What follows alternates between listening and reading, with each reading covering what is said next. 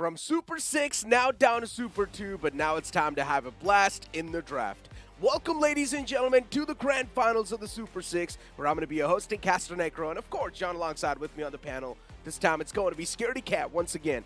Scaredy Cat, grand finals for Super 6. So many emotions with this show. Now, we're quite close to the end.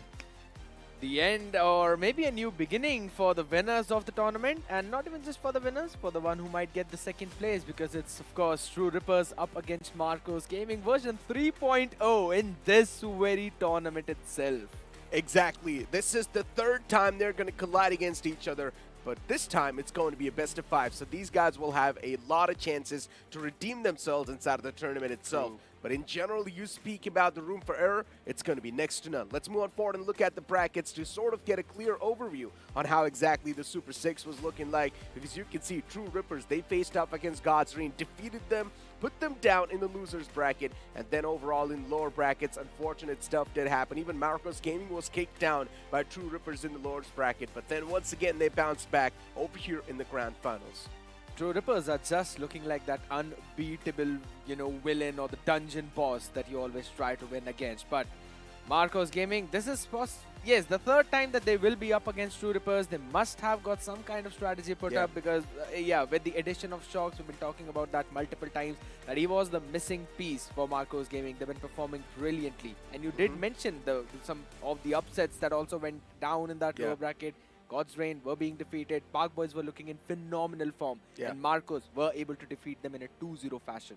Exactly. I mean, Marcos Gaming in general, the amount of improvement they've showcased through the Super 6, I want to say, mainly, especially when we saw that addition from the side of Shocks, it's been quite a different thing. Marcos Gaming wasn't really the Marcos Gaming that we saw inside of the group stages. It was a complete different team, but now over here, they just seem much more refined. They seem much more ready for no matter what circumstance that you're going to put them up against. But then once again, we cannot forget, they're going up against the best team that the Indian region has to offer so far, and also might just be the best team so far in the Blast, because these guys have indeed been having a lot of blast inside of the games, and they've also defeated Marcos Gaming once, or not just once, even twice in the past. Yes, that is indeed true. Plus, with the addition of Kenny S, we could clearly see that, yes, players were under pressure, but when they stepped up big time. And I'm talking about the map of Inferno, wherein it did seem that Marcos might be able to pull this one off from the side of True Rippers, but then we did see a moment wherein True Rippers, they were like, all right, boys, it's it. That's done. Now it's time to get the win. We'll go in with the overtime as well. We will win in the overtime. It does not matter. We want this map for us. Now, yesterday when we saw these two teams duke it out against each other, Mirage was sort of close, not exactly that close. 10-13 was the scoreline. But then we moved on towards the decider. It was intensely close. It went to one overtime. Yeah, it's a whole other story that they were not really able to close it out, but still, it was an intensely close game, and we saw Kenny S sort of getting furious over there. And we're speaking so much about True Rippers, so let's move on forward and look at their squad roster. It's going to be in front of us, True Rippers. Every single person from this team has been performing up to the mark. Unfortunately, sometimes Kenny S is not really able to find that groove, but hopefully today he's going to be able to get back inside of the form and sort of perform pretty good.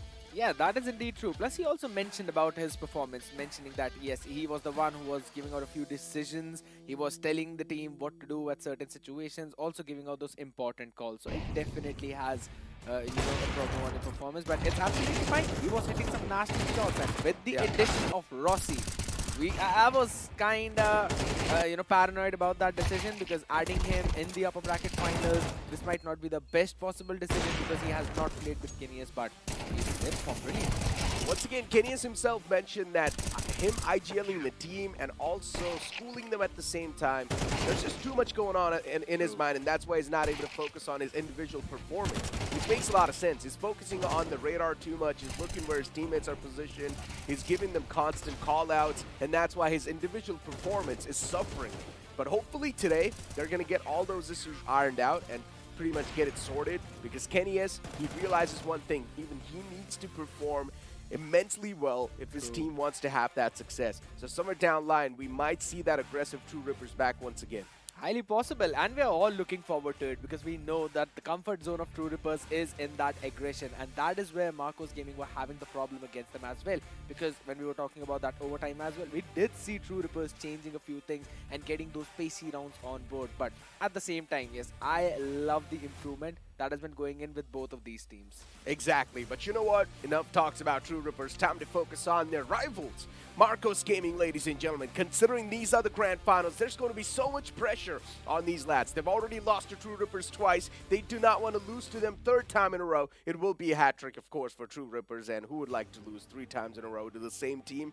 Absolutely no one. Shox being the legend at it inside of the tournament, inside of this team. And then you've also got Elvis, B2, Pavi, Ember. B2 recently sort of has been a little bit shut down. Not exactly the type of performance we want to see, but it's okay. His teammates are stepping up to the mark and doing quite good. But ladies and gentlemen, you guys know I was speaking about Marcos Gaming yesterday, you know, going out, exploring Malaysia a little bit. So you know what? Let's move forward and look at that video.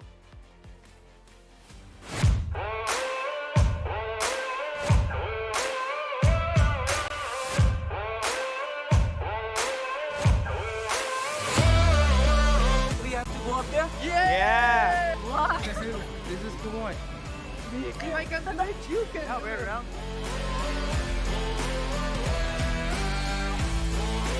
Okay, you ready, guys? Let's go. You ready? I'm ready. Let's go.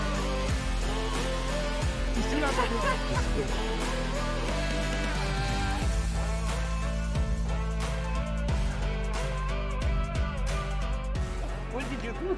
I took a bus.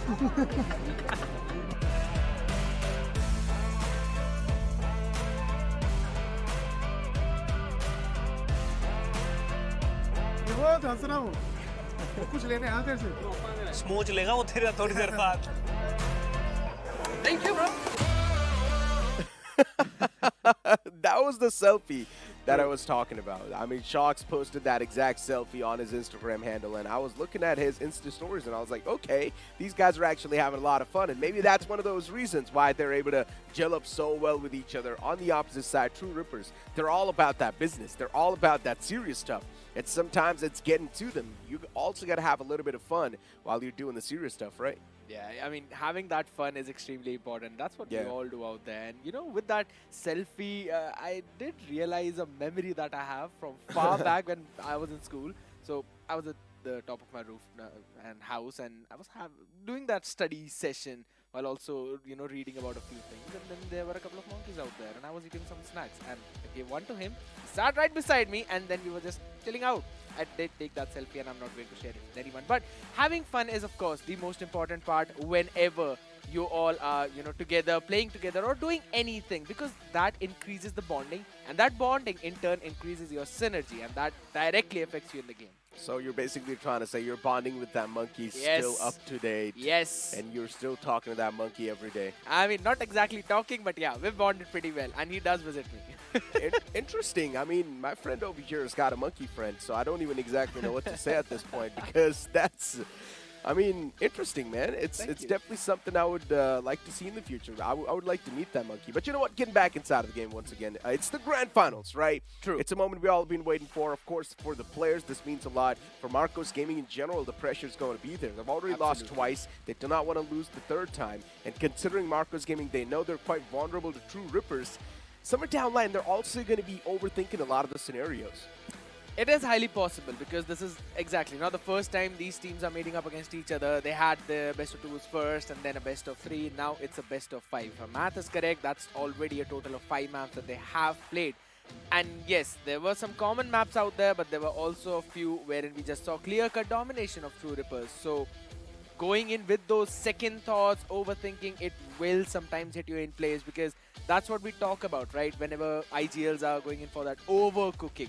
We normally do mention that they could have gone in for a simple execute, but they just overthought things way too much and eventually fell into a trap. So not doing that is going to be important, and it's, I'll be honest, the job of Shox to also let the IGL know that it's fine. We can go in for some simple executes as well, and you just need to calm down. That's definitely one of those things, right? And that's exactly what Freiburg mentioned yesterday as well. The players need to learn to calm down. They need to calm their nerves, not yell at each other. That's really important because as a professional player, your mindset inside of the game really matters too. Pack Boys, the same thing can be said for them. Yesterday we saw Dynamite sort of exploding on Angelo, and then later on their performance instantly dropped down, including Angelo himself. So yeah, it makes a lot of sense, right? As a professional player, as a competitive player, the rage is always going to be there. It's all about controlling those emotions and not letting them get to you. And once again, it really does happen. It's really tough to control someone's emotions in general. True. But let's move on forward and look at the map win rate to sort of get a little bit of a general overview on how exactly things will be looking like. Yes, indeed, true. I mean, we're having the look at the map win rate, and we are already seeing these map win rates. And the fun fact is, this is not just the playoffs. It's also the group stage as well as the final. So, again, if you're looking at the things, Ancient does look solid for True Rippers. And when they both met up against each other previously, we did see that True Rippers in the group stages won against Marcos once, and then Marcos basically gave it back at them by winning that one here in the playoffs. Exactly. I mean, Marcos Gaming, they have been sort of fluid on a lot of these maps. We haven't seen Vertigo so far, though. I'm not going to lie. I want to see Vertigo being pulled out inside of the draft now. It's been a while. I haven't seen Vertigo in action. I just want to see some sort of unique flavor being brought. Maybe Anubis as well to kick things off. It can be so much of a better start for this entire BO5 series. Highly possible. I would love to see that happen. And since you've already mentioned about Vertigo, we're also seeing Nuke. Yes, we've seen a Nuke couple of times, but not in the playoffs at all. And we haven't seen these two teams duke out against each other on this map. So, yes, I would love to see. And when I was going in for my preparation, right, I checked, yeah, neither of the teams have played Vertigo, and it made me pretty sad. It's one of my favorite maps after all, but nonetheless, just watching the current map win rates, the Veto, I personally am guessing should somewhere look like Ancient, Mirage, and yes, Anubis and Inferno. These are the 4 maps I think will be put on board. One more thing we need to focus on is the players that have not been able to perform so far, right? Especially McKills from the side of True Rippers. Yeah, performance drop down has definitely been there. B2 from the side of Marcos Gaming, even there, the performance drop down has been there. We've been speaking so much about the players and the team, but now it's time to look at them walk out on that stage. This really means a lot to these players, and first off, it's going to be True Rippers to make their entry on the stage itself. Of course, happy faces on the board, Defaulter, Rossi, you've also got McKills there, Dice Dealer as well, and then finally the man comes out, Kenny S. Now this time, definitely the pressure is going to be a lot on both these teams, but let's see who's going to come out on top. I love the fact how Kenyas is wearing the True Rippers jersey back in. You know, he's back in with the lineup. Yes, there are some serious looks, but everyone's happy. And here we go, the boys of Marcos Gaming.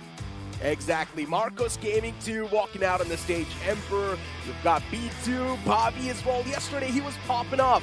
Freiburg himself mentioned the way Bobby was playing, it was just too much for them to handle. He was getting insta-headshotted so many of these times. And then even Shocks comes out. The main piece of the puzzle is finally there on the board. Shocks, of course, as usual, having those smiles on his face. One thing is for sure, today, Kenny S is much more going to be mentally prepared. That's for sure. Highly possible. I love the hugs coming in between the legends and all the players too. And honestly, a good point being mentioned about Shocks, because he has been shocking us with his AWP shots. And this battle, again, Kenny S up against Shocks, is going to be super fun. And then we saw that special hug too between Kenny S and Shocks. These guys go such a long time back. I mean, years and years back, I've seen these guys, especially when I was a little kid.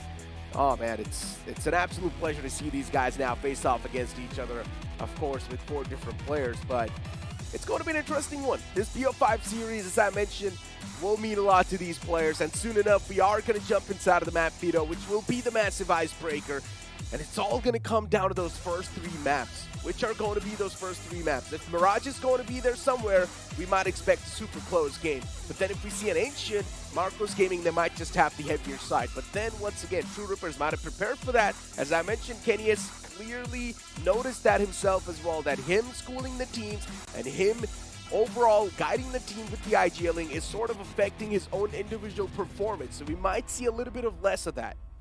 It is highly possible, but then again, you also have the pep talk going around, Shocks giving those important instructions to the members of Marcos Gaming. And if I'm not wrong, this is the first time that we're actually seeing this on cam right now in front of us just before the match.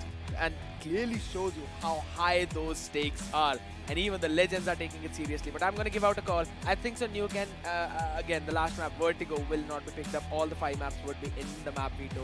That's again my personal guess, but we'll just have to have a look at it, I guess. Yeah, exactly. Time to move on and look at the map veto. It will be the massive icebreaker. The pep talks are done. Shocks is done talking to the players, and now it's time to step inside of the game. Oh! First off, it's going to be Anubis banned out. Interesting. True Ripper's going for that quick ban onto Anubis. Still waiting for that second one. It's going to be Nuke as well taken off. That means there's a Vertigo's going to be inside of the action. Yes, absolutely. Oh my god. That is the first one. Okay, I know I'm hopping too much, but this is the map that I love the most, and I love to see how teams bring out their own new strategies. And this is the first time we're seeing Vertigo in the playoffs.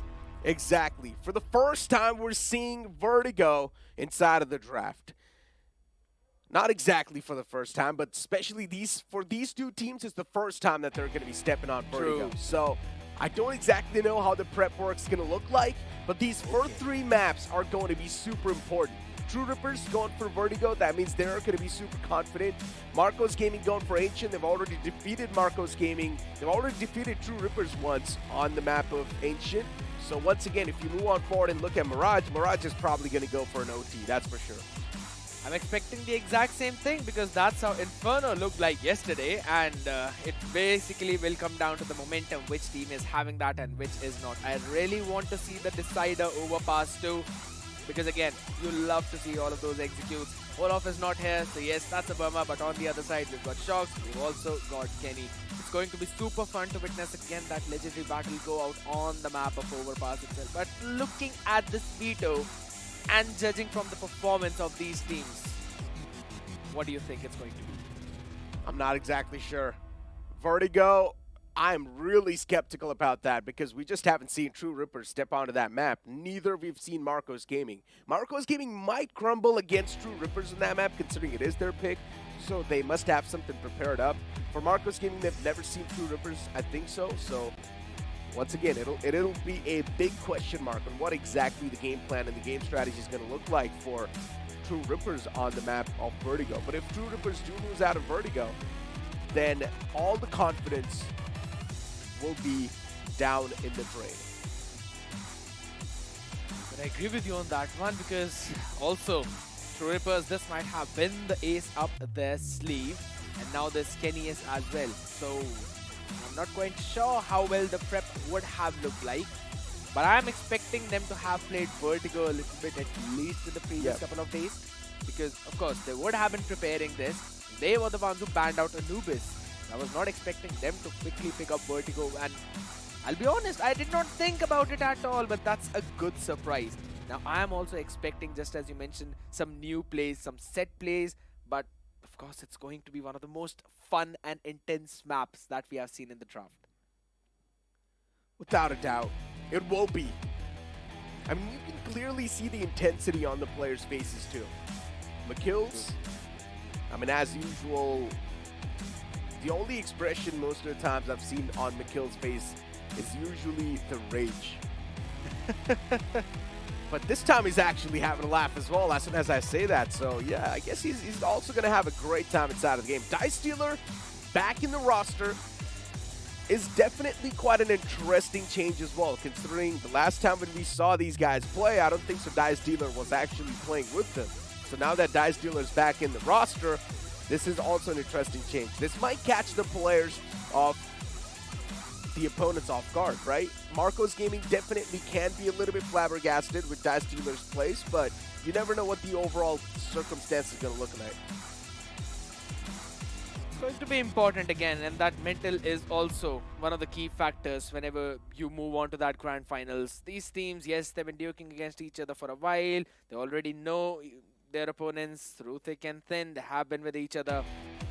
But yes, at the same time, what's your mental looking like right now is also an important key. And I personally think, looking at how Marcos with the pep talk And with the chase as well, they might be in a very good spot. On the other side, yes, we also saw happy faces. If I remember, I also saw Kenny S having a good laugh and clearly shows how well he has bonded with the players. The only thing that is going to come down is that the pressure should not get better of these players. Once again, you need to understand the second map is also going to be the map of Ancient. Yep. And on Ancient, Marcos Gaming, they have defeated True Rippers once in the past. Or not just once. I mean, in general, they've been looking like a formidable force. A force to be reckoned with, without a doubt. So, Marcos Gaming on Ancient, you can never underestimate them. On Vertigo, Summer Downline True Rippers is definitely doing that. But in the upcoming map that will be the third map of the entire series, Mirage, it's definitely going to go super close, including Inferno. So the overall known maps, the overall Puggish map, they will definitely go super close. I'm expecting it to go very close indeed. But at the same time, yes, I am still kind of skeptical about the map of Ancient itself. We have seen them win one time. Marcos, yes, they beat up True Rippers on that map. But previously, when we saw back in the group stages, it was True Rippers who dominated Marcos Gaming on that map. So yes, you could see that there were some updated strategies, some changes, and of course, there was the addition of Shocks and Kenny S on their respective sides that might have had an effect. But at the same time, I think it's time for them to go back to the basics. So True Rippers would have had the time to fix up their mistakes because you always do those reviews, and I still think that bonding with Kenny S has improved a lot, which is going to help them in that entire department. On the other side though, what are your thoughts about the map of Overpass? Because I still think it could go anywhere, but seeing how Kenny S was the one who played on that map previously with True Rippers, they might have a slight edge. Overpass is, once again, another one of those mid-rounds, in my opinion. And I think so it will go OT as well. There's so many chances that this entire BO5 is going to go as close as possible. I'm not sure about Vertigo, as I mentioned, it might go completely one-sided. But about Ancient, it will be close. Mirage, it will be super close. The same thing can be said for Inferno as well.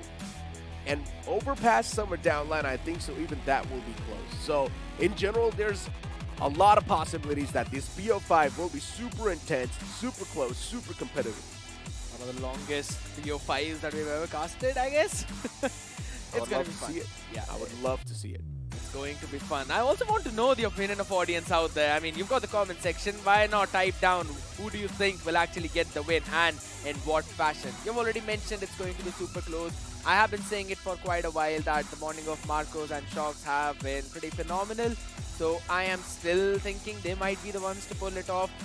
But of course, seeing Kenny S with True Rippers right now on the stage, it kind of seemed like a different story. They were giving out a very different aura as to how well and comfortable they are with each other now. So it could definitely go anywhere. I'm still going to say it is going to be either a 3-1 or a 3-2, but in favor of True Rippers. My question still relies on the same fact. Kenny S is clearly not able to perform that well when it comes to the individual performance. And the reason he stated that as well in the past, in the interview, is he going to stop IGLing the team? Or is he going to be that filter IGL? I'll be honest, it's best to probably be a filter for the IGL at this point, because that's what Freiburg was also doing, right? And we did not expect that kind of improvement from the side of Park Boys. Worked out so very well. They even won against Cotswain and then defeated Wawa 2-0. A team that also was looking formidable and was one of the invited teams. And they had Olaf Meister with them, so they were performing phenomenal too. So I think so being a filter at this point, it kind of helps a lot to the team itself. But yes, at the same time, we know how competitive Kenny S gets. Yeah. It'll be tough for him to not IGL because he will probably spot out a lot of those mistakes in the placement. Yeah, that is indeed true. And that's what he's mentioned previously as well. Yes, he spots out the mistakes. He also lets the players know that this is something that you have done. You've got to improve onto this one. But all right, let's not make the same mistake again. The question is, how are players going to take it? Till now, they have shown that they have accepted all the criticism, all the mistakes in a very healthy way. And if it continues to be this way, I still feel True Rippers might have the edge. But on the flip side, if there's any kind of pressure that they put themselves under, they might crumble like C-Mid. C-Mid was a whole nother story. I don't even exactly know what happened to them inside of finals. Get Right's addition, it just feels like it sort of affected them. Yeah. And they were just not exactly able to adapt accordingly and play accordingly that. And once again, as I mentioned, as a professional player, you need to learn how to adapt on the fly. If that's not going to be a quality, well, it's unfortunate. But let's move on forward, ladies and gentlemen. For the first time, we're going to step inside of Vertigo. And it's also going to be the first time for Marcos Gaming and True Rippers. As Marcos Gaming, they kick things off on CT, and True Rippers on the T. Let's see where the first execute is going to look like. They're all moving just up the stairs, so highly possible they would try and take control of that area. On the flip side, though, full-on stack coming in from the CTs. All right, was not expecting that to happen. Towards the A ramp is where we're going to see some bloody things begin. Pretty much. That's what it seems like. And the fight's already beginning. Off the bat, we're seeing a lot of kills on the fly, and the players of Marcos Gaming, they're just coming out on top in these duels. Pavi on the chase to find the last man. And he does actually manage to get just one kill. Defaulter's way too low, so I don't think so he's going to stand a chance, and he gets taken down easily. Marcos Gaming starting things off on a great note. Good anticipation on that push. You know, they just had to gamble at that point, and their gamble paid off perfectly because they all stacked directly towards the A, and that's where the fight began. Now, True Rippers, are they going to go in for the exact same push? Because they seem to be going in for a hard eco, and I think that's still a good option. Still the starting, you would be able to bring it back from the brink. On the flip side, slowly moving ahead. Might possibly see some contest towards the mid, or maybe not. Seeing the CTs again, going in for a very standard default set to 1. Oh, the MP9. Just mowing the lawns, getting shot. It's okay. He's already got 2 kills. It's nothing that big. There's another MP9 in the back lines. Trespassing that will be tough. And that's why you see the T's just falling back. So yeah, the site's on the lockdown. The only thing you can do is back away and hope for the best, and that's what they're doing. Maybe try and rotate on the opposite side, go for the mid control if they want. They definitely can. Pavi's still watching that, though. It's deep. Slow and steady. That's what they're trying to do. Kenius going in for the clear. Shots. Though. He was able to ding him down, but not that much maybe. Push begins. On the side, they're going to find the footing, but it's more kind of like a funnel. As soon as the players just drop down on the side, they will drop to their death. Kenny S wants to go for the plant. He's got the deagle in the hand, looks in the back, and he gets shut down. So once again, 2 rounds back-to-back as usual if you're going to be the one to win the first round. Of course, the second will be stolen away as well. But now this is where the real deal begins. They've got the big buys, the big guns on the board. AWP, AKs on the board, and then for the opposition, once again, the sort of same type of buys. So let's see what the overall circumstance is going to look like. It's going to be the fun part because Shock's going in with the AWP in his hands as well. This could potentially be massive. If he gets posted around mid, that is. B2 again, bring it towards the B. That's where we normally see CT always play, and that spot needs to be cleared. Otherwise, he's going to find a massive value. Great way to kickstart things. You mentioned it. And now it's time to slowly and steadily explore. Pavi towards heaven. Even he's looking down on the players. Once again, I mean, it is quite a good angle, but not against an up. And probably it's going to be Kenny S to clear out that heaven angle. So once again, for Pavi, it's a big red flag. Even Shocks has got his hands on the op itself. Slow and steady, clean up. Misses the first shot. It's fine. In general, they've got the site control back in their hands. Smokes will be out as well to get the C4 planted. And that's what the T's are doing. Molotov towards the back as well. And now it's time to play the post plants. True Rippers, they played this round quite slow and in quite a methodical manner. Yeah, but again, they're still waiting for something, and I'm not quite sure what. Because they've only got 30 more seconds on the timer. Everyone's basically just on a pause at this point. What? Okay, I'm not exactly sure what happened there. But Defaulter got killed by his own teammate. And then the kills just started to flow up. This was a crucial round as well for True Rippers. Just keep that thing in mind. Oh! Upper gets spotted. Kenny's finds the kill. And still just going for the spam inside of the smoke. The man closes up, wants to go for the spam once again. Kenny just not able to find that kill in time. And Marcos Gaming, they come out with the defuse. That was one of the most unfortunate Team K. And that basically costed them the entire round. Yes, doing a lot of damage to the economy of Marcos Gaming. They were not able to save even a single rifle.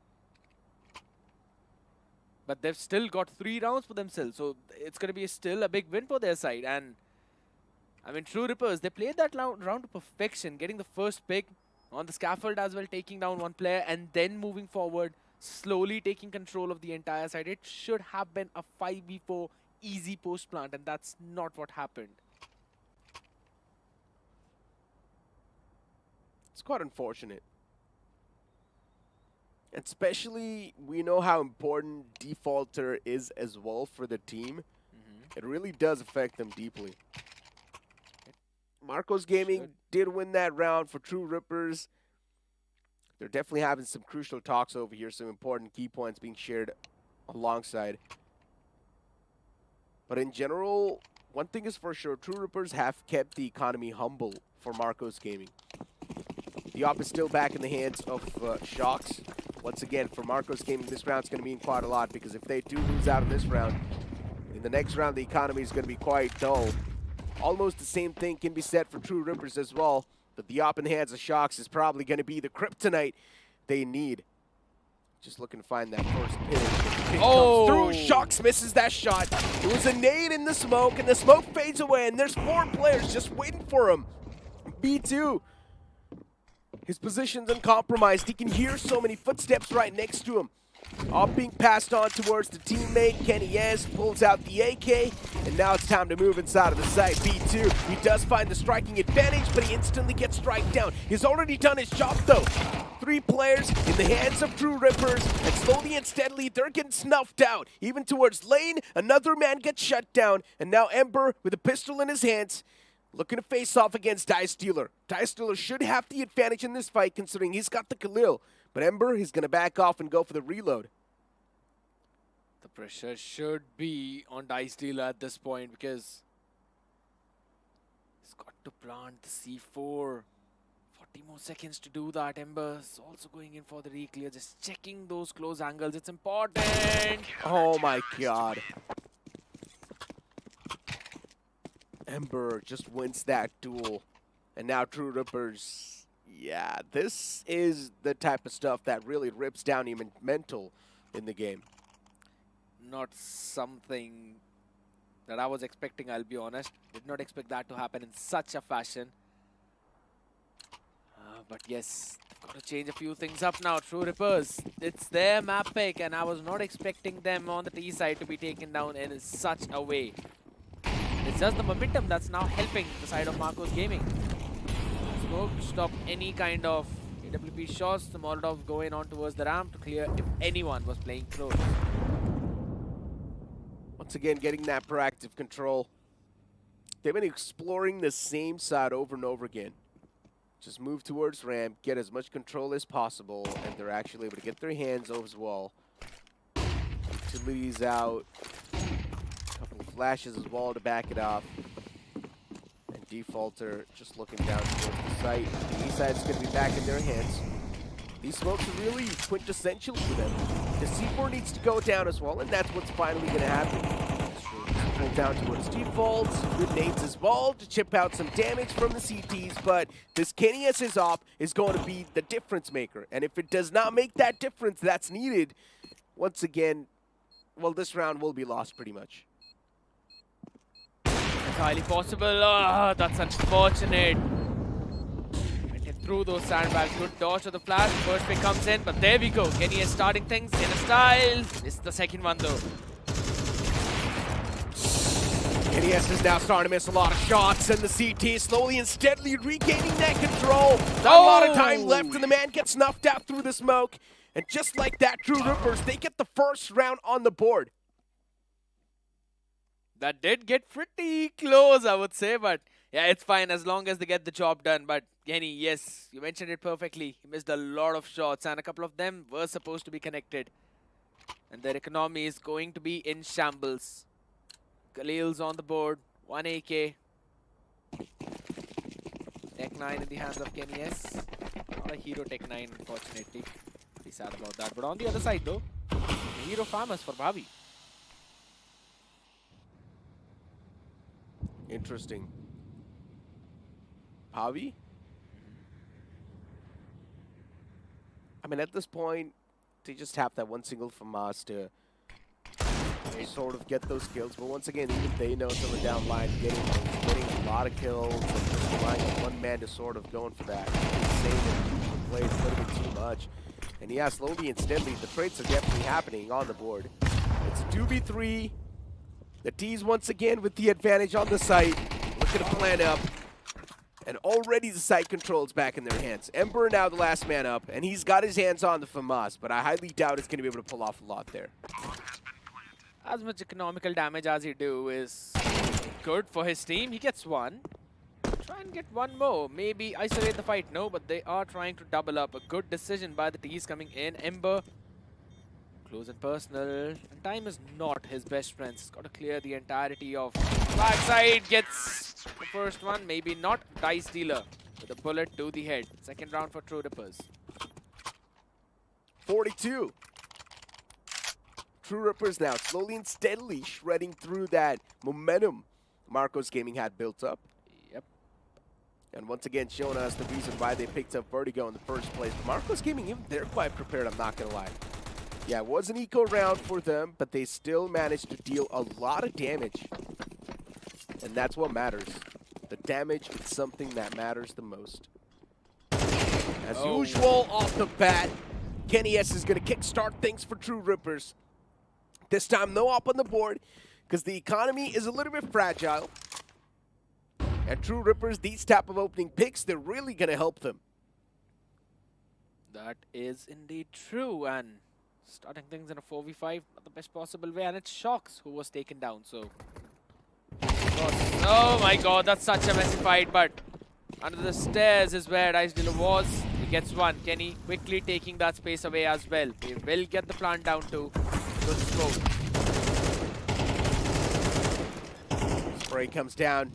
I mean, once again, it's an eco round for Marcos Gaming, so you can't really say a lot there. This is what you expect, and this is what you get. Ember with the 5-7, yeah.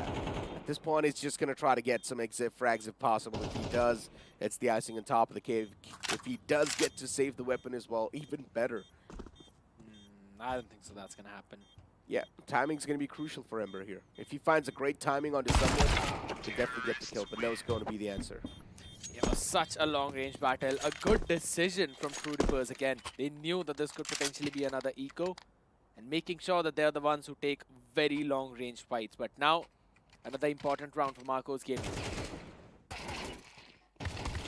Actually a good pick, but no one expected Elvis to be playing so aggressive in that stairs. So Yeah. they did get one in that, but that was the only pick they were able to squeeze in. Another B hit seems to be on the way, or maybe not. Actually being spread out, they kind of want to play for the picks, I guess. It was an interesting angle towards stairs. It was a one-and-done either ways.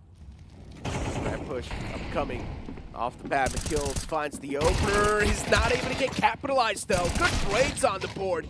Another one follows up too. Defaulter goes huge. And just like that, the A side's gonna fall in the hands of the T's. Marcos Gaming, they're just left wondering on what exactly happened and hit them. I'll be brutally honest, in terms of the util dump that's coming in from True Rippers, what a shot. Yeah, shuts down the man who went for that overextension. Ember, final glimmer of hope, maybe needs to go for the save, and that's what he's going to do. Marcos Gaming, now they're just getting shut down, no matter what they're trying to come up on the board. He was more kind of like True Rippers getting used to Marcos Gaming, on Vertigo on their CT side. And now that True Rippers, they're feeling a little bit more comfortable considering they've got the enough info to work around against them. That's why True Rippers, they're just trying to go for that. Smokes out. Oh, he's actually gonna try to go for the defuse as well. Okay. Imagine. He threw away the AWP in hopes for his teammate to catch it, but it was just a little too wide. Went outside the boundary for a 6. Nonetheless, again, some good economical damage done. Yes, that Ninja Diffuse was a pretty funky attempt, but Kenius was aware of that possibility. Time for the loop now. The economical trap that you would not want to keep yourself in. You lose one round, you're back on the eco. And then the other round, you get the gun back. And the loop just keeps on going on. And it's a tough loop to escape from. And right now, True Rippers, they have escaped from it. True. Some warning shots being fired towards Scaffold, making sure there's no one pushed up front. Because we were saying previously, a couple of times, you like to play on that angle. Yeah. Oh. Hello there. Ooh, man. But it was equal trades. Towards lane, yeah, this is quite a sketchy angle. I'm not a big fan of this. Yeah. It favors the CTs quite a lot. But unfortunately, he had only 5.7s in his hand, so he could not really stand a chance. Kenius holding the flank. Good pick. It's a headshot. Yeah. Clearly shows he's slowly and steadily getting back. Another one. Yeah, I mean, it's an eco, so even the CTs, they're not exactly playing that cautiously. True that, but here's the thing, you know. Every shot will give a lot of confidence back to Kenny. That is true. As a player, it does. And also, it's, if I'm not wrong, 5 consecutive rounds for the side of True Rippers now. Indeed.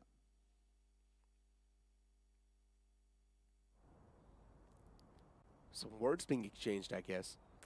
Yep. Instructions. I guess we might just see something new in this round. You will never know. They might have prepared a few set plays on this map. So, here's the thing. I still think 4 rounds are a little too much for Marco's Gaming, depending on the way True Rippers were playing and how confident they were, and their util dump. They were the ones who were supposed to win those previous couple of rounds at least, apart from the pistol and the anti-eco. So, I still feel that Marcos being able to squeeze those 4 rounds to get oh my god. And that's B2 on the off, by the way. Oh no, he misses the second shot. It was really important, but he connects the third. A big shot from B2. Another one missed, but he's still done his job. More than enough. He got a 2K for his team on the side. He had it on the lockdown, backs away with the teammates. And the last man can stand no chance. As I mentioned, we might see something new in this round, and every single player just decided to push the stairs, and they got mowed down. They did not anticipate the AWP in the hands of B2, but oh my goodness. Man was blinded, and even after that, as soon as he saw just a slither of pixels left and right, he was able to quickly get that shot in. That is intense, and that is a kind of shutdown that will make you question 2 times before going in towards B from the stairs now. Once again, pulled out from B2. It's interesting to not see Shocks in that off. It's a little weird, I'm not gonna lie. Towards Scaffold, there's a man. He's playing the closing. Ram, now you can see what the CTs are doing. They're being a little bit more proactive. They're trying to create these openings. But through the smoke, Kenny finds that. He saw a little glimmer, and that was more than enough for him to react. And that was such a big pick, too. As I mentioned, they're going for these traps. They're going for these sandwich moments. And that trap now instantly just broken. True. Maybe they could try and rotate from the ladder room. Different angle, but still. True Rippers playing it very cautiously, very slow. And just look at on the back of that one pick. Now the T's have had to concede so much space on towards that A side. Seeing them play all the way back, and the rotations are being called towards B. Rossi on the move. Man right next to him. Does not see him. Shocks. The advantage and the shutdown. Second one follows up towards mid as well. And yeah, that's classic Shocks for you. Cannot mess around with them. 4v1, Die Stealer softened up. And Die Stealer, oh my god, trigger discipline moment. Die Stealer, you can see the man in the front just waiting for the second Oh, man as well, what? but he just lets him go away. What is Die Stealer trying to pull off here? Oh, I'm not exactly sure about this. He had the moment to take down the man, but he missed it. Greed is not good. That's a little too much trigger discipline. Trigger glue. What?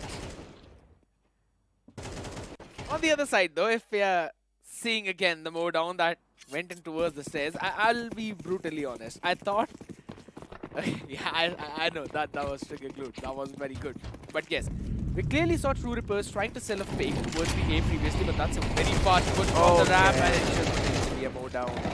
Yeah, 2 CTs right there, need to follow it up, and yeah, the players are too softened up, and just like that, a quick mow down towards Scaffold. Every single player just moving there. I don't exactly know what the game plan was for True Rippers, but that should not have been that, that's for sure. Because with the way they were moving towards Scaffold, we know Scaffold is quite narrow too, so you need to funnel in one after one, and that's why it was quite easy to spray him down there. Yeah, and I mean, I really want to get back to round 11 for a second there, because they tried to sell a fake towards A and then move towards B after getting that first pick on the back of Kenny's AWP. They had a bunch of utilities, but they did not use that to try and move up the stairs. And that's why they were taken care of so very quickly by the side of Marcos Gaming. And in the last one, yes, it was just a rundown. Not that difficult to do, but there we go, another pistol. This is getting me really sketchy now. Marcos Gaming with the advantage. This is really starting to get sketchy. It is the map pick of True Rippers, by the way, ladies and gentlemen. And Marcos Gaming is the one so far with the round advantage and also a man advantage inside of this round. You know what? B2 is hitting some unreasonable shots at this point. Just walking towards the right and still gets the man in the head. That's crazy. You wanted the man to step up, and he is stepping up now. Big time as well. But again, a slow approach from Marcos, and I love the way they'll probably head towards the B again from the stairs, leaving a man for the lurk. And McGill's just waiting patiently.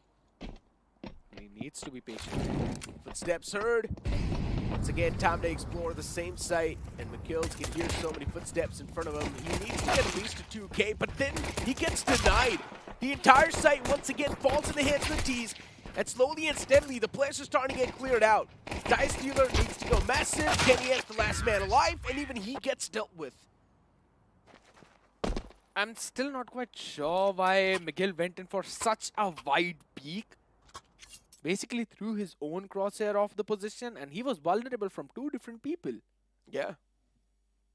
So again, I'm not very big fan of that move, and all he needed to do was stay alive till the cavalry arrived. Just be a nuisance by staying put. He was able to dodge the utilities as well. But nonetheless, they want to brush it off. It should potentially be a 9 and 5. Full hard eco coming in from the side of True Rippers, and the gamble might not pay off.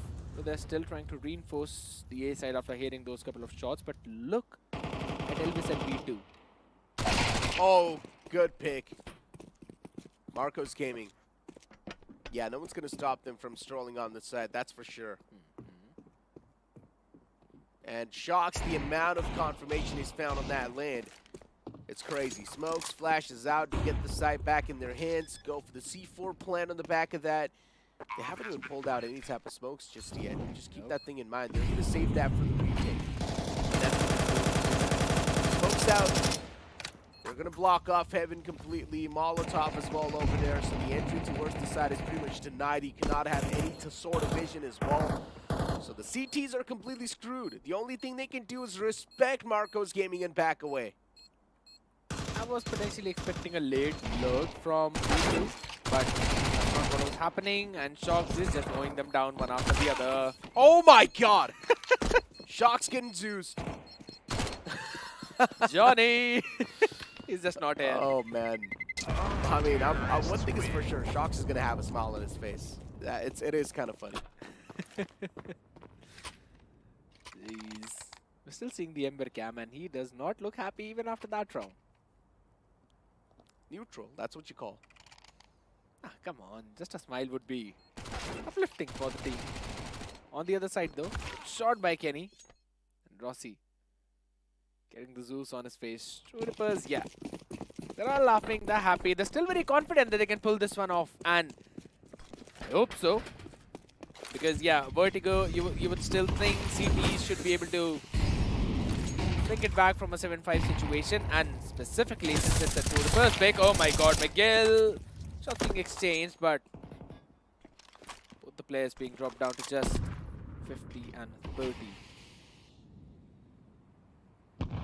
Defaulter. Yeah, gets spotted, backs away. Good. Good Does decision. not get too greedy in that.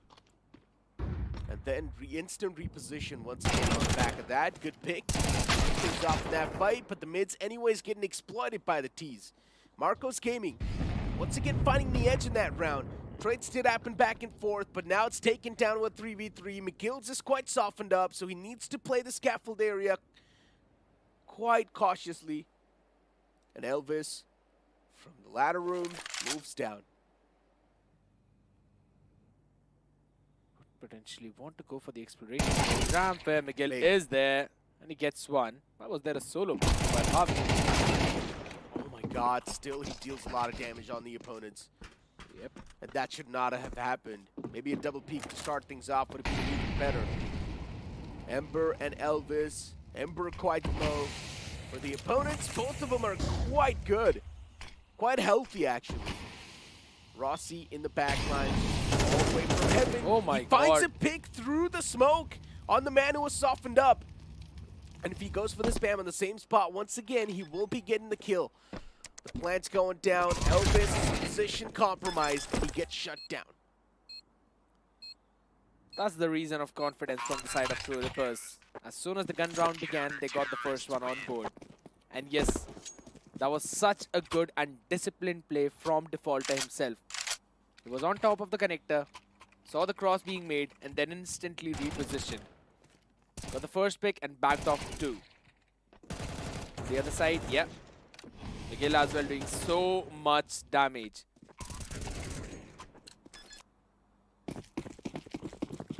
Marcos Gaming, they need to realize that the crucial positions on the map, they need to be taken away from the side of True Rippers. And not being able to do that properly. However, possibility of a fake quick execute just to bail out the defensive utilities. Interesting. Yeah, because they're all repositioning directly towards B. Towards mid, boost. This might be an angle that will catch someone off guard. Shox is going to hold this for a while. The boost is definitely an off angle, sort of, for these players. And he's just going for the re-clear over and over again. Now he's finally going to find the man there. Oh no! And they're pushing up as well. This might missed. just be a big, bad moment for them. And they just peek out one after one. And for True Rippers, they're here to collect the kills. Easily done. A 2-on-5. Marcos Gaming. The only thing that can be done is based off of complete heroics off an individual player. And so far, Elvis is proven out to be that hero player. But they've got to take the bomb. That is not in their control. Bhavi needs to be the another key, but that just does not seem to be happening. You cannot rely on Elvis entirely. Though his angle is not being watched out for, so he can rotate from the T-spawn and catch one more player. He can. Oh, that's a nice shot. Well, yeah, catches him off guard. Elvis down, 1v2, possible. Bobby needs to hit some nutty shots, but no. Defaulter to close it off. In general, True Rippers once again on that slow and steady claw up in the score line. 7-9's the score line, so yeah, True Rippers not that far away from the equalizer.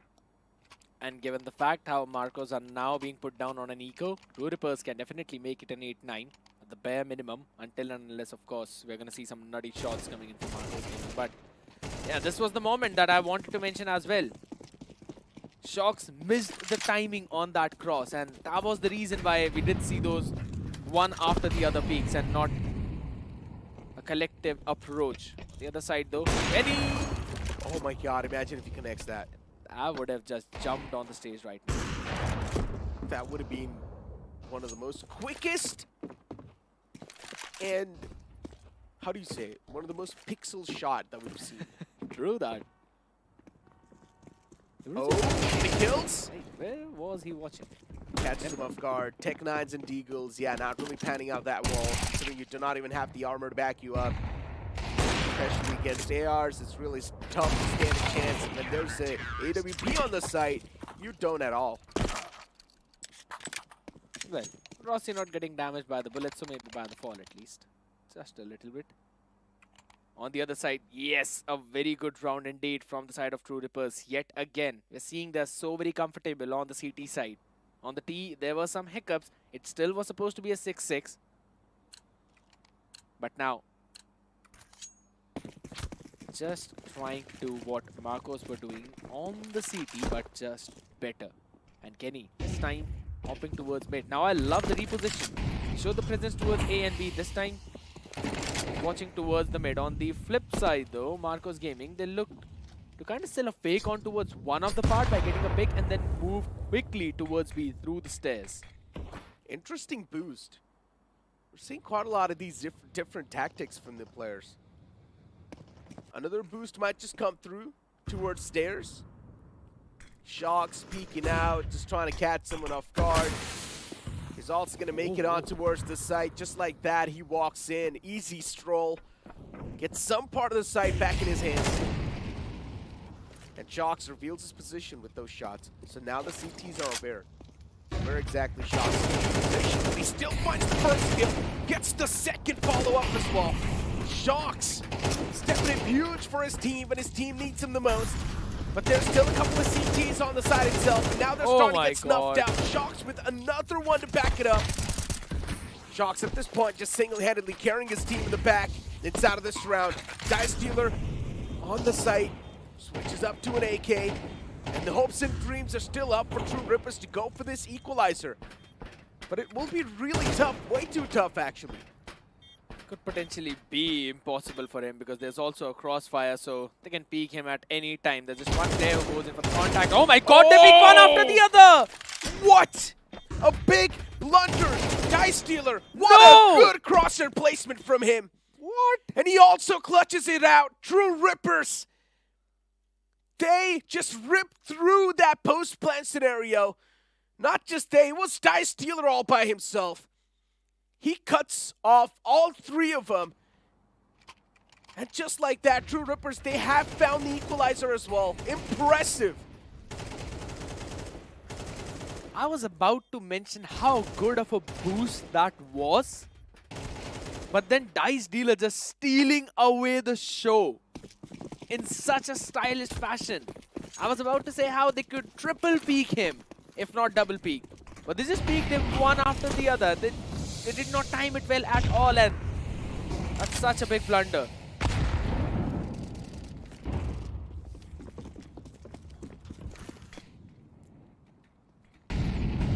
That clutch can really be the momentum breaker.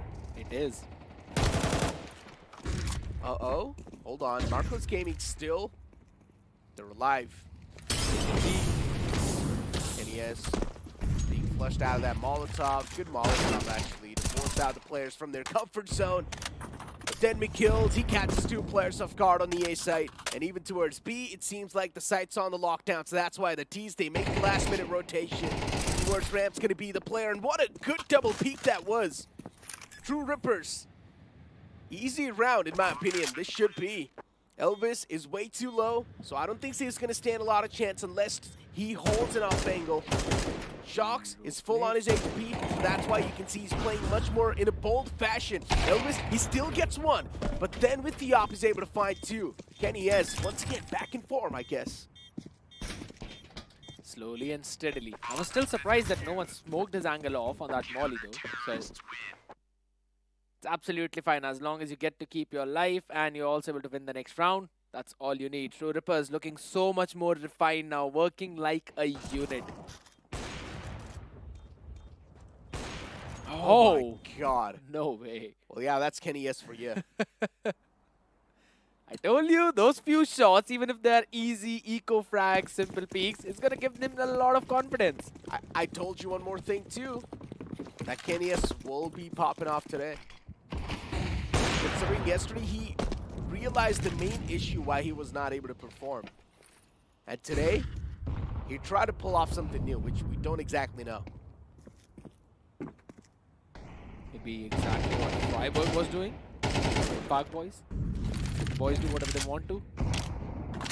Just go in with a filter roll.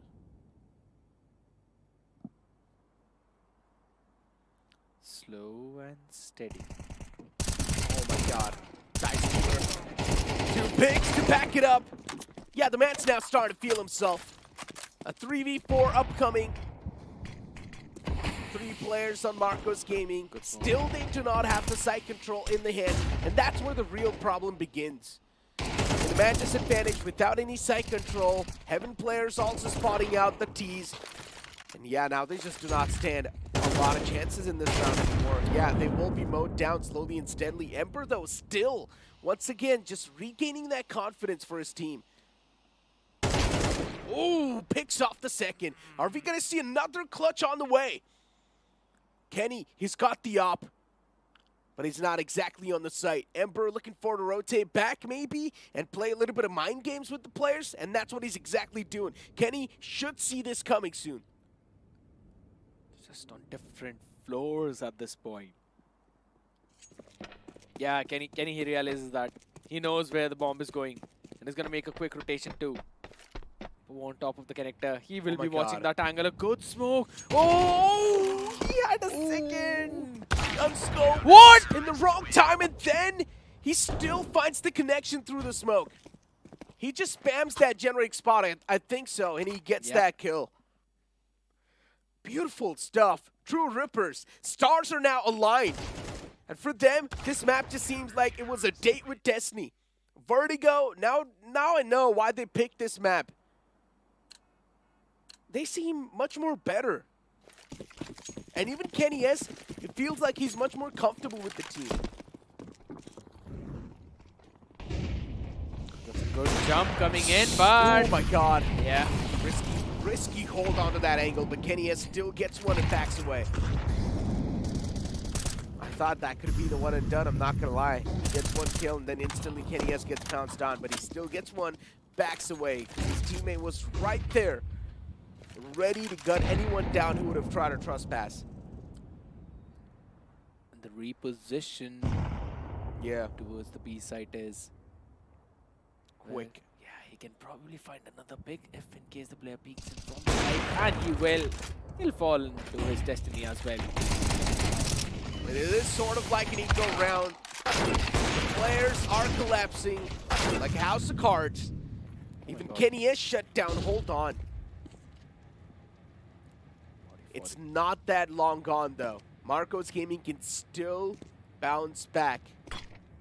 With the Tech 9 and Mark 10, I think that's way too difficult.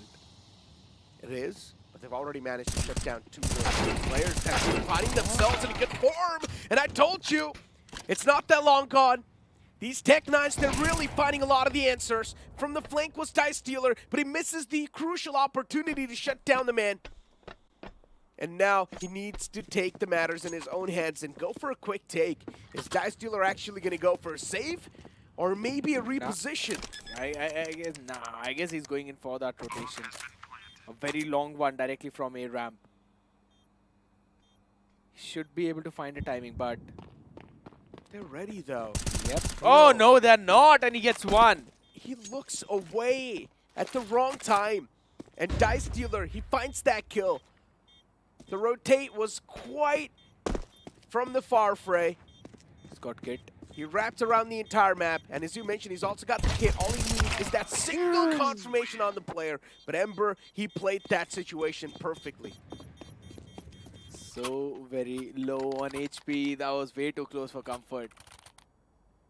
But yeah, that was such a long rotation, such a long wrap-up.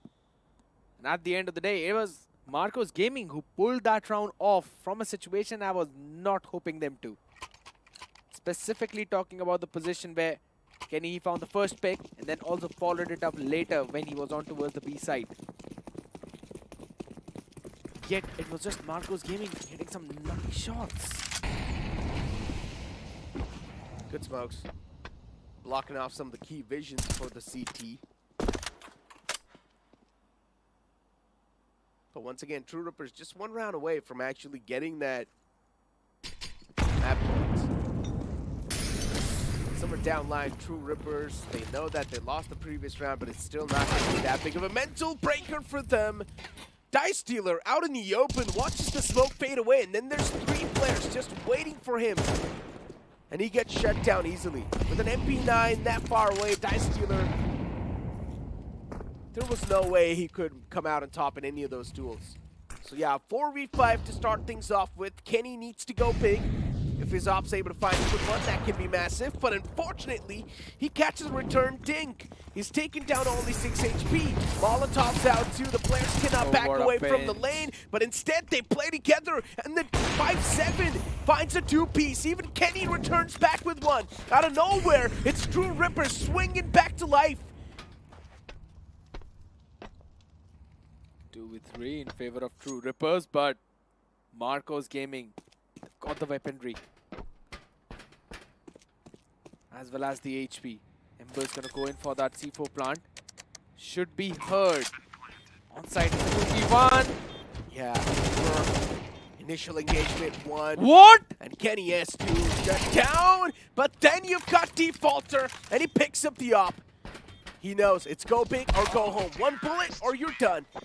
And it was only 9 HP, so Elvis, all he needed was also 1 bullet. Look at the AWP at home. Because the enemy is low in HP though, but yes, and again, I don't think so. True Rippers will have enough crits to go in for the full buy in this one. And if they force in this one and they lose, they'll be going to the map point broke.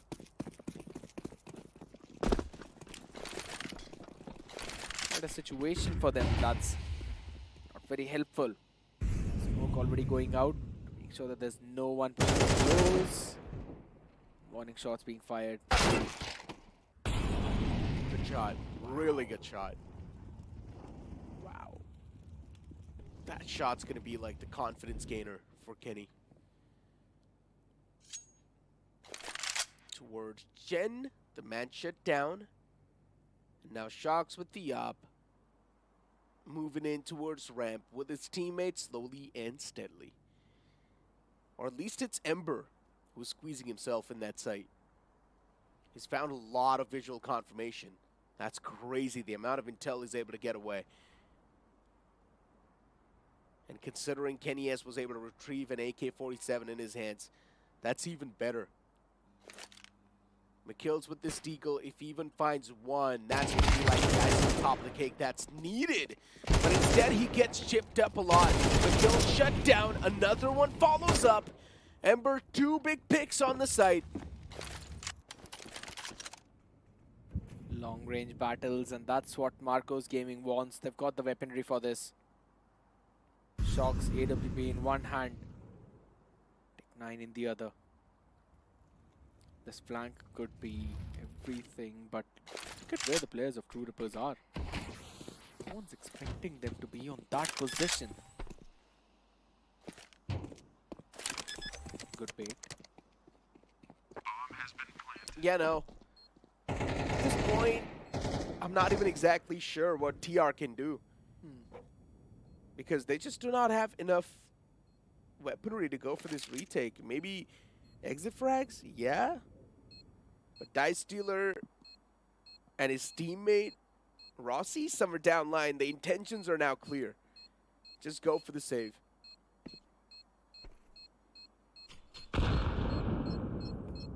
They're not even able to recover a rifle that B2 had, so still not quite sure how good of a save that would be. Rossi, oh my god. Catches the AK midair too. And he gets it. We're seeing a lot of these Zeus kills recently.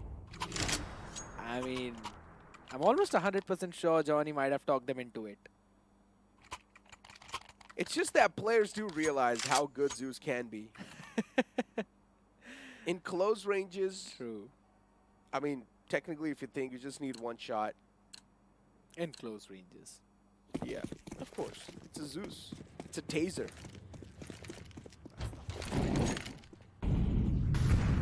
Really rely on that weaponry if on Nico, but my goodness, you can rely on the AWP on top, for sure. Guess who the man is down was?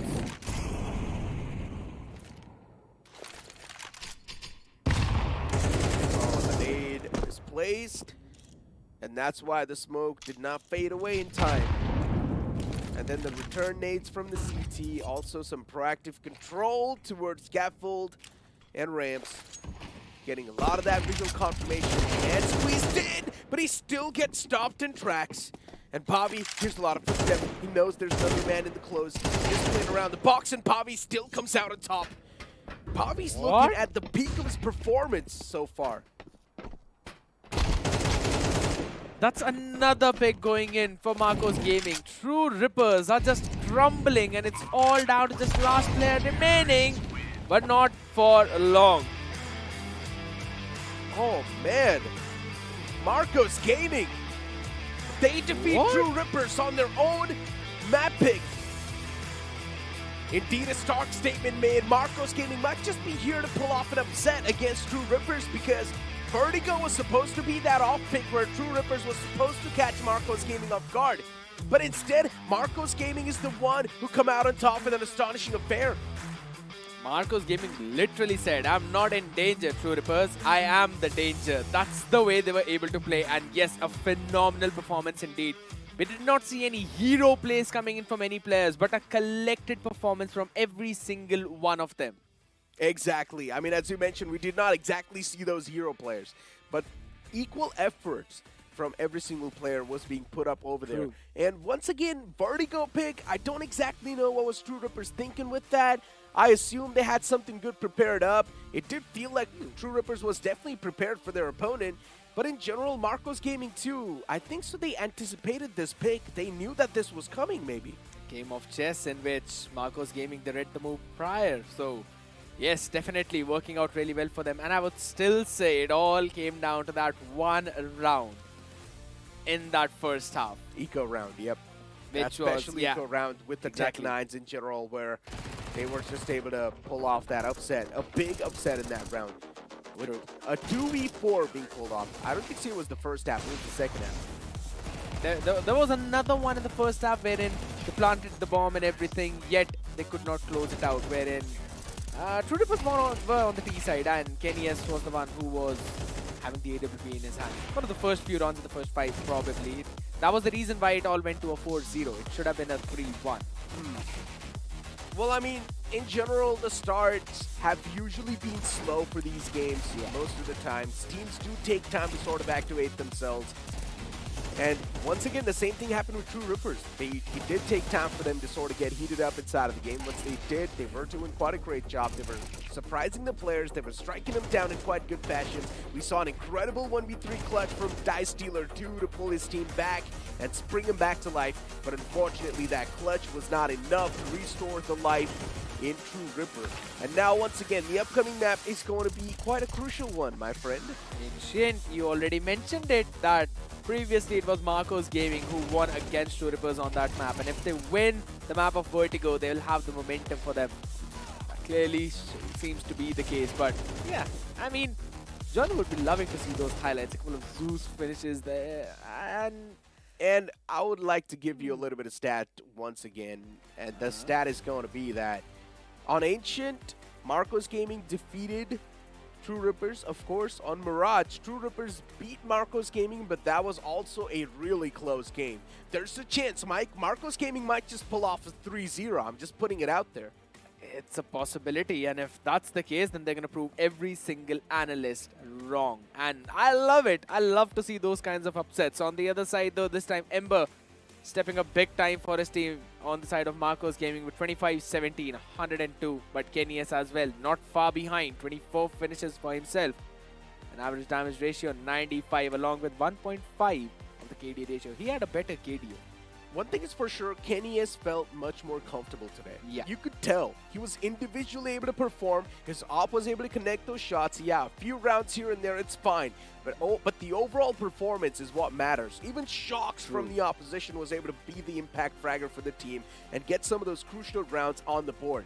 So in general, every single player from both these teams were able to pull up to the mark. It was all down to those crucial engagements where sometimes True Rippers were caught lacking.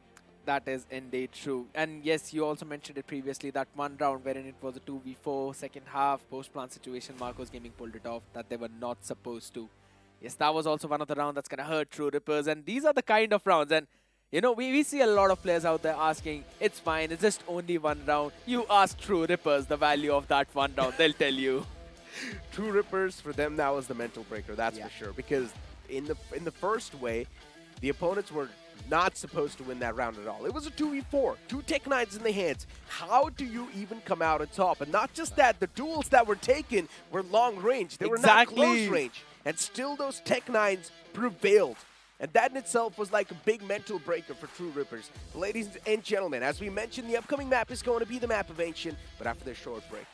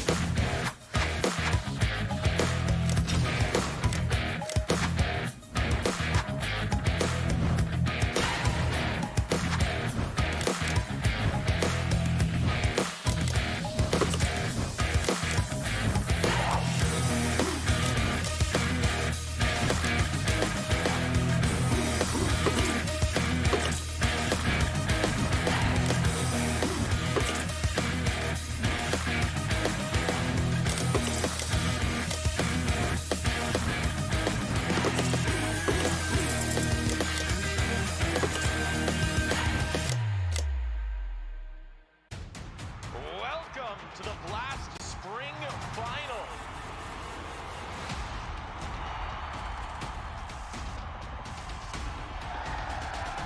Hell yeah. I'm ready. I'm excited. The stage is set. Who's going to lift that trophy? Oh! What is that? It all comes down to the next 3 maps of Counter-Strike. All right. Okay. And he can't believe it. Oh, my God. Welcome to your new favorite televised vacation. This is the Launders Show. Thank you so much, everyone. Thank you. Great to have you on. Thank you. I've got a lot of great things to say about you, but first I'd like to ask you to say something nice about me. Whatever makes you happy. But I have to ask you to wear these glasses. I could see you chugging a chocolate milk at local lands. The few Yakinder haters out there in the world. You're like roasting me here. Oh, way. I had some offers from different teams. Like whom? But I thought that maybe I didn't lock the door. We saw some raccoons, and then Nico came up with the idea, hey, I'm gonna catch one. I just had my gear in my backpack, and I just told my teammates I need some time alone. He started talking trash a bit about Copenhagen Flames. Oh, no way. It's time for the Gauntlet Challenge. What is the gauntlet? No. I know how this works, and this is not good for me. Let's get this show on the road. It's the f***ing go! No! What's going on? No! No way this is last place. No way. It went really badly, like really. This is his only chance. He hasn't beaten me for years. Assistant. Roll at the leaderboard. What do you think you got? 1 minute and 50. 149. Sub 1 minute. We're going to have you sign first. You always know what to say. I wouldn't say it's good, because I would say it was great. Let's go, baby! That's right, they finally gave me my own show. Watch the Launders Show exclusively on Blast TV. I was not even doubting at all. Oh my God! And as always, it's been a blast. That was good.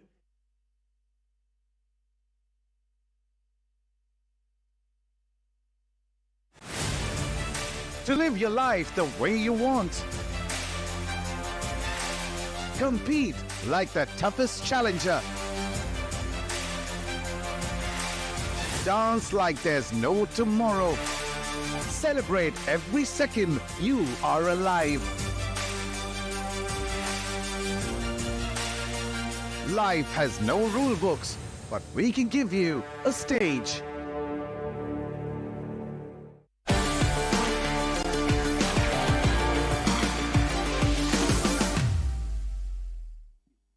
An upset being pulled off by Marcos Gaming against True Rippers on their own map pick.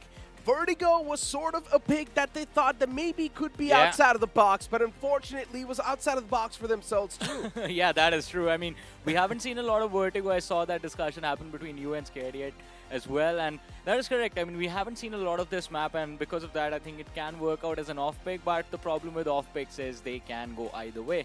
And Marcos Gaming, I mean, they are looking pretty solid, especially we know for a fact whenever B2 starts performing, the team does, well, a lot better than they would normally do.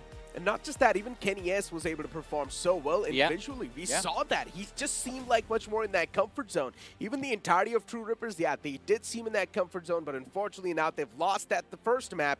I feel like if there's a chance everything might just reset once again. I'm a little bit worried about Ancient though, and I do agree with you. There might be a reset on Ancient considering Marcos Gaming in the last few days have looked a lot more loose on this particular map. True Rippers on the other side. We know Rossi is still there. Ghost is going to step in this time. Dice Dealer is going to be subbed out. So that is also another important factor coming into this map number 2. And I think Ghost definitely has been a part of that raw firepower for the sign-up. And specifically, pair him with someone like Kenny S, that double op potential becomes very deadly for a team like Marcos Gaming, who are going to be starting on the T side of this map. Exactly. Time to step inside of Ancient, ladies and gentlemen. Marcos Gaming, they've been winning against True Rippers time and time. But then for True Rippers, this might just be the exact revenge they're looking for. On the CT side, True Rippers kick off, and on the T side, it will be Marcos Gaming. And off the bat, you see all the players being quite aggressive towards the B side. Classic approach, huh? Yeah, it is a classic approach. They've done this since the group stages. Still now, every single time they played Ancient, but a heavy stack, a heavy presence from the CTs on B short, and this can spell trouble for the side of Marcos Gaming. Spam shot with the dualies, but it's going to be Rossi connecting the USB headshot onto Bhavi. Not a headshot, a few bodies, has taken a lot of damage in return. 5 HP left on Rossi, but doesn't seem to matter. The CTs have the numbers advantage in their hands now. Oh! Dualies, but then shocks this ball at an angle. Catches 2 players off guard. Just wins those duels in general.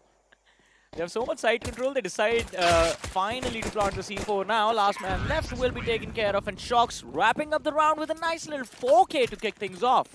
Yeah, too easy for Shocks. Does not even break a sweat, and that too, he just hypes his teams up. Yeah. Oh man, we saw a few clips from the trip Marcos Gaming took day before yesterday. It's quite fun, man. I wish I was there. It really was. I mean, I was going through Saksha's stories, and he was getting those selfies and stuff with the monkeys, and I was like, okay, well... We are missing out on a lot. Yeah, we're missing out on a lot. I wish we were there in the studio, but unfortunately we're not. We're over here, though. In this studio. In this studio, yeah. Still in a studio, so that's a good thing. Oh, look at this. It's going to be a studio of death for the side of True Rippers. It feels like all the speed huddled up in aim in, and it's going to be a spray down from Shocks. Kick things off. Why are they peeking off one after one? I don't know. They keep doing that. Yeah, they're just peeking out in their own death. They know there's 2 players just spraying down at the same time, and they're just walking in their own death. So yeah, True Rippers mowed down once again. Good start for Marcos Gaming, exactly what they needed. Now they're also going to have good economy, but even the opponents are going to have better weaponries on the board.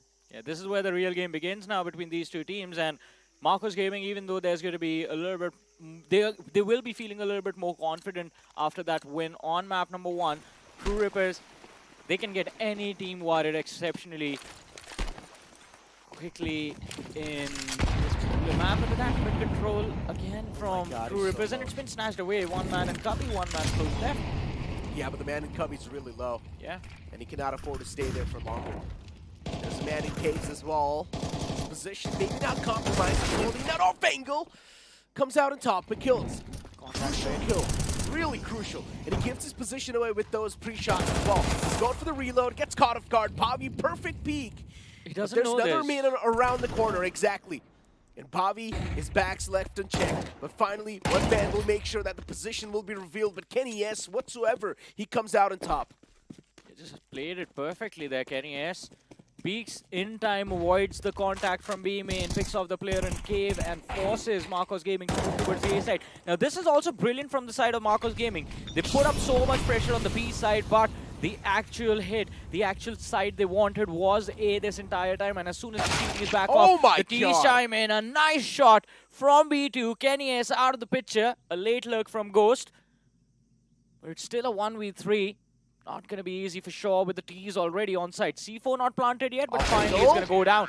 Before that happens, Marcos Gaming, they finish off Ghost. B2 win the round. He's dancing. He's having a great time. Marcos Gaming, I don't exactly know what's this sudden shift in the aura. But they're here to pull off a big upset. I told Shaishanu this as well. Now that Vertigo's taken away from True Rippers, Ancient, Marcos Gaming has been dominating True Rippers on. Mirage was super close, so the 3 maps, there's a chance Marcos Gaming can pull off a 3-0. Oh, you're expecting a 3-0. I'm not. I'm expecting True Rippers to bounce back. At the start of the series, I mentioned it's either going to be 3-0 or nothing. What do you mean 3-0 or nothing? Someone has to win. Someone has to win, but it's either going to be 3-0 or it's not going to be complete 5 maps. Right, it has to be 3-0. So since Marcus won the first map, you're now rooting for them. Yeah, but it has to be a 3-0. I expect a lot from True Rippers because looking at the lineup, especially Mikhils and Rossi, I'm not even focusing on Kenny S right now. Mikhils and Rossi, they have been incredible for this team.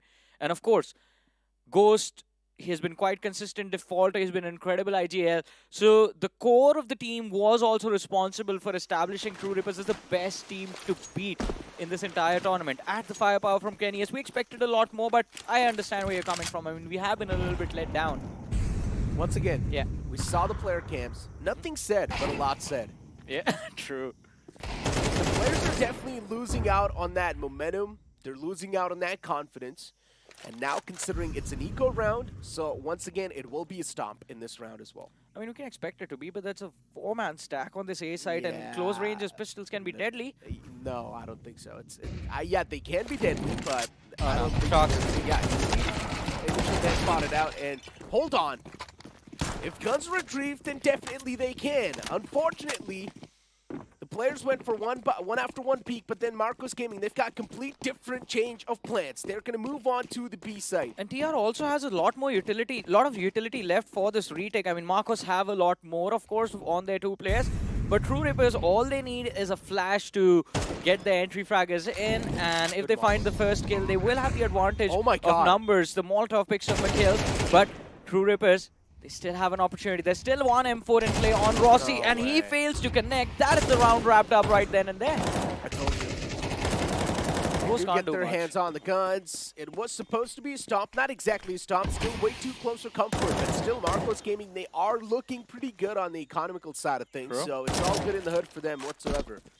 Ghost is going to back off with the M4. It's better to go for the save than go for a gamble and try to get the kill. Stun! He comes out on top in that duel, but still, the round is lost. And that's something that matters the most. Now, for Vertigo, this was the same type of start. Yeah. For Ancient, it's the same type of start. Yeah. Rippers lost the first 4 rounds. And I think it is now time to switch things up from the side of True Rippers. We are seeing a lot of aggression down mid every single round, and that needs to go away. You need to take a step back, maybe 1 in Donut, 1 on A main, 1 in Sniper's Nest, and then 2 players like always.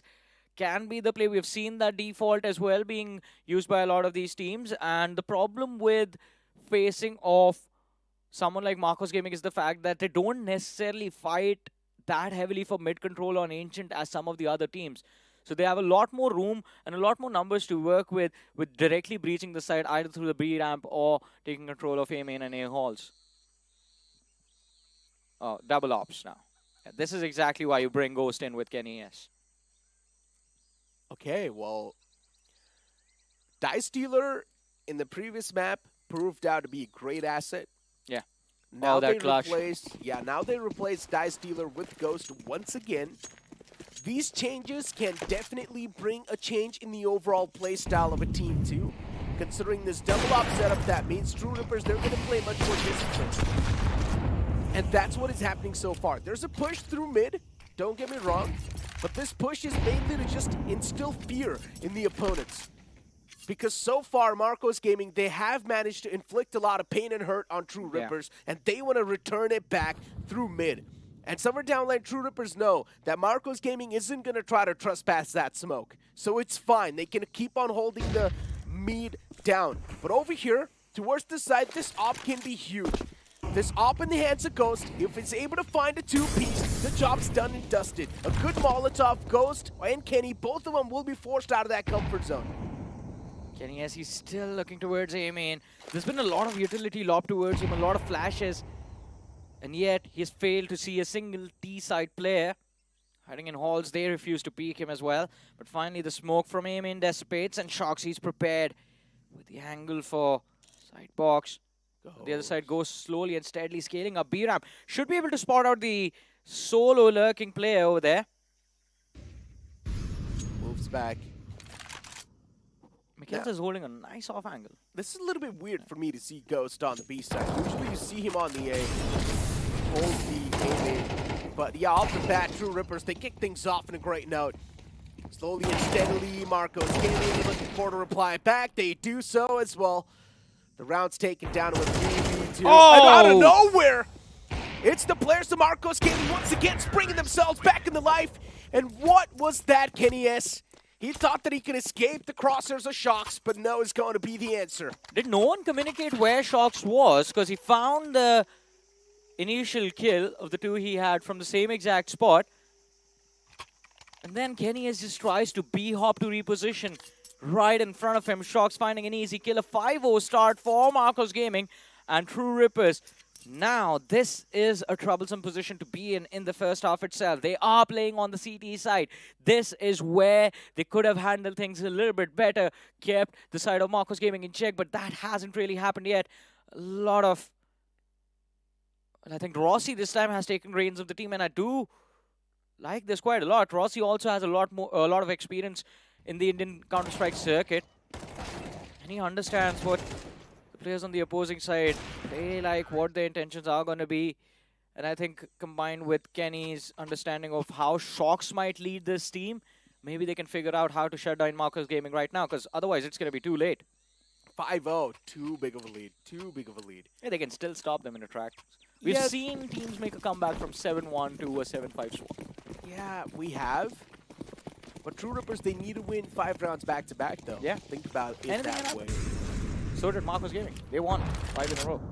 Yeah, but it's better for someone to start off in a great note than for you to make the comeback. It gets a little bit too tough because considering the opponents already having the overall advantage in all the things, be it the mental, be it the economy, everything.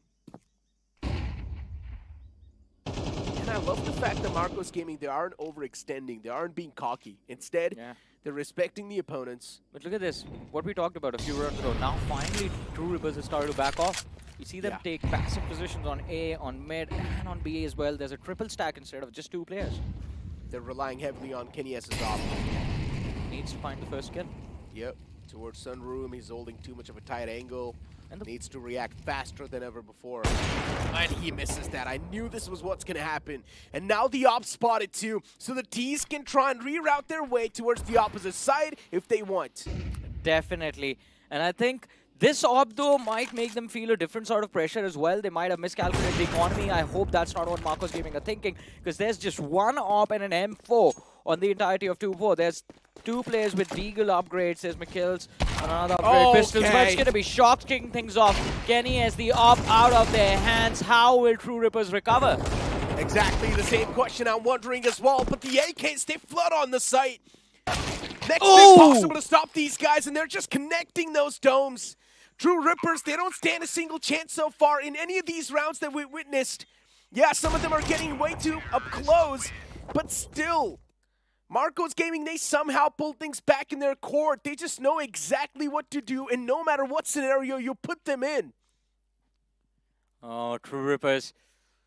Lucas. How is Kenny S not saying anything? It's yeah, that last round, I think they couldn't really do much. They also accepted the fact that, all right, we don't have a lot to work with. Just an op and an M4.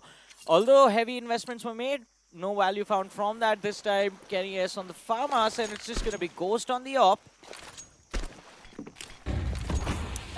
But I think that last round switch up, it's set up from the side of TR, might have finally made Marcos Gaming realize, like, all right, maybe they are getting a little too good with our their reads. They have figured out a game plan, time to switch things up. Now this is just a straight Oh up my aggression God. down B ramp. Shox finding 2 kills, B2 as well.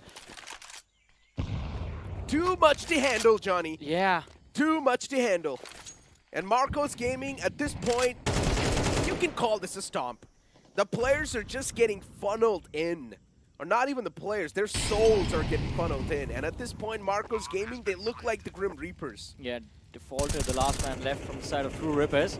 Hiding in mid, but I think the shots from this M4 gives Ember an idea where to find the IGL from the TR side. Goes for the hunt, finds the kill. I like how Shox and Elvis, you look at them, they win around and then they start bobbing their heads. They're feeling the groove. And not just that, even B2. Yeah, B2 is on, there's Bhavi separating B2 with Shox and Elvis. Yeah. I think all the vibers from the side of Marcos Gaming need to be on the same side, and then you need to have Ember and Bhavi on the other. Because these lads never do anything. They're vibing, but the main word for that is jammers. Yeah. They're jamming. Yeah. Are we jamming, though? We are. I mean, I'm enjoying this matchup with you. Is chat jamming? We can't really see the chat, right? Yeah, we Sad. can't. But are you guys jamming? I hope you guys are. Yeah, we need those jammers in the chat. Vibe checks. Oh, it's going to be 3-man pistol peek from Cave. First one already down. The Molotov should be... Oh! Did he run to the fire and then run back? No, yeah, he just not crossed just over. that. He also got shot by his own teammate from the back. Oh, yeah. No. Imagine if anyone was there in the close quarters. Yeah, it would have been close at that point. Yeah, Sunroom heavy pressure towards that. And just like that, Elvis, all he needed was the man to sort of just squeeze himself in the site. And his teammates did a fantastic job in gathering all the attention towards the Sunroom and cave. Yeah. So much attention grabbed towards Sunroom, as you mentioned. They forced 3 CT players were already there. And they used that to their advantage. Popped off a Molotov, 2 double nade stacks. Just to make sure that, all right, we might push. That mind game being played. But here's the cleanup for this round. And it's an 8-0 start for Marcos Gaming. Just sheer domination in the first half itself. 4 rounds remaining. Can True Rippers get anything in this opening half of Ancient? What just happened to True Rippers? Oh my god, Ancient. They're failing off so bad. None of us saw this coming. I mean, at the start in the map, they try to pull off something out of the box, and now they're getting thrown out of the box in the Ancient. I thought when we saw this map in the Vito, maybe today was going to be different, but same. Seems like no. Oh! Okay, aggression this time. Oh, he misses. Kenny S finally connects Ember out of the way. 3v5, the first round, where we see Marcos Gaming at a massive disadvantage, and they might lose it. It's just 2 men left. Okay. And Kenny S, now he's not going to miss. 3 on the board. Classic Kenny S moments. Yeah. He misses some of the easiest shots and then connects the toughest ones. Bobby in the back, left all by himself, and just like that, Kenny S closes it off. But can you really rely on these hero plays all the times? That's the question. Not every round for sure, and that is something that even True Rippers might have to realize soon. But at least they're on the board. It's not 9-0 now, it's 8-1. There's still hope. Disgusting shots. Look at this one too. Bobby, you thought you could run away? Nope. Kenny has the same positioning. So as I mentioned, usually Ghost is a man who likes to play towards A-Main. But this time it's Kenny S replacing that position. Oh. And it's been working out phenomenally so far. Shox this time is able to find the first, but then the instant trades, they return as well. The Ts, they're definitely collapsing, but the same thing can be said for the CTs as well. It's a 2v2 already. Exactly. And there's 1 CT down mid, 1 on B. The C4 was never spotted, even though they got 3 early kills. The C4 left behind means 2 ops left. That True Rippers are going to be struggling with a little bit of information. Yeah, both of the ops from the side of True Rippers. This is going to be tough to find a breach on the site, especially one man towards top mid, goes towards B, A's completely cleared out. Yeah, the only way they can get the C4 down safely is both of them rotate through T-spawn, A halls, and then plant the C4 on A side. But they're holding back on B. They want to play mind games. Kenny, as we see him on the radar, just move back to check A main, see if any movement is there, while Ghost stays back on B. And somewhere down line, True Rippers should know that there's a B hit coming soon. What do they have left to stop it or slow it down, though? I mean, there's Ops. utility. There's, apart from the ops, in terms of utils, I mean, they have 2 Molotovs, a nade, and a flash. Flash, can you use it for a retake, save a molly for the retake to clear out positions. We just the early molly to deny the plant. Just 12 seconds on the board, and Ghost, Molotov dropped on side, wants to push the players back for a little bit. Another one. This is going to deny the plant, get that frag as well. And now the round goes to True Rippers. That is why utility is important. The nade definitely did deny the plant. Even Molotovs as well. He stood there for a second. He was done. He had to get up. Marco's save the Gaming ops. wasted too much time. Okay, Yeah. I do understand sometimes playing slow and tactical can be the way to go. But playing too slow is not that good. I think for that, we can give props to True Rippers. The early utility on B ramp was enough to slow them down. There were so many flashes. Shox finding that first kill itself is very impressive. But apart from that, we saw those 2 players completely blinded. Can't really do much. But a brilliant flash from Elvis. And the follow-up from Bhavi down mid gets them the first kill this time. Shifting the pace, and that's all you need. Once again, it's the man in the front. Kenny S misses that crucial shot. Instant haircut to Kenny S, and he's being put back in the grave. Oh, this is going to be awkward for B2. It indeed is. There's a smoke in the front. 3 Ts just looking forward to explore at the top mid. And only one man looking forward to stop him in the tracks. Can he really do so? As soon as the smoke fades away, there's going to be 3 players on the opposite side. Yeah, the first engagement does come through. They're just going for the one-on-one. Peeks, it's not going to pan out that well. But he only managed to get one, so that's a really good news for Marco's Gaming. This could have been way worse. Yeah, but now True Rippers, this is going to get more and more worse with every single second for them. They don't have economy, so they have to save this op. Save the M4 if any way they can. And the entire B side, as soon as they got that kill in Sniper's Nest, was Marco's Gaming's.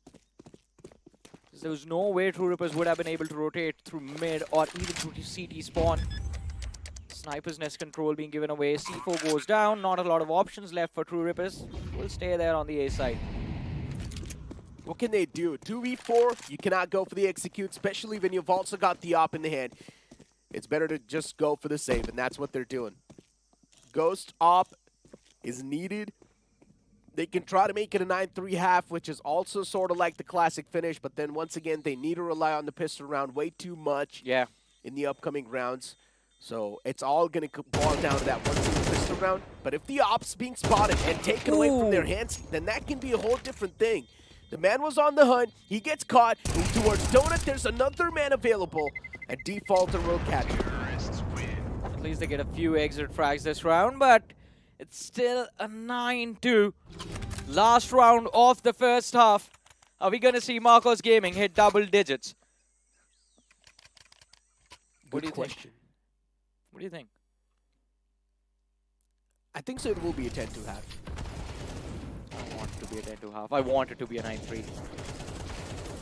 So you want to give True Rippers a fighting chance? Yeah. This is the grand finals, Necro. We don't want a one-sided series, for sure. Of course we don't. Of course we don't. But according to Necro's anticipation. Anticipation or expectations? Expectations, predictions, call it whatever you want. All the words in the world that can sort of predict what's going to happen in the future tells me that it's going to be a 3-0. Alright. Fortune teller Necro. Yeah. Let's see, it's a 5v4. The op still in play on Kenny S. A-side control might have been given away, but a little bit resistance from Donut and CT. Okay. And Marco's Gaming are now stuck, but Elvis still connecting those shots. Kenny S, last man surviving from the CT side in a 1v4. It's not going to happen. There's a lurk coming in from mid, and Kenny S is going to be caught off guard. It is a 10-2 swap indeed. Marcos Gaming just 3 rounds away from closing out map number 2. And even this pistol round's going to be won by them. Oh boy. Things are getting intense now. Yeah. Well. Second half pistol round now. True Rippers on the T side.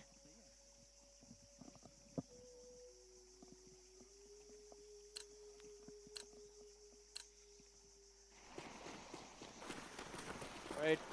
Smoke and a flash. Simple as that. Rush B, no stop. That's what we like to see. The classic strategy. The pub games. Yeah, but it Okay. Start things off on a great note. And True Rippers, just like that, they find a stroll on the site. Ember, he's getting pushed on by 3 players. But now maybe it's just cut down to 1. Yeah, there's a smoke. He's hiding in there. He's shrouded in that. The SPs, they need to find those crucial connections. And they actually will too. A 3v2 out of nowhere. We thought the True Rippers, they had the big advantage. But then Marcos Gaming, once again, they start slapping back the players of True Rippers. And they will be sent back to the lobby, maybe. Kenny S, he's barely surviving. One single bullet, and he won't be done. But no, Kenny S, he finds that connection to the dome of the opponent. He had no HP. He was on 3 HP and still clutches out of the round. Another hero play coming in from Kenny S. Another 4K to put a round on the board for True Rippers. But this almost slipped out of their hands, especially after that kill on Rossi.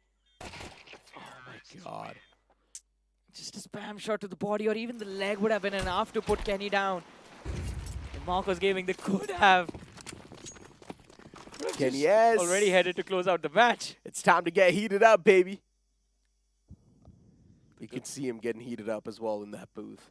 Slowly and steadily. Because his teammate just died and Kenny S was all by himself. It's understandable. Anyone would heat up at that point. But this time, the eco round from the opponents does not really pay off that well. Marcos Gaming, yeah, it's going to be shut down. Yeah, that was quick as well. It was a 4-man stack on B. And they just lose 1 player. Defaulter, who's the frontliner for the team this time around, was the only casualty for True Rippers. Everyone else from Marcos Gaming just got mowed down. And of course, why not? I mean, they had the weaponry advantage with that 1 AK and the 4 Galils. Kenny on the hunt. He has nothing. Yeah, he's going for that chase. Oh, he went for the of course. Elvis was armed with nothing but a pistol. And just confirming that the opponent's dead. Yeah. Because he was dead. 100% confirmed. 100% confirmed. Yeah. It's Zombieland double tap. But instead, he went for 7 taps. Why not? Counter-Strike lands 7 taps. Oh boy. 4 to 10. Still 6 more rounds to go to cover up the difference for Rippers. Oh, mid-aggression. Marcos Gaming, Bhavi leading the charge this time. And TR with this, I think, are going to be just stuck with only one option. That is going to be an A-main push. I don't like the fact that there's a CT just playing right on the face of that A-main. Yeah. It's going to be really tough. A good Molotov, though, could have sort of put on a little bit of more pressure. But the man peeks out for Donut, gets a 2K, but then even Kenny S returns back. Beautiful connection, beautiful spray from Kenny S. He springs his team back in the life, but unfortunately, the man advantage is not with True Rippers anymore. 4 to 10 is the scoreline. True Rippers, so far, not looking that great, considering the man advantage is absent. And Kenny S just looking forward to explore the CT spawn as well. But there's 2 CTs popping in from Donut. Just 1 man on the CT spawn area. And this might just work out for Marcos Gaming if they get these 2 kills in Donut. But no, it's going to be a shutdown. The distraction from Donut enough for B2 to push CT spawn, wrap things up, and 11 to 4. True Rippers heading for a reset. And this is surprising. Marcos Gaming walked into the round with not a lot of utility. Yeah. MG, they're making it look too easy.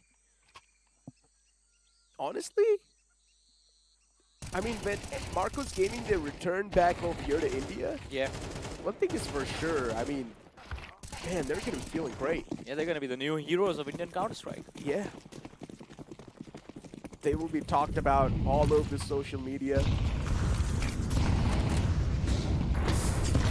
course, if we talk about one of the teams that might experience the same thing from Pakistan, it's going to be Pak Boys. Oh, without a doubt. Definitely. They do deserve all the talks as well, because coming in from the open qualifiers, not a lot of people were actually hoping that they will be able to get this far. And they still did, actually, with the guidance of Freiburg. Incredible performance from all of the individuals from that lineup as well. Yeah. Slow scale up for Donut. It's just to gather some early info, I think, with how they are positioned on mid and B. Might see them just fall back. No, was wrong. They want to commit for that A side. Donut kill secured by Mikhails. Bhavi out of the picture. But Shoxy's still waiting in cave. Elvis just waiting for that one single sign to burst on the site. Unfortunately, the man they were relying on to go huge, he gets shut down. But anyways, they still return back with a 2K. Emperor on the site gets another one in return. B2, the last hope alive for Marco's game to try and get this one back in the hands before True Rippers. They're desperate, and they still come out on top. Ghost, good deagle shot. Yeah, B2 has been on fire throughout the series, but this time around gets shut down by that nasty deagle shot from Ghost. 11-5. True Rippers slowly and steadily, inch by inch, have brought themselves back a little bit into this game, but let's see, there's still a lot of room to cover up, and it's not going to be easy. A single mistake getting punished means Marcos Gaming reach the match point. And if they win this eco round, it's nail in the coffin. Yeah. I mean, there's a stack on the B side, and it feels like the players are going to walk in the trap as well. Hey, I have to say this. I mean, I like the fact that Zeus is being used, but someone please get that Olympus skin. No, it's not. It's nice. I mean, it is a nice skin, but, you know, I mean, I'm poor. But on the site, there was a bit of a crossfire. The trap does work out, actually, and it's taken down to a 3v3. Once again, keep this thing in mind. They've got the better weaponry in their hands, too, so that's the icing on top of the cake they needed. Ember pulls out the Galila in the hand, will catch at least one man trying to fade away. He does! Makes it a 2v2. Another gun recovered. Big for the side of Marcos Gaming. Exactly what they needed. But Mikhails on the flank can be a crucial player too. Yeah, but this play, Marcos Gaming already prepared for this. This is going to be an important kill for Nice nade. Dodged it. Yeah. So it was a flex move, Necro. Reflexes on top. How can you flex when you're 11-5 down? Did you see how perfectly it bounced out from the damage? Man, I mean, we're the most optimistic people of Hey. 2024. It is 6-11 now. Wow. A step closer. Yeah. But there's still a lot of steps to go. But you know what they say? Slow and steady wins the race. Marcos Gaming, they were quite fast to barrage towards the score line end. But now True Rippers, they're taking their time. It feels like Marcos Gaming are the rabbit, and right now they're sleeping right underneath the tree, while the turtle is slowly and steadily moving towards the finish line. There and the turtle all over again, but you know, if I had ever woke up, this would have been over, and I think that is what Marcos Gaming need to do. You know, need to wake up. There's a continuation. There's a DLC for that story. DLC. There's a continuation for that story. All So right. apparently the rabbit's ego gets hurt after that race. And he trains? And no, and he asks for a rematch. And in that rematch, he wins. Oh. Yeah, but the story's a little bit longer. I cannot make this podcast hours considering the game's still going on in front of us. It's 4v3. True Rippers this time, man disadvantage. Really going to hurt them. Opshot missed too. That means Marcos Gaming are not going to go for the repeat at all. That was the only chance Kenny has had to get the equalizer. This could spell trouble for True Rippers, especially 55 seconds on the clock. They've started to move towards the B side. Smoke to cover up any aggression from the side of Donut. But there's Ember waiting for them on the other side. Kenny has needs to find the kill along with his teammates in the two. Ember out of the picture. They look to move towards this B side, but there's one more man towards B ramp. Is he going to be accounted for? Big question. Shocks all the way towards Halls. Oh, and Bhavi no. kicked things off. Again, that B ramp aggression. It's a pinch. No one saw that coming. And True Rippers, as you mentioned, they are going to be pinched down on this B site itself. Sandwich. And at this point, True Rippers, they do not need to care. The sandwich anyway is going to be executed. Crucial off shot missed. Make it down to a 2v2. Man on the side with the AK, with the only hopes, and he actually gets spammed with the USP. Interesting. I guess the rabbit's woken. Yeah, Defaulter was already quite low with his engagement from Shocks, who did connect some nice shots with the USP, but apart from that, as soon as he went to take the fight against Bhavi, took some more damage. Elvis just had to connect a few bullets, and as you mentioned, Rabbit has woken up. Marcos Gaming just one leap away from closing out this match, and of course, being on a 2-0 lead in this BO5 series. And the next map in line is Mirage. Concerns? They just keep on raising for True Rippers. Mirage as well. Yes, True Rippers did win that in the previous series, but man, that win was really close too. So Mirage can be either side still. It is a big question mark on who's going to come out on top. Bobby, that proactive positioning, he should be able to get one, but no! Gets denied. Big picks from Kenny S. It really will help him a lot, but then the return comes into play as well. But instead, Elvis is quite softened up. Trades did happen back and forth. We're down to a 3v3. Elvis is low, so that means you can't sort of count it as a 3v2. But if Elvis is able to get even one, he's done more than enough. Walter, nice kill on Ember. And as you mentioned, Elvis, even if he finds one, it should be enough. But no retake utility available on the side of Marcos Gaming. That has me worried. 2 Galeels and a Deagle should be enough to secure this post plant, have a smoke and a nade to work with to deny certain angles for Marcos Gaming. And I think Marcos Gaming as well, they realize how badly they might need this up in the future rounds. They're not going to be, they won't be making a move for the retake. Stay back, hold back towards A. Yeah. That's it. And Elvis, I mean, he realizes it's fine, right? They've got the match point anyways in their hand. Not exactly the match point, the map point, I mean. So, yeah, I mean, it's all looking good for them. It's okay for them. Just one map away from actually winning the series as well if they do close out this Ancient, which the possibilities are 99%.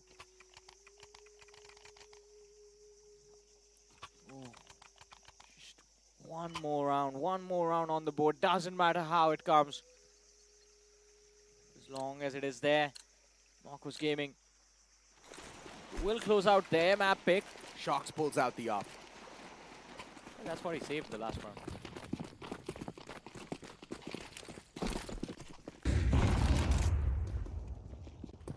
Oh, quick flash and a go towards B, but this is going to get punished. And Elvis goes fake. 3 kills. This could be the end. Shocks with 1 more, and the last man is Ghost, and he's going to be ghosted on the B ramp itself. 7-13. Marcos Gaming, another map won, another map in the bag. It is time to head towards map number 3, Mirage, which could be the final one in the series. What was that? Is going on in this series right now? I mean, Marcos Gaming is a team that has struggled against True Rippers time and time. This time, in the grand finals of the Super 6, they're just dominating them. Yeah. First, Vertigo dropped by True Rippers, now even Ancient dropped by True Rippers. This is really going to start to hurt them. And now we're going to move on towards Mirage, one of the most classic and the OG maps. Yeah, I mean, it will hurt anyone. Yeah, did not expect this. Did not expect this series to be this one-sided, at least right off the bat. But you know what is interesting, Mirage is True Rippers' pick. Ooh. So you think there's a solid chance that they can actually close it off? It's Mirage, man. Interesting. I mean, Mirage, it is the True Rippers pick. Even Vertigo was True Rippers pick. Yeah. But they still got ripped off. Doesn't matter. Vertigo, I think, is a little bit more complicated. Requires a lot more coordination to get those plays in and successfully execute them, both on the CT and the T side as well. On Mirage, as I always keep saying, one man popping off can change everything. Once again, though, then the question still remains. If you guys were not ready for Vertigo, why did you even pick it in the first place? You never know. Maybe playing mind games with the opposition. I think so. That was the actual thing they wanted to do. They just wanted to catch Marco's Gaming off guard. We might be bad. They could be worse. That's what they thought, probably. And we also saw a little bit of a glimmers of those team plays, not just in Ancient, even in Vertigo from True Rippers. Yeah, it's a whole other thing that it actually did not work out, but once again, Look at Marcus that. Gaming, yeah, they were just vibing, they were just jamming. They had a lot of fun. Yeah, they are definitely having a lot of fun. And you know what? Now I think before the series we saw Shox giving a little bit of pep talk to his anxiety. I really wish I was a fly in that booth over there, just listening to what was going on. Because what did this man say to Maybe these he four was just players? singing a song. All of a sudden, what song was that? Now they are performing So, on a whole different Shox level. must be like, okay guys, look, we're going to stand in a circle. We're going to make it look like, okay, we're discussing some insane strategies. But instead, I'm just going to keep a serious face and I'm just going to sing a song. So everyone thinks that we're actually discussing a strategy. See, I think I've known these lads enough, and they really can't hold their laugh in. I think if that was the case, all of them would be breaking out in like yesterday we second. saw Shox singing songs in the middle of the games, right?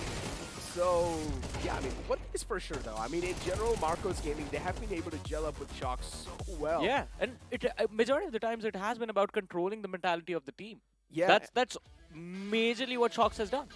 Exactly. Shox has been able to pull that off perfectly. I mean, if you move on towards the scoreboard, Shox once again just popping off from the side of Marco's Gaming with 18-11 scoreline, then 19-12 from the side of B2, and then you move on forward towards True Rippers. Kenny S, his back's going to be feeling heavy after that one. 21-16. I hope the shoulders are fine. I mean, this was indeed a lot of heavy lifting. I mean, majority of the two rounds. He brought back 2 rounds with 4 Ks. And in such tough positions, I mean, this man, he's definitely putting up the numbers, but I expect a lot more from Rossi in particular. And I hope he steps up in the next map. This is that one man that I was counting on. Rossi and Mikhail's actually 2 players from the True Rippers lineup that I was counting on to keep the team in action, keep the team in check, and put up a fight against Marcos Gaming. But that hasn't really been happening so far.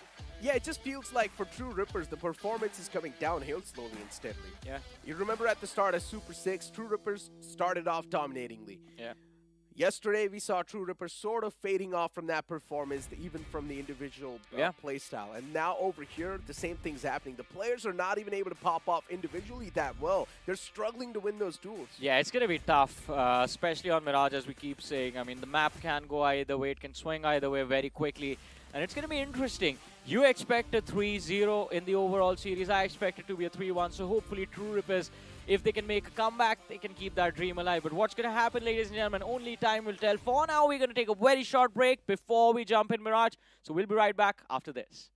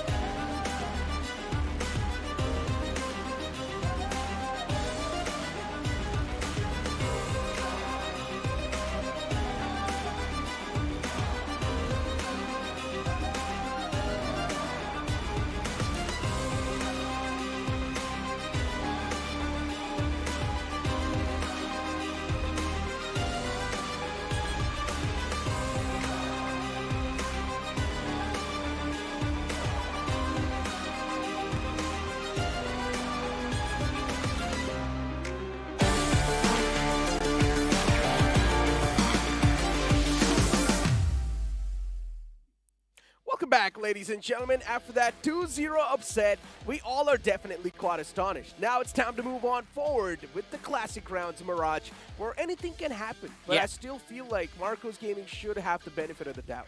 I mean, anything can happen, and as you said, Marcos Gaming, why should we give them the benefit of the doubt? They're winning 2 maps with insane scorelines. Yeah, but in the past, it's True Rippers to come out on top against Marcos Gaming in That is Mirage. also true. So I guess with how the scoreline's been looking like, you can give them the benefit of the doubt that they can actually come out on top. The only problem I have with these statements is the map that is about to step in front of us next. Mirage. That's the only problem in this entire equation. Because Mirage has always been that one map on the Indian Counter-Strike circuit, especially where you can't really say, all right, this team is just too good. They are going to be unbeatable on this. Okay. This map is insane. I'm going to make it a little bit more easier for you to break down. All right. True Rippers went for the pick, right? So that means Marcos Gaming, they're going to start off on CT. For sure. Every single team on Mirage, on CT side, they've been looking really phenomenal. They've been looking stronger. And if Marcos Gaming, once again, if they start off with a dominating lead, and if True Rippers not able to get a lot of rounds done on Mirage in the T side, it's done for. It can be, but I don't think we need to complicate it that much. Mirage T-side executes aren't that difficult. They are not. Yeah. Once again, and recently we have actually seen proper smokes being utilized as well. Yeah.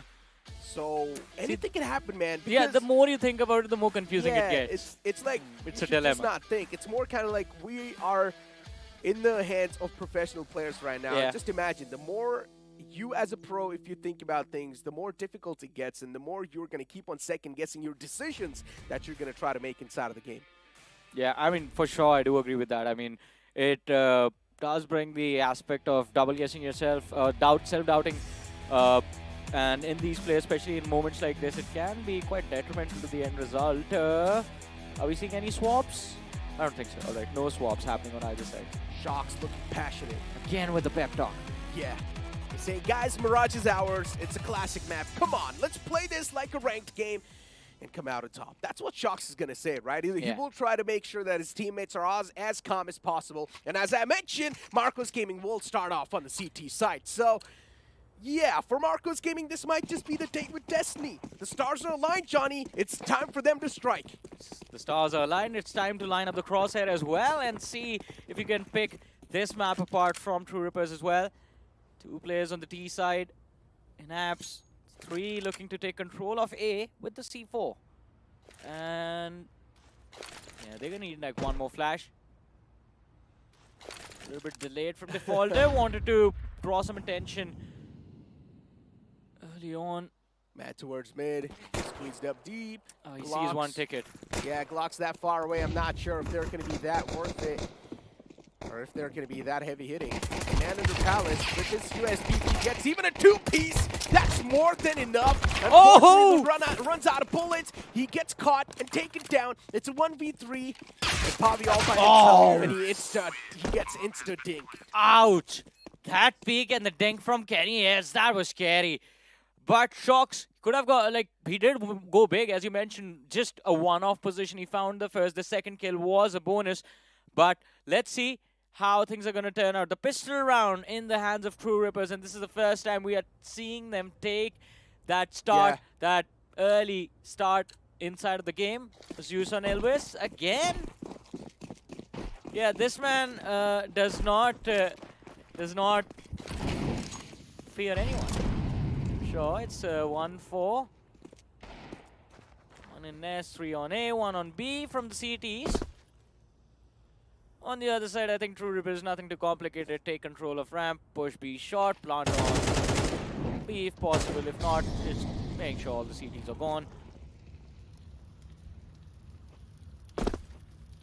Yeah, the map split in 2. CTs rotating towards that B side. If they find these 2 kills in apps, it changes everything, because that's going to be Galil and the C4 as well, recovered along with it. Will make things extremely easy for gaming in this. Anti-Eco have showed up with a few upgrade. Pistol Rossi checks the angle but fails to connect. The Zeus finds 1 kill. Elvis has a little bit more cash to work with in the next round, but as soon as the CTs start to move in to pick apart the T side, well, they're going to be the ones getting picked apart instead. Just more down, all in market. True Rippers, another one on the board. It's 2-0 start for them. And this is why Mirage becomes a little bit more interesting. Even though we are seeing True Rippers at least have a good start. And from here, they can also take control of the first half itself. Marcus Gaming, there will always be an opportunity for them to make a comeback. This T side needs to be perfect for TR. Mid aggression from Ember gets punished. Harvey finds one, instant trade comes in. Up on the kills, goes for the nade instead. B2 with an important kill. Default here. There's a C4 drop on A main. Now this CT lurk from Shox. Important one. Kenny is out of the picture. 2v2. A side access to True Rippers. They have the C4 planted. Both the CTs moving in together from Connector and Jungle. Well, McKills expect someone to be lurking from the back lines. Despawn. Laid out towards Firebox. And both the players are almost towards A. One man towards Tetris, the second man in main. The smoke out, he's going for the stick. And Shox will try to provide him that backup, but he's still going for the defuse, and he actually clutches it for the team as well. And then they line up in a single spray. What a big blunder from True Rippers. Yeah, now that round was actually a disaster. I'm not going to disagree with this because they should not have lost that. Elvis was so low. He was down on 4 HP, and Shox just peeking from behind the smoke makes them think that that might have been the diffuser himself, maybe. No and way. As they try to take the fight, Elvis again, 4 HP. The man, after the defuse, just cleans up nicely. Okay, I'm not gonna lie. Yeah. After such kind of a moment, anyone would be pissed. Yeah, but that's the thing. They need to keep their emotions in check. And this could be the opportunity to recover as well with Shox out of the way. Yeah. And take control of that B side. Shot is already there. And Rossi's quite softened up, so unfortunate stuff going on. Look at Palace though. Being pushed up. And especially when, for Marcos Gaming, inside of this round, the start isn't that great. But even Rossi's that softened up. Oh. So you can't still say that these teams are sort of on an equal footing. And this is the exact angle that I personally like to play as well. It's an off angle that can catch the enemies off guard. They do not expect you to be right in front of their faces while they try to funnel out sound. MP9 up close and personal does not come out on top. It's a 2v3. M1's in the hands of the remaining players of Marcos Gaming. This should be doable. Ember could have gone big, but there was no one checking connector. And that is where True Rippers gain control of the side. But B2 with this late lurk all the way in aim. And if he finds one, this can be the round for Marcos Gaming to reset DR. And B2 brings it down to a 1v2. Default to the last man left. Hiding inside connector. To be able to get this, they have the kit for the defuse as well. A tap to pull him out. And a shot to the head to put him down. Marcos Gaming. They're just functioning like a dancing well-oiled unit. They're actually like a well-oiled machine. They do not have any flaws so far. They're playing so nicely. The team play is phenomenal. Yeah. You saw the communication between the player and the man who was all the way wrapping up from the T-spawn. It was perfect. Yeah. He said that, wait for me, I've got the flank, and when I get the first kill or even the first contact, that's when you will go for the peak. Yeah, but this could have slipped out if I'm being honest. I mean, as soon as Ember went down and the T is pulled in on site, yeah, could have gone either way. They had the numbers advantage to work with, so they could have committed with the players on DRAM. Plant was going to be there as well, but see, new round. Still's on the board. Just that hero AK in play on TR. Kills leading the chart. He's been an important fragger for the team, but this time fails to connect the shots. Becomes the first man to go out. Oh my god. Oh no. Yeah, good shot though. Yeah. It's a slap to the face to shut him down. Oh! Okay! That's going to restore the lifeline back in the hands of True Rippers. Once again, this wing back, but then from midair, his wings get clipped. Yeah, it does a flip. In midair, but that shot was nasty. I mean, of course, it's Kenny, yes, so why not? But we keep saying there's the other individuals from the side of True Rippers need to step up. Right now, it's not even Shocks Yeah. who you have to worry about. It's B2. These guys are drinking that Red Bull and getting them wings, but unfortunately, Kenny, Oh. the wings did not work out that well. But this time, he clipped someone else's wings. It's a revenge story. Ember shut down. Once again, Marcos Gaming, they're starting these rounds with a 4v5. What is this, though? They want to take the fight mid. The CTs, Shocks moving in. Expect someone to be underpass. As B2 watching his back. Oh my god, 2 players just looking to flood in. First contact found, and Skill somehow comes out on top, and then Shocks and close personal. They had a beautiful crossfire set up. Could have been big. Yeah, it could have been. And then the flank as well from the main. Pavi equalizes that. Another man at the top, but the AK one tap's going to seal the deal. Just comes out on top single-handedly. And now they know there's no one towards A because there was a big push.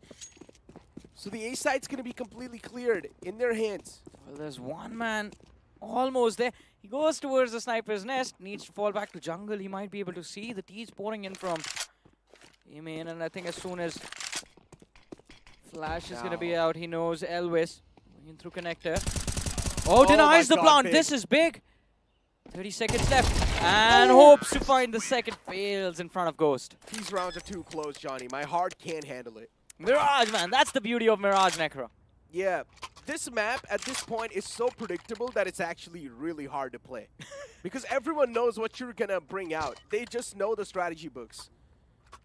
I think along with the predictability, it's just the mind games that you can play. All right, it might just be a simple connector and jungle and CT smoke lineup that the T's have used, but are they actually going there now? Because you never know, the T side player might just drop smokes to one lad. He lines up, lobs them out a few flashes as a fake. But this map's been around for such a long time that even all those plays have already been there. So it's not easy to adapt on the fly.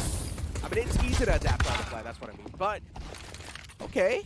Good crossfire once again on the site and towards the apartment. B2 is in the close corner, just tucked up. This time, it's going to be Marcos Gaming to start things off with the advantage. At this point, Elvis has used so much Zeus in this map itself. I think we need to get him a skin. We need to get him on Olympus. Yeah. Brother Elvis right on that skin would be nice. But Elvis, the god of hunting.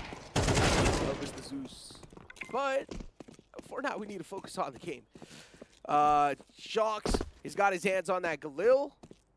Can he be the difference maker? Pavi once again, the sneaky man. He gets caught though. Beautiful cover from Kenny. Just anticipates the man to be there in the palace and looks at the right time. And now it's a 1v2 upcoming. Kenny finds Shocks, the big danger man, out of the way. And now there's USP in the hands of B2. He recovers the weapon in the hand. But then he just does that. Yeah, recovers the weapon and thinks Kenny's still going to be playing the tool booth area, the ticket position. That wasn't the case. 4-3, True Rippers. One more round brought back. This is going to be an interesting one because Cash on the side of Marcos Gaming looks a little bit scrappy. And yet, Shocks brings out the up. These Zeus kills, man. I like him. But honestly, the more the people keep on using the Zeus and the more the kills keep on happening, the rarity will just fade away. Yeah, why not? There's a 30-second refresh countdown now. I know, but you know how rare Zeus kills used to be? Yeah, because you only had one shot. Yeah. But in general, like, the more the people keep on using it, the rarity of those Zeus kills will not be there, you know? It'll be just like common kills then. I don't care, Necro. It's so annoying dying to a Zeus. It and is. It's fun if you are the one pulling the trigger. Especially that sound. Especially, yeah, the sound the character makes. That's what I was about to mention. How? Do it again. Nah. come on. You did it perfectly. But this time, a quick flood towards the side, actually. They just find the side control easily. 3-4 being the scoreline. It's better to go for the save. It's a 2v4. Yeah. So Marcos Gaming should not go for that extra bit of risk factor. I think after they pick up the op, maybe a save would be better. If they can't really recover the op, then it's going to be difficult. Op recovered. Now it's time to fall back. But don't peek Kenny S like that. He will mow you down. Elvis. Understand that just a bit more. B2 picked off. Oh, not able to save the op. 5-2-3. True Rippers might just be able to take control of this first half. In the next round itself, they will have a 3-round advantage to work with. And the economy on the side of Marcos Gaming will be in shambles. Indeed, it will be. I mean, specifically, it already is. Pavi with the deagle, and then even B2 is over there. Zeus is back. Yeah, once again, just hold that close corner and just try to go for the Zeus onto someone. Oh! Ouch!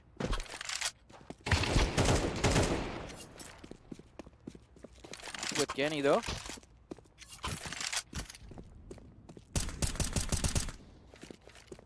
Have a lot of mid control to work with, True Rippers, but where do they go from here?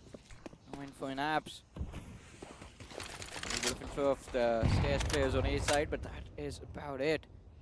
Oh, connector. Defaulter looking to move in, goes down to B2. 3v4, they can still swing this round, Marcos Gaming.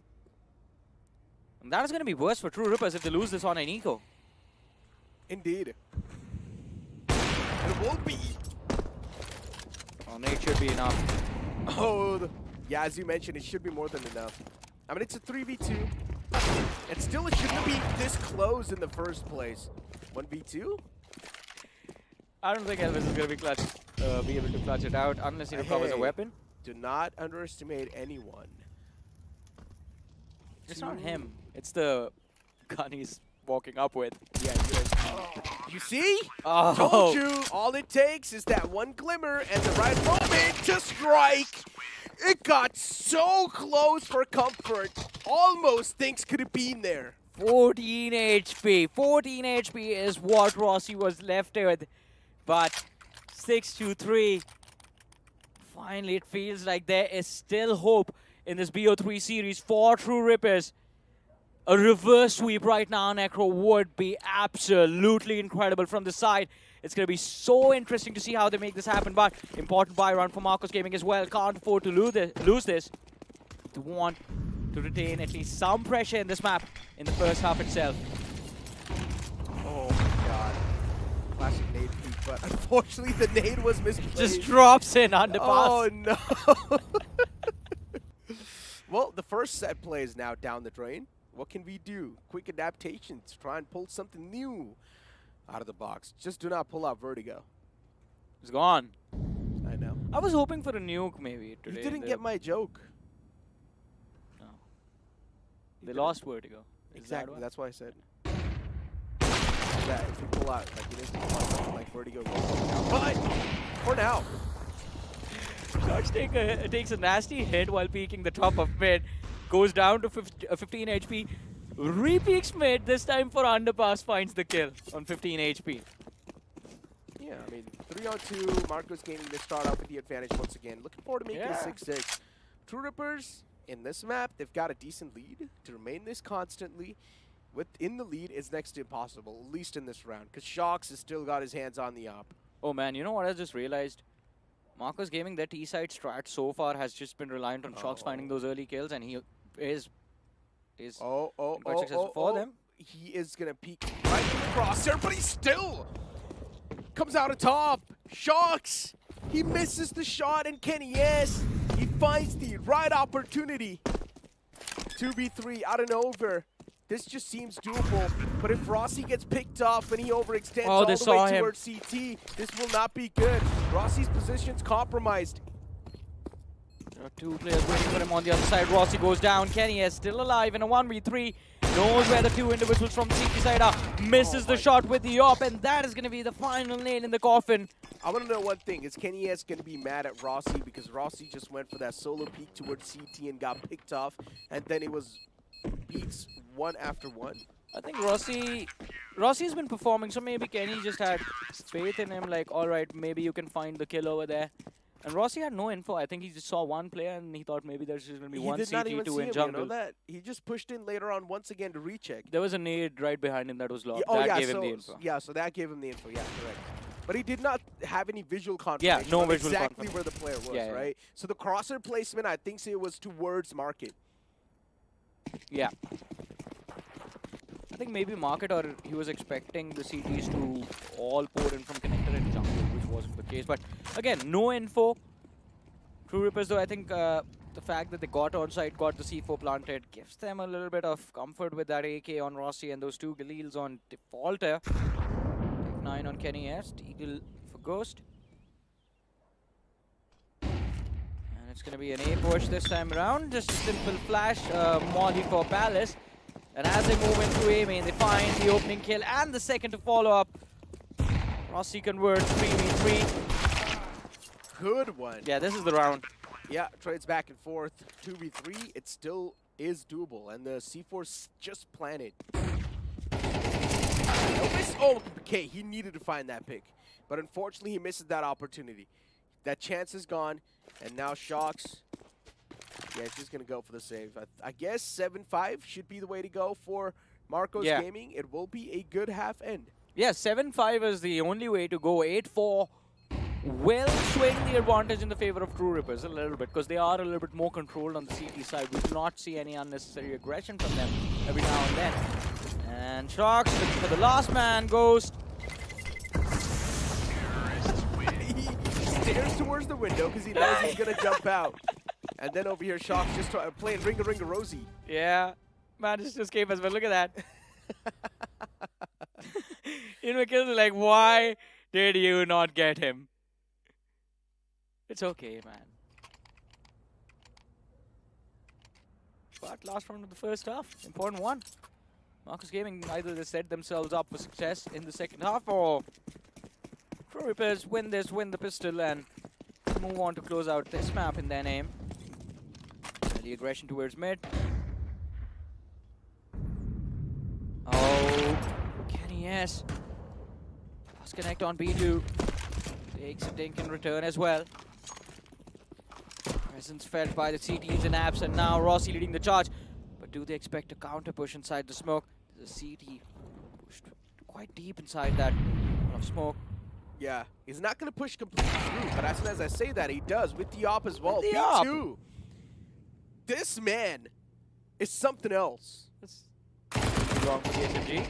Yeah, no, it's better to back away. Pavi, he made it seem like he backed away. Mind games, but then he peeks out once again, and he loses that duel. That could be big. For a moment, I thought that Pavi made it seem like he actually backed away from Palace. And somewhere downline, Ghost believes that as well. But unfortunately, Ember couldn't win that duel, and then Ember.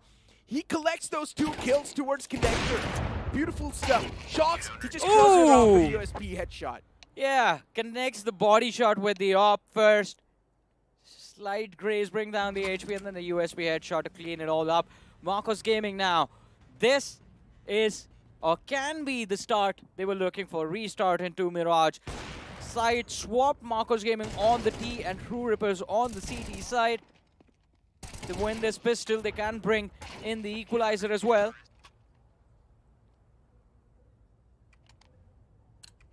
Right, a smoke and a flash.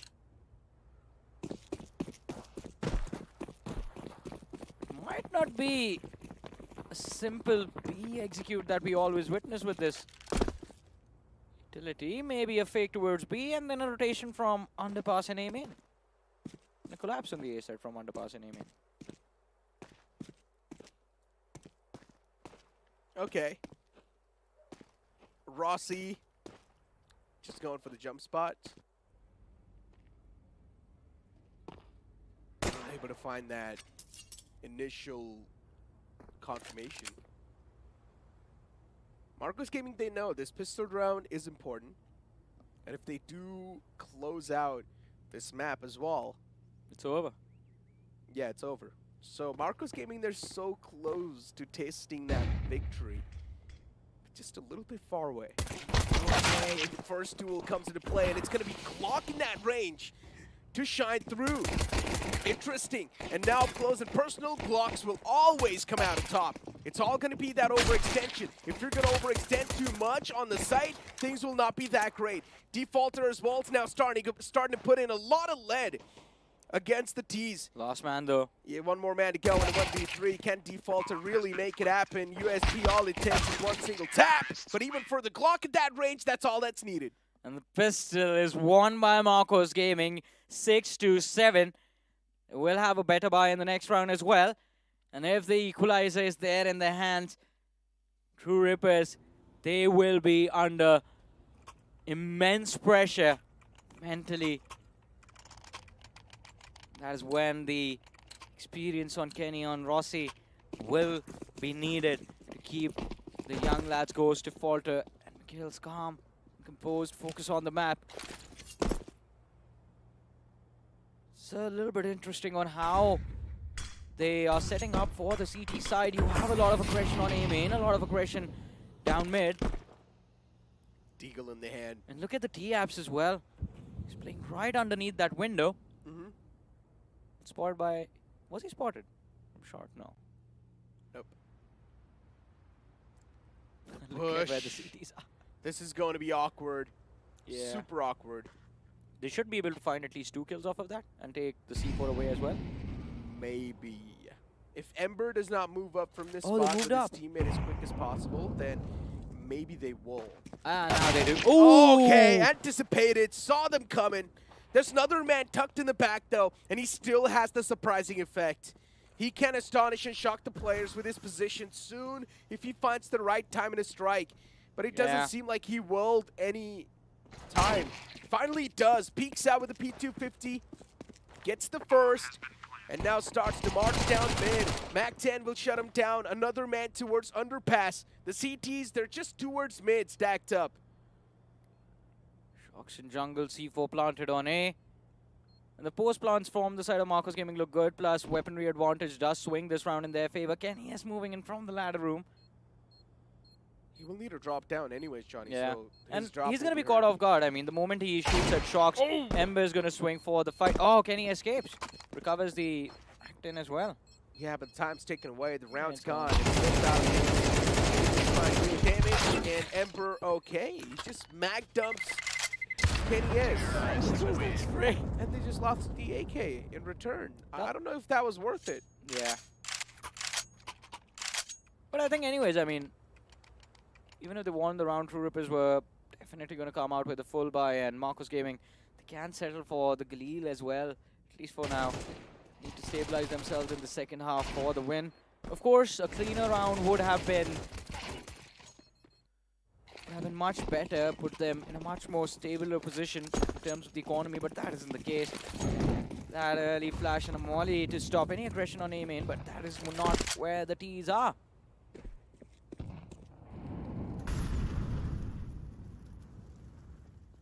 Out on the top. Marcos Gaming have finally realized, all right, TR is being too aggressive. Let's just hold back. It's better to do so as well. Yeah. And considering Rossi is looking for to peek out from that A main, it's not going to be an advantageous angle for True Rippers. It does not give the advantage to the CTs because the toes are exposed first before you can even see the enemy. So when you're going to move down like that, it's a big disadvantage. Shocks, the amount of space he's found, it's crazy. He's probably going to try to eat them inside out. Empty them from the inside, and Shocks will find the timing soon enough. He just tucks himself in that corner. No one's going to check this. Here's him approaching. Trigger discipline play on the way. Will he go for the kill? Yeah, now he Executes will. him. Beautiful stuff. One man taken down. 4v5 upcoming. B site might just be opened up from the back lines itself. Man's moving up from Market, but he gets shut down. It's all down to that one single man on the site. And Marcos Gaming for them, even they're starting to lose out on the man number. It's a 3v3. Bobby softened up. B2 and Elvis, the last 2 players remaining on the board. They are going to be shut down for sure. Goes big in this round. Is finally picked apart by Elvis, but big task. Spot the man on the backstab. Big. Rossi shut down, but Elvis, can he go for the plant now? The last CT player is already there. He's waiting silently on site. Elvis goes to check, but doesn't clear the site completely. Sees the CT player. Defaulter waiting for him. Damage has Oh my been dealt. God. But will he find the kill? The answer is no. Ends it with a USP headshot, and True Rippers. A close round, a tough round, but they bring it back, and it was the IGL himself in the end. Imagine the hearts. They will be beaten so fast for True Rippers. They're probably feeling their nerves, that's for sure. I thought Marcos Gaming, they had it as soon as Shox gained control of market. But then Ghost. The first kill on Shox was still okay, but him finding that second on B2, that changed everything. Hero AK, Johnny. Not gonna be enough. You never know. No utility to make a play though. I mean, that's what's worrying me. yeah. Let's see. I mean, they're probably going to be like the sacrificial lamb Yeah. for Shox. Yeah. And then Shox will just need to go for the trades, I guess. They're forcing him up front. Yeah, interesting. No, there we go. It's Big Brother Shox. There we go. Oh, There we go. I Yeah. told you. It's a bait. These guys are pretty much like the meat shield for Shox. And I like to call this strat the AK King. You always protect the king. King falls back. Yeah. Goes back to top red. Lets the troops proceed. And Defaulter this time is getting shot at through the palace. And he's barely alive too. So much distraction from Connector. Forget about Palace, but now Shox. He's quite close to Nest. Should be able to see the op on short. Needs to be careful. Takes the leap of faith in Nest. And well, gets punished by Defaulter. Yeah, head cut off. Even the connectors being watched by Kenny S is off. Yeah, the site's on the lockdown. You cannot move in. 9 rounds on the board for True Rippers. Last 2 remaining players. You cannot really do a lot. Just go for the save or maybe get yourself killed by the bullets of True Rippers. Oh, Walter spots the man. Still these last 2 remaining players. Just cheeky annoying players. And finally, kills claimed. And for True Rippers, another round on the board. Mirage seems like it's going to go their side, but so far it's been a close and tight-knit affair. Well. It has definitely been a tight-knit affair, and that is why I believe Mirage was there in the veto as well for True Rippers, just in case things went extremely wrong on Ancient. I think this was the map they relied on to bring the series back in their favor. Given the fact that before the series started, they might have thought they will win Vertigo as well. Did not happen. Ancient did not happen. Mirage is the only way they stay alive. This is also the perfect sequence to have a map like this or Inferno included in a BO5 when you are doing the veto. Have one of those evenly matched up maps where, you know, things go worse. You can at least bring the series back or at least stay alive in the BO5. I mean, for Marcos Gaming, these are pretty much broken buys. Still can work though. It still can, yeah. Only 2 players, they've got a full stack of utilities. Don't need much for this A side hit. That's the thing. You need 3 smokes, 1 CT, 1 jungle, 1 stairs. And 2 flashes. 2 flashes, yeah. Yeah. 1 from Palace, 1 from main. Something like that. And then after that, it's just about which sequence you clear the angles in, where the CTs have been playing. Oh. In mid, not going to be spotted. Ghost is prepared. Big pick. Massive. These characters down. Smoke's gonna fade away. Kenny S, he's playing way too close to Palace. And his angle will be checked. Kenny S cleared out. Under Palace cleared. A-side falls in the hands of the T's. And now it's McKill's just moving in with the M1. I do not like this confidence from McKill. Oh! But he's just clearing it out. He's got the mop in the hands. And now he's joined the cleanup crew as well. McKill's. He found a quick 3K on the board. The amount of confidence he showcased on the site was insane. But it's a 1v1 between Ember and McKills. And he's going to go for that fake tap. Ember, all he needs to do is find the connection through It's the not a smoke. fake tap. Will he do so? Ember, he has no clue that McKills is actually going to stick it. What a big clutch that was. McKills, a heroic play. Elvis isn't the only one who can stick a defuse. I can too. And True Rippers, what a nice way to answer back. A brilliant round fought from Marcos Gaming, but McKills, this hero play, we're going to call this a 1v4 clutch because, well, He made it feel like Ember wasn't even there in the round. Yeah. No fear. Absolutely no fear. But once again, Ember just overthinking that scenario. Now it's time for Shocks to give a little bit of pep talk. Johnny, keep this round number in your mind. It's time for Ask Him the Question. Yeah, it's 10-7 right now. 10 for 2 Rippers. Or maybe you for can Marcos just say Gaming. when McKills pulled off that clutch, Yeah. what were you exactly talking to your team? I think might just be like, yeah, we did not complicate this round much. One thing that could have been better was that CT smoke came extremely late in the round. They were already on site, and that allowed McKills to have vision of that first kill on. That is true, yeah. Stack. Ticket booth wasn't even smoked off. Yeah, it came extremely late. Yeah. Extremely late. Shocks all by himself on mid. You got to give it to him, though. A lot of these times, Shocks is just exploring mid all by himself. Kenny S with the ops, towards the apartments. What is the game plan for Marcos Gaming? That's what I'm trying to understand. They first need to spot out Kenny S's op, and then need to figure out the strategy. So intel is going to be a key for these players. Not just spotted out, I think they have to shut down Kenny S. Look at that, 23 kills on the board already. And he's the danger man from the side of True Rippers. If Kenny S is out of the picture, your chances of winning that round go up significantly. Touch. Oh, Shocks. What? He thought that he had the timing. Unfortunately, he was being watched by Rossi. And True Rippers, they've got their sights all across the map. Marcos Gaming slowly and steadily getting snuffed out, getting read like a book. And True Rippers on the map of Mirage, they're just finding that comfort zone. Everything is just falling into place for True Rippers. A 1v3 upcoming. Elvis is way too low. Gets his hands on the mill. And yeah, this sounds too much, especially when the player is so low on HP. All it takes is one single bullet. Yeah. This time around as well, True Rippers finding that shot, finding the target. An impressive play from Kenny S and Ghost, and I think that push from Shocks, I think, was relying on like a little bit of utility to drop from the player's position in A main, but that wasn't really the case. Forced to peek dry, finds the opening frag, and then it was just follow-up kills from the rest of the team to clean up the entirety of Marcos Gaming. 7-11. Marcos Gaming, one more timeout called.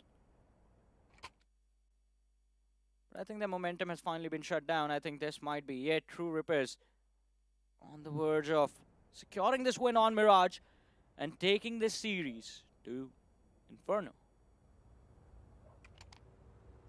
Inferno will be a whole nother story. Nah, it's going to be a similar story to Mirage. I don't know, man. I mean, it went OT. Not this time. Last time. Mirage was the similar start last time as well. It was the similar way. And we're not really seeing a big change in the game or anything big change that much. Kenny S with a quick 2K, backs off towards the site. That flick on the second man was insane. 3 kills already in the bag. Yeah. Get an ace this time. Oh, damage dealt. And finds one more. 4 kills already on Kenny. Looking for the last man, but he goes down to the nade from default. What a cleanup. And it seems like Kenny S, again, him outperforming everyone in the entire server is the way True Rippers win this map. 28-12. If Kenny S plays like this, then yeah, you cannot even blame Marcos Gaming for losing. True. Very true.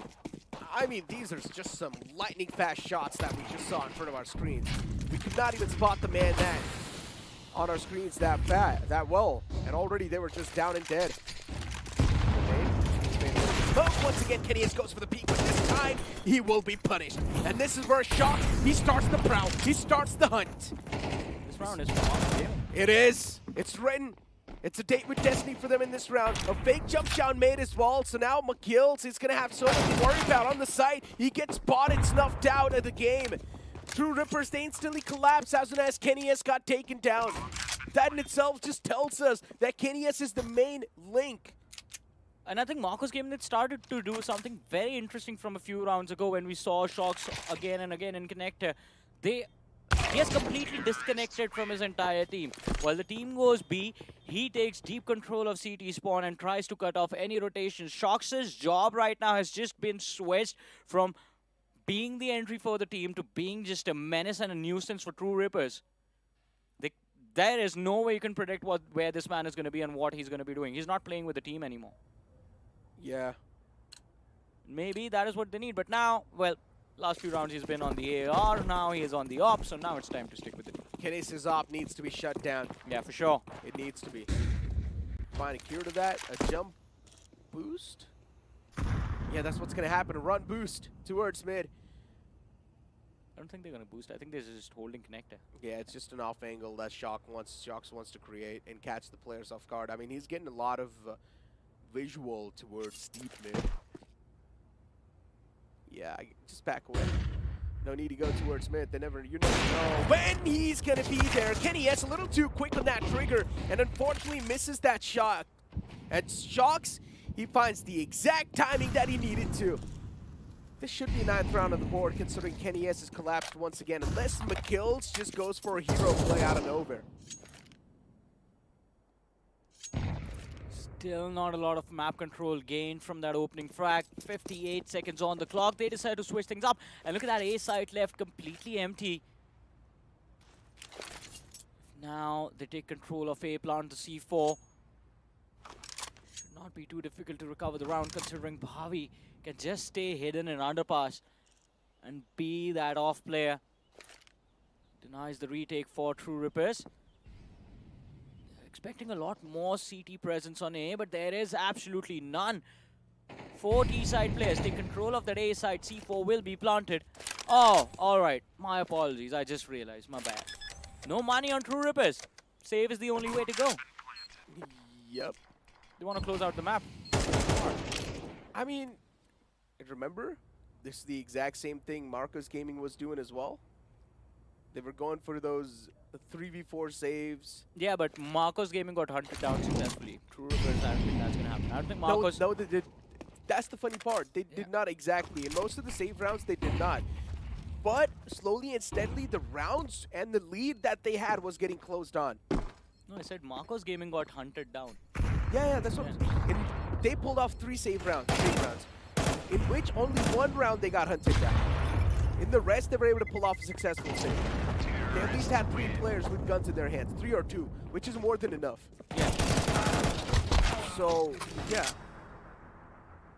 This time as well, but now I think the situation is a little bit more different. 3 rounds to take this game into overtime, whereas just 1 more to end it. You think KennyS is going to have the op once again? Because that was supposed to be the win condition? No, yeah. He can perform on any gun. We've seen him secure those 4Ks with the AK as well. But it's about the fear. Eh.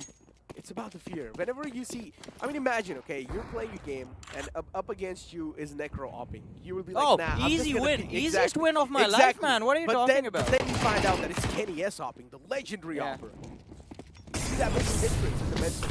But for now, KennyS, okay, aggressive push this time towards the apartments, and he makes sure that the T's are just going to run away for their life. Oh. But then this happens towards mid. Another pick found as well. Make it a 5v3. Already the A-side's gone. Shox could have been caught off guard. Smokes out to get out of this tricky spot. Respectable. Such early deep control of that A side given to Marcos Gaming. And there's no way True Rippers win this. It's 3v4. Jungle vision denied. CT is going to be denied with the help of that Molotov. And also, by the way, double ops brought in. Oh my god! What? We did not just see that. Yeah, B2.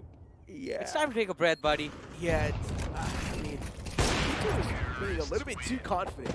I like that, but those kind of moments can actually cost your team your round. Yeah. It happened, luckily enough, when the opponent's economy was fragile, so it's okay. But it should not happen in a proper buy round B2. And this is not the first time we're seeing him do this. It's the second time. Yeah. But I think with how B2 has played in the first 2 maps, I think he deserves to make a few mistakes. He's allowed a few mistakes every now and then. And it's okay as well. Double digits on the board for Marcos Gaming. True Rippers. 1 map away. Important buy. If they lose this, then we go to overtime. They win this. This map is there. We go to Inferno. Everything comes down to this round. As long as there's no op in the hands of Kenny S, I feel like it's all good in the hood for MG. And not a lot of utility on True Rippers as well. Good smoke towards stairs to block off the vision. Classic execute on the way. Shock's also looking towards flank. Luckily enough for MG, there's no one on that quick lurk or flank. And for B2, they just need to be a little bit more. He needs that first kill, B2.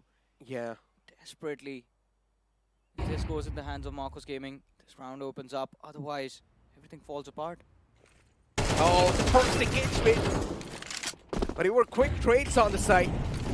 3v4, man advantage for now in the hands of Marcos Gaming, but the man squad softened up. So once again, does that man advantage really exactly count?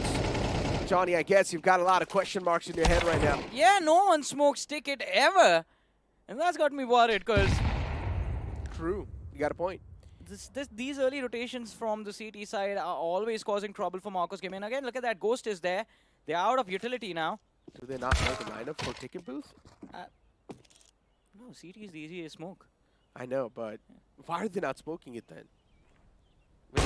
Oh, good pick.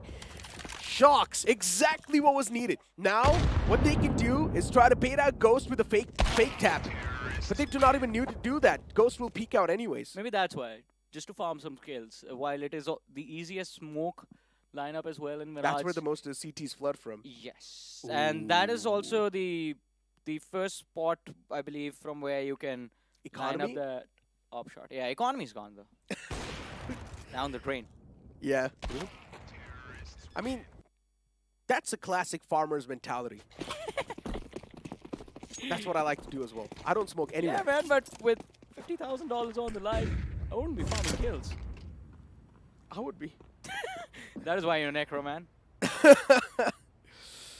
Well, and I would also be benched by the team instantly. The next map, they'll be like, all right, you're having too much fun inside of the game. You're not allowed to have that much fun. But Close Palace is defaulter. At this point, True Rippers, they've invested everything they had, which makes sense considering they're also up to the match point. All they need is one single round to make it to OT. And for True Rippers, all they need is one single round to take it to Inferno, another map. If Marcos Gaming do actually take this to OT, this is really going to affect True Rippers too much. This will not be good for them. And it's not looking good as of now, but they still find the first kill. There's no trades, one man still hiding under Palace. Defaulter finally chimes in with 2. Numbers brought to the 3v3, looking for the third. Doesn't really get it. But he delayed the tease enough to allow the CTs to rotate comfortably. Goes and kills the danger man. The executors from the side of True Rippers are here. Massive. Down to a 2v2. That was a really big impact with that FAMAS kill. Yeah.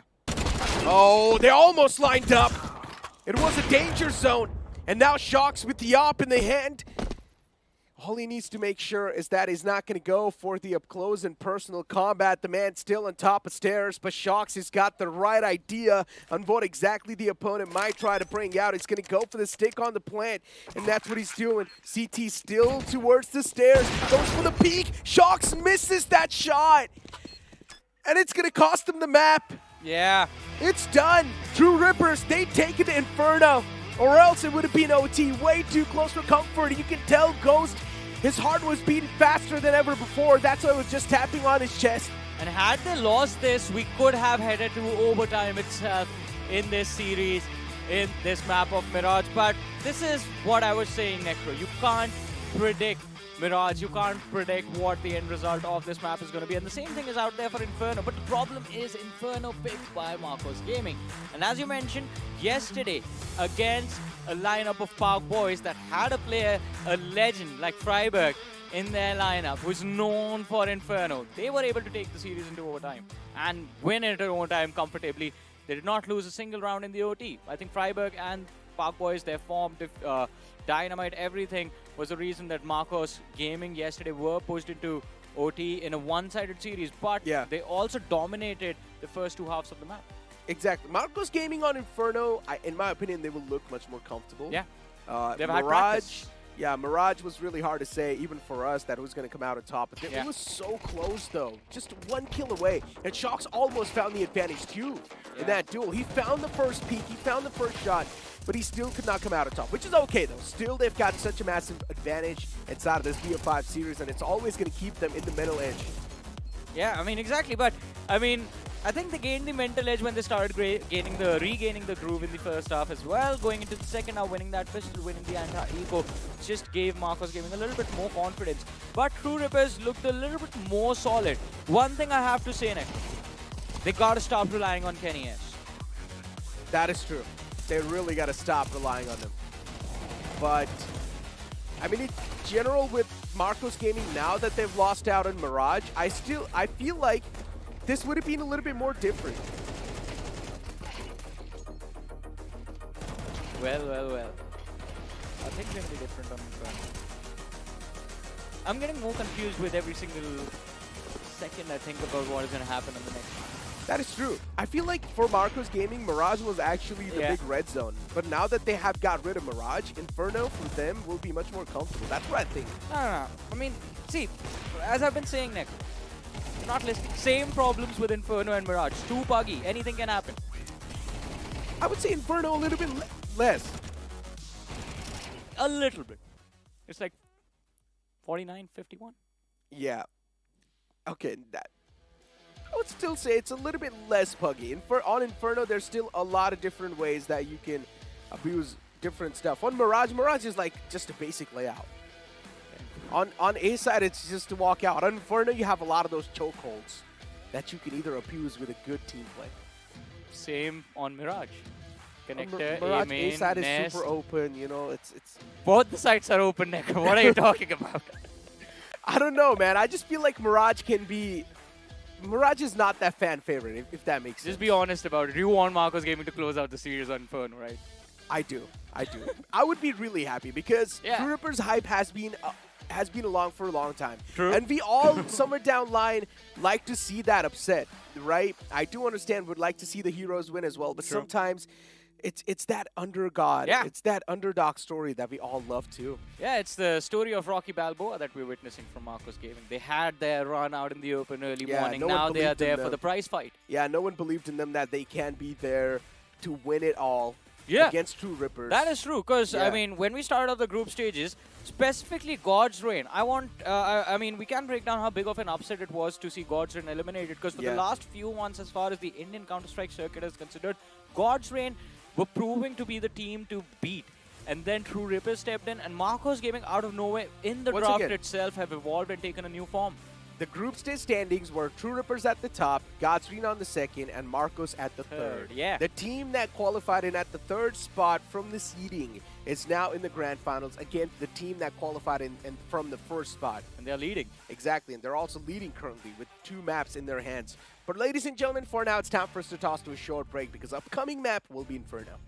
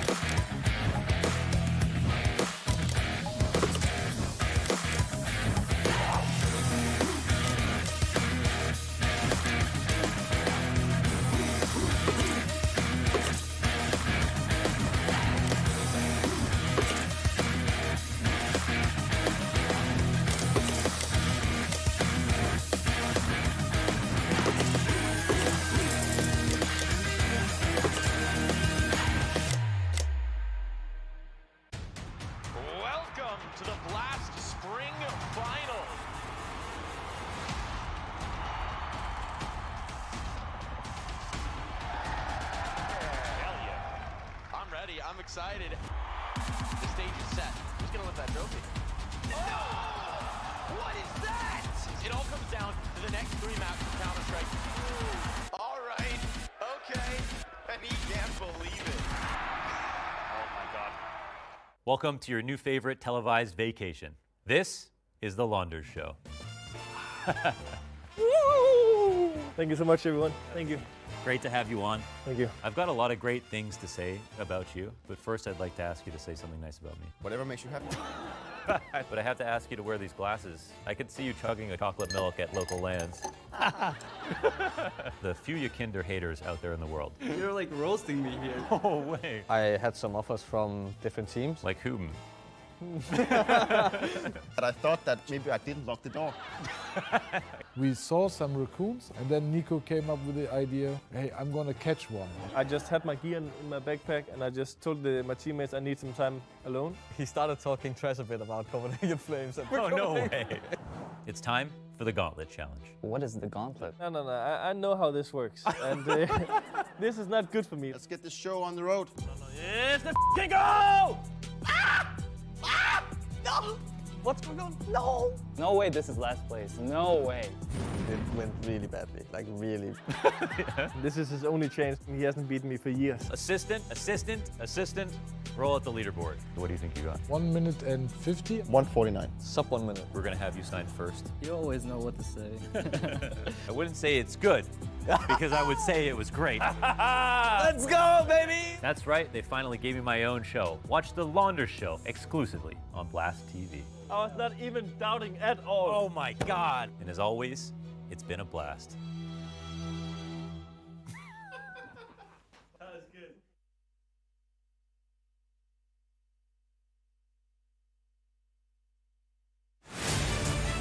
To live your life the way you want. Compete like the toughest challenger. Dance like there's no tomorrow. Celebrate every second you are alive. Life has no rule books, but we can give you a stage.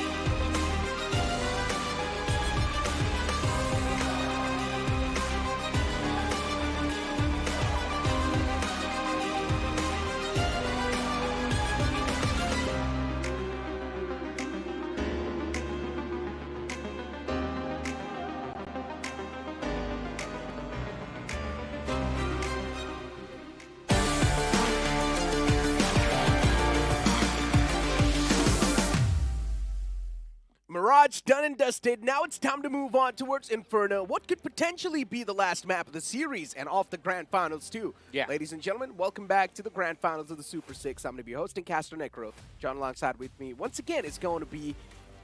Hi, Super Johnny. Yeah. What are I you was gonna about to call call you Shaishanu accidentally. Why? Because I wish- his name is so tricky that Yeah. I actually try to remember it, and then it just No, that's fits in my mind. All that's in your Yeah, head. it just Yeah. fits in my mind. Whenever Probably I might say be the same thing with Inferno now for Marcos Gaming. that is true. Inferno has been sort of like that struggle zone, but at the same time, they know what to do exactly and how to come out on top. So you can't say that Inferno as well can give them another lifeline that they needed. But it might be, like, again, a problematic situation, considering you now have an informed Kenny S to face off against, who's performing phenomenally in the last 2 maps. Last 3 maps, in fact, he has been the most consistent player for the side of True Rippers. And Ghost. Double ops can be scary. And on Inferno, quite easy to execute. One down mid, one on Banana. And we know if your oppers are consistent, makes things extremely easy to handle on the CT side.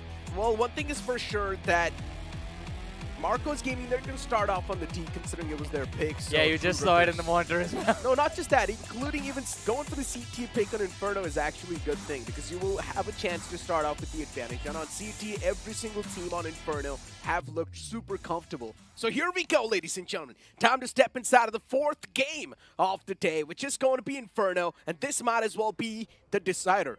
Yeah, I mean, this can be the decider. Marcos Gaming, it's their map pick.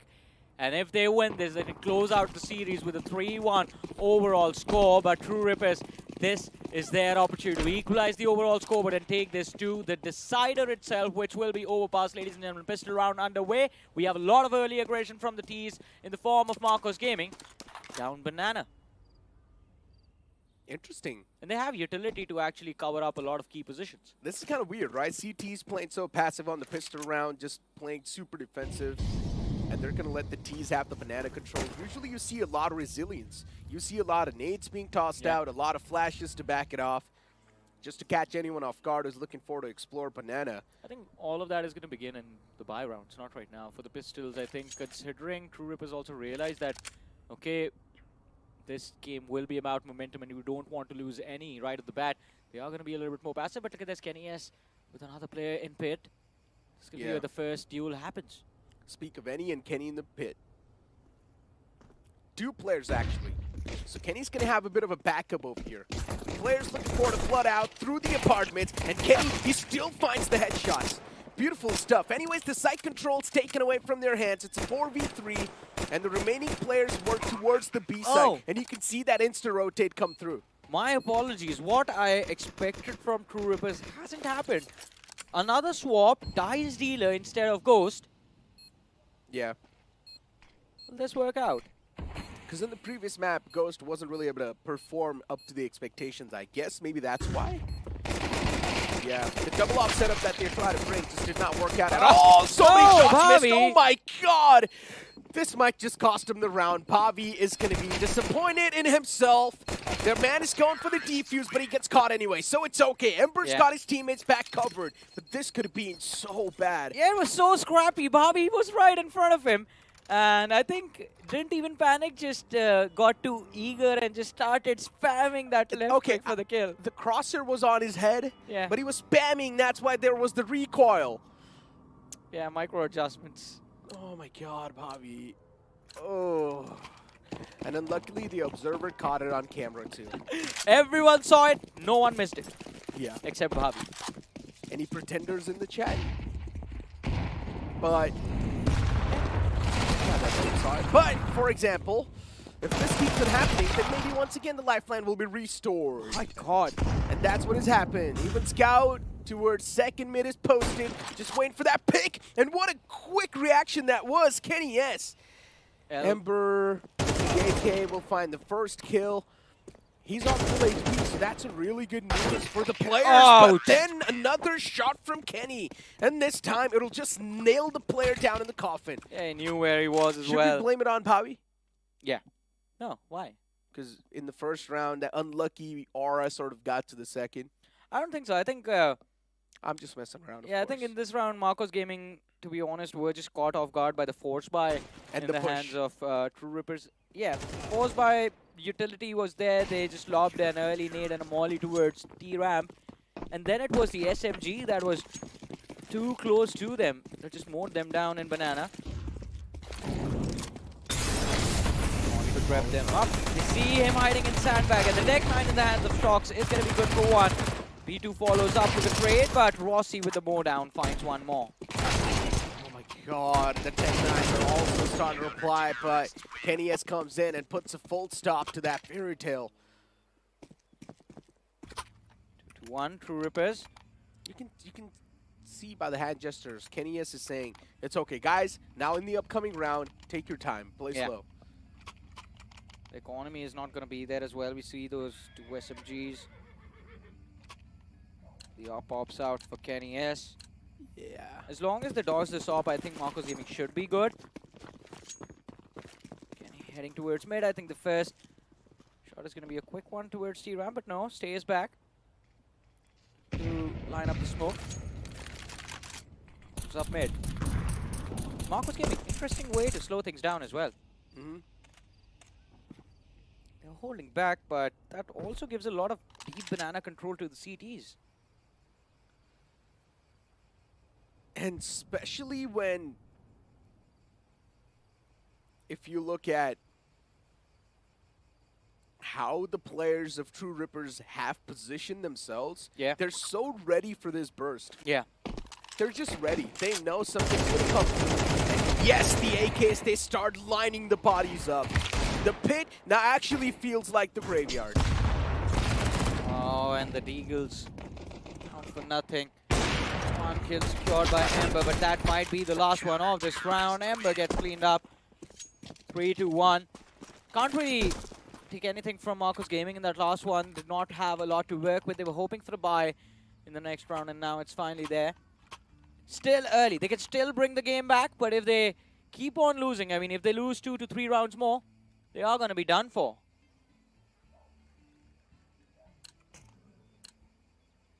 Dice Dealer. I mean, I guess so far it is the CT side of Inferno.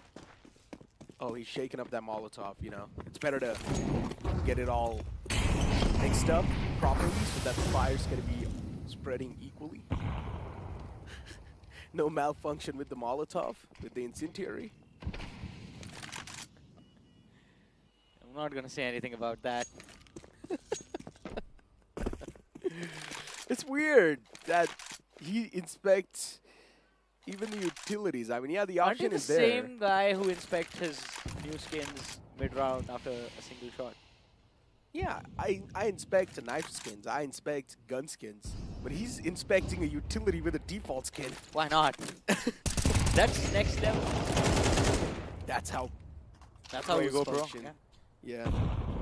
For now. Players looking forward to burst through that smoke towards Arches and go for that proactive control, and they've already got that. So the information's now conveyed. Marcos Gaming steps, they need to be taken quite cautiously, but Kenny is up. It's going to be looking forward to at least strike down a couple of more of these players. And he finds that flick too. Kenny, yes.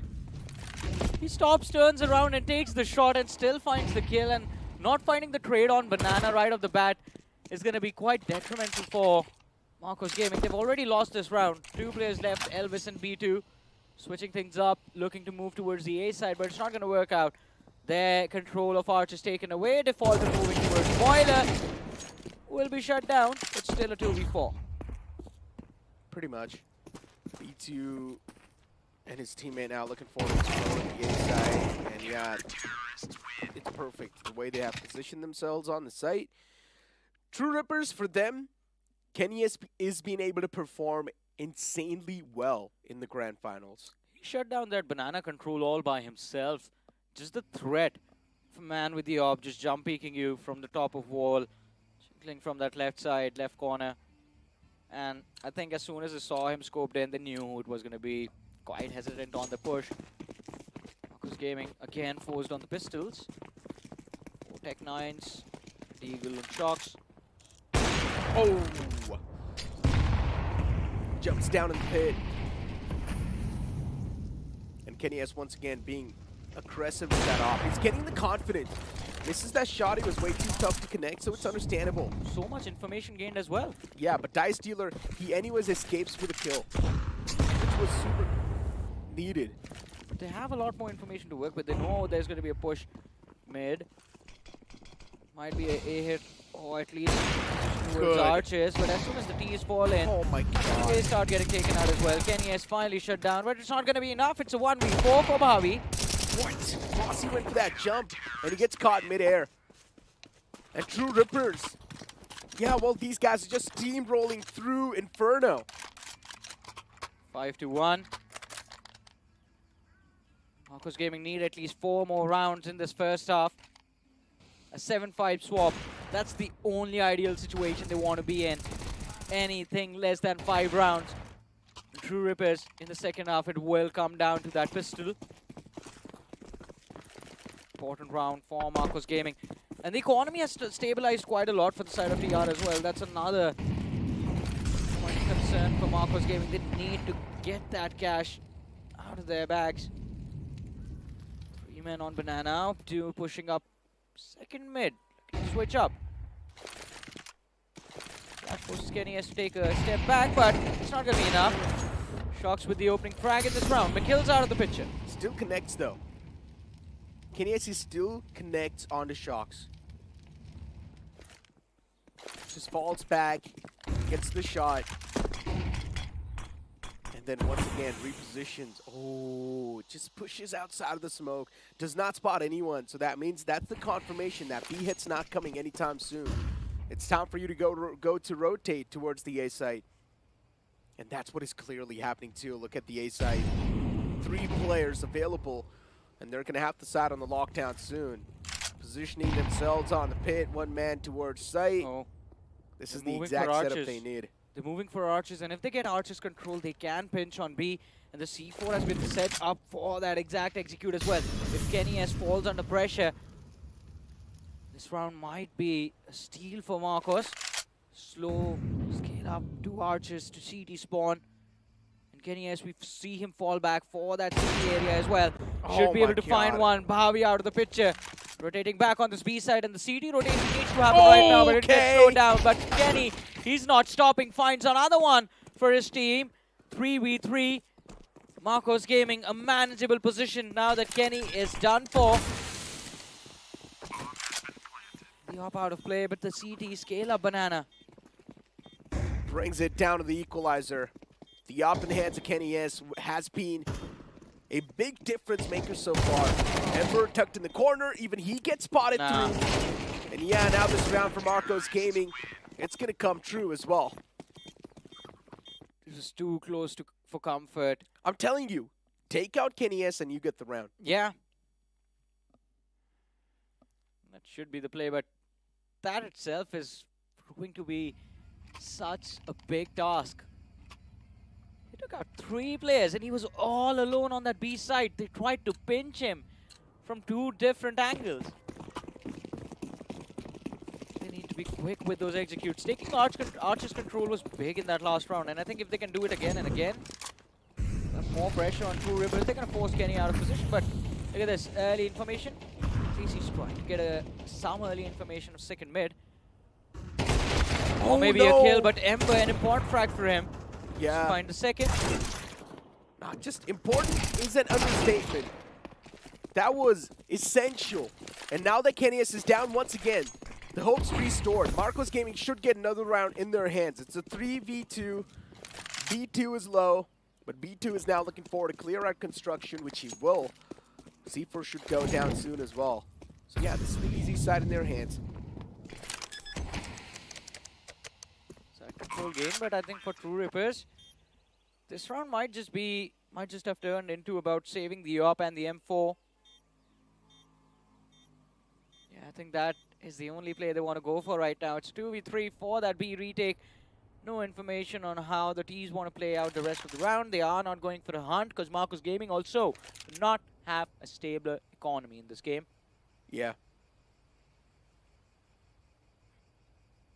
So it's going to be 5-3 after this, just 2 rounds separating the 2 sides. I just understand why they're going for the save, because Rossi has the op.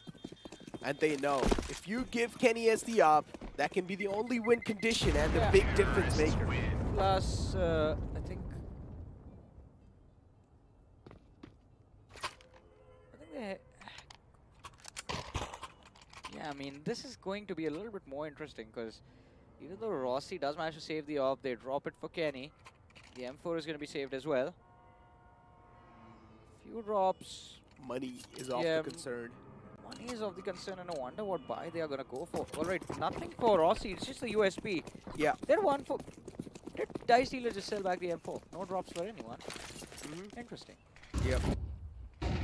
So this round they're completely going to rely on Kenny S's op. And Dice Dealer with the M1 in his hands. Elvis got the Zeus again, Necro. Yeah, on the T side it's going to be tough to execute though. Yeah. I'm not sure how is he going to get the Zeus. For the reason... Yeah, if anyone needs to take that Zeus shot, it has to be anyone hiding in apps. And not just that.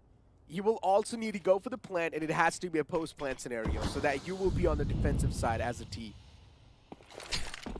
Oh, that's a good nade. That's a good nade. Clears out under shed. Was the player out of position and gives the pinch to the players of Marcos Gaming on this ace side, but a quick rotation from Defaulter.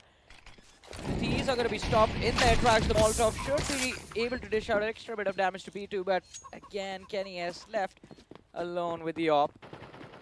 Just going to go for the save in the upcoming round. It's going to be a full pie on the board for True Rippers. Yeah. Maybe that's when they will probably try to establish that momentum stopper. Now Marcos Gaming are the ones who need to go for a hunt. They have a lot of cash on three of their players, Shox, Bhavi, and B2. Elvis and Ember are a little bit low on cash, but it should be okay. And if they can get out this AWP out of Kenny S's hands, that is much bigger than not having weapons on either Ember or Elvis. Okay, Marcos Gaming, 4 rounds back-to-back won, by the way. Yeah. Or 3 rounds back-to-back, that's what I mean. So, at this point, they're sort of fiddling with the mental of True Rippers because they have successfully managed to avoid Kenny S in this round, particularly because Kenny S was on the B side and then he needed to rotate towards A to go for the retake. But when he did so, it was too late because his teammates were already on the ground. So now, somewhere down line, the players of Marcos Gaming, they need to find out where Kenny S is positioned and then just avoid him. Easy as that. Pull that first off shot, but Mikhails, look at the amount of aggression down Banana. He's pushed all the way towards Cubby. Has a smoke to block vision for him as well. And Marcos Gaming, are they going to be aware of his position? Aware of the aggression from CT players down Banana? Oh my god. Such a tough spot to be in, but early Archer's control. Shox leading the charge. Look for the first kill. Mikhails finds the first though. Elvis out of the way. Archer's control gained, and Kenny spotted out with the AWP as well.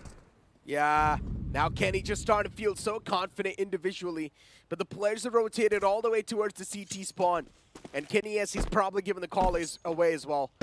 You can tell he knows that they have pushed in towards CT spawn. That's why he's looking at the lib. Ooh, good pick. Good pick, 2v3. It will be down to Bhavi though. If Bhavi can secure at least 1 kill in mid, that can force mistakes out of True Rippers. But Bhavi, as he scales up, he's going to be sandwiched from either side. There's one man in sewers, one towards tree. Oh my god, he moves a banana. He's actually going to go for the check. Oh no, he misses! Because he crouches down. Defaulter throws the opponent's crosser placement off guard. And the C4 is dropped. Yeah, Shox, the only thing he can do now is either try to go for the save and hope for the best, or maybe go for the clutch and just give it all he's got. The pre-flash from Defaulter before he went out. Well, not Defaulter, I think it was Kenny who popped the flash. Mikhails wins the duel. Words exchanged between Kenny S and Dice Dealer, I believe. Right next to him. No, that's not Dice Dealer, that's Defaulter next to him. Are they having smiles on their faces? Mikhails is the only man who's smiling. But Mikhails is always smiling, to be fair. Not true. Unless they lose very bad. Not true. Nah, I've only seen that man. I've seen the rage reaction quite a lot on Mikhail's face. I think that's just his game face. Yeah, I think so. Like he's got his eyebrows like all you know, in like angry face. Hey, but 6-4 last 2 rounds of the first half. Yeah. What do you think so far? They've kept True Rivers in check. Marcos Gaming. Really tough. What? He turns around and still slaps him. Shocks. A duel which he should not have came on top from. He still actually wins it. But then Kenny S and Dice Dealer, they once again put the life back in the shoes of True Rippers. Oh my god, a 3v3 upcoming. Shocks is softened up. Marcos Gaming. For them, this round is important because they want to keep the players of True Rippers on the equal footing, so that means they need an equal scoreline too. Yeah. Try and make it a 6-6 half. Even a 7-5 works. That's all I'm going to say. Either this or the next one needs to be won by Marcos Gaming. Kenny S switching up, repositioning towards CT. I think he's going to take an aggressive position. Will be along with see over there. Crossfire set up. They're falling back. Looking to take control of the A side. The there was extremely low. Shocks is the only man left behind. B2 leading the charge, finds the opening kill. A side control in the hands of Marcos Gaming. And as Kenny S tries to rotate back, it's going to be a little too late for this retake. Yeah, they avoid the op once again, Johnny. Yeah.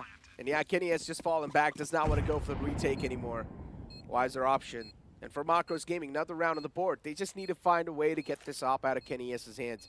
On the attacking side, Kenny S won't be that much of a threat, considering the op on the attacking side, it's really tough to execute it, and especially if you're on the CT side, you cannot just go for peaks and play super defensive. Then it's really tough to find picks with the op. But on CT, the T's have no other option. They need to go for the picks. I think once things change, once we are in the second half, True Rippers, Mikils needs to start stepping up. He's the only man from the side of True Rippers who will be able to keep this series. If Mikils fails, then I think Marcos Gaming should be able to wrap up the series on Inferno itself.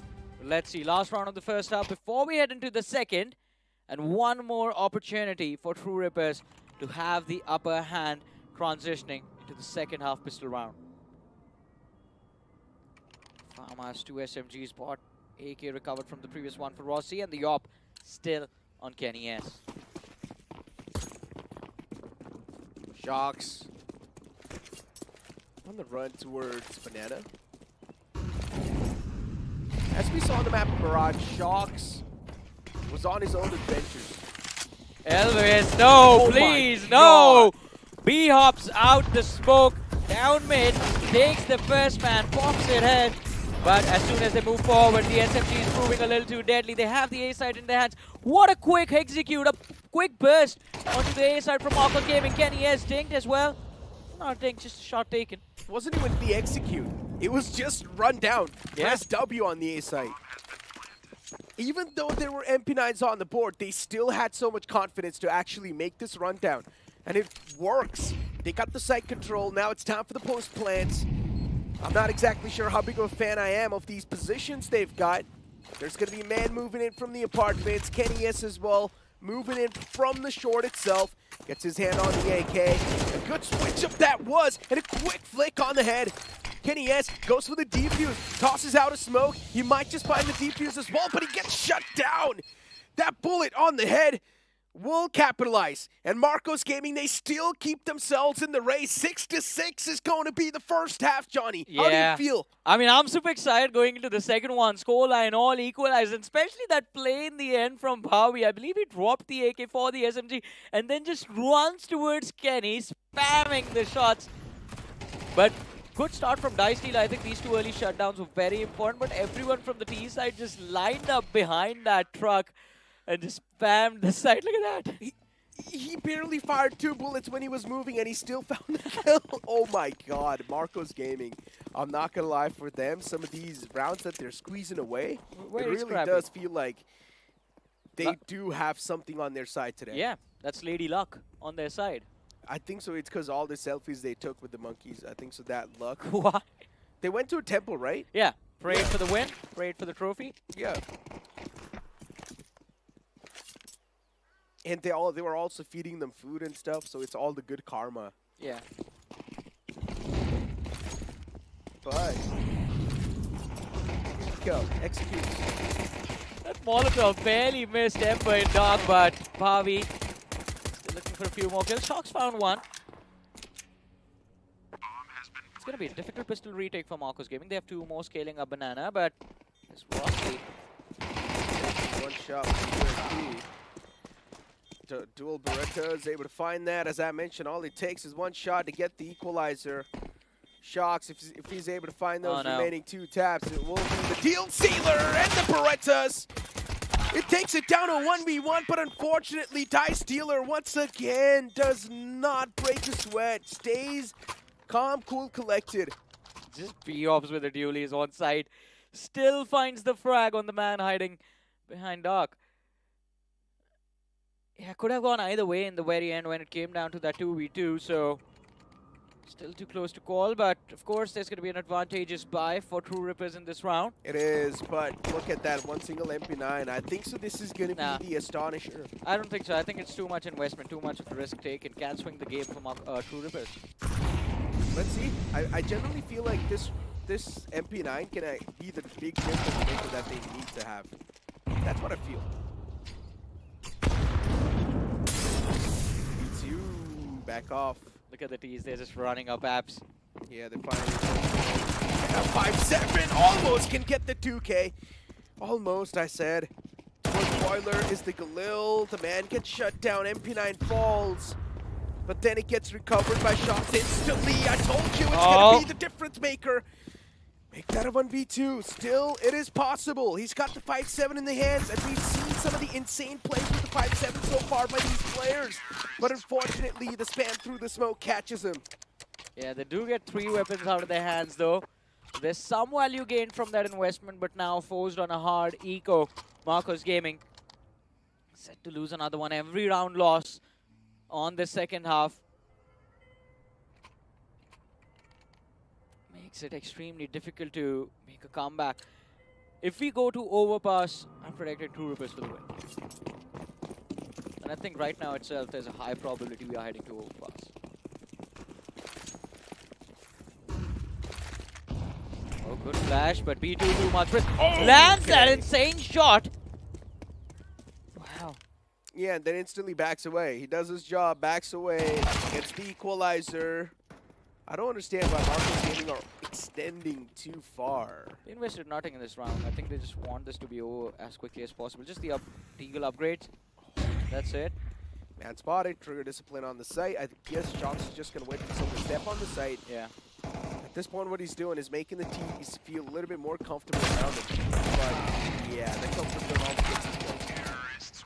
Yes, I mean, just hopped on top of Box and Sox. Had he swung wide, maybe we could have seen a nasty Deagle headshot to shut down Kenny S, and maybe one pick could have been recovered from that round. Didn't happen. But now is when things get interesting. It's 6-9. An important buy round for Marcos Gaming. A timeout taken by True Rippers. An important one as well.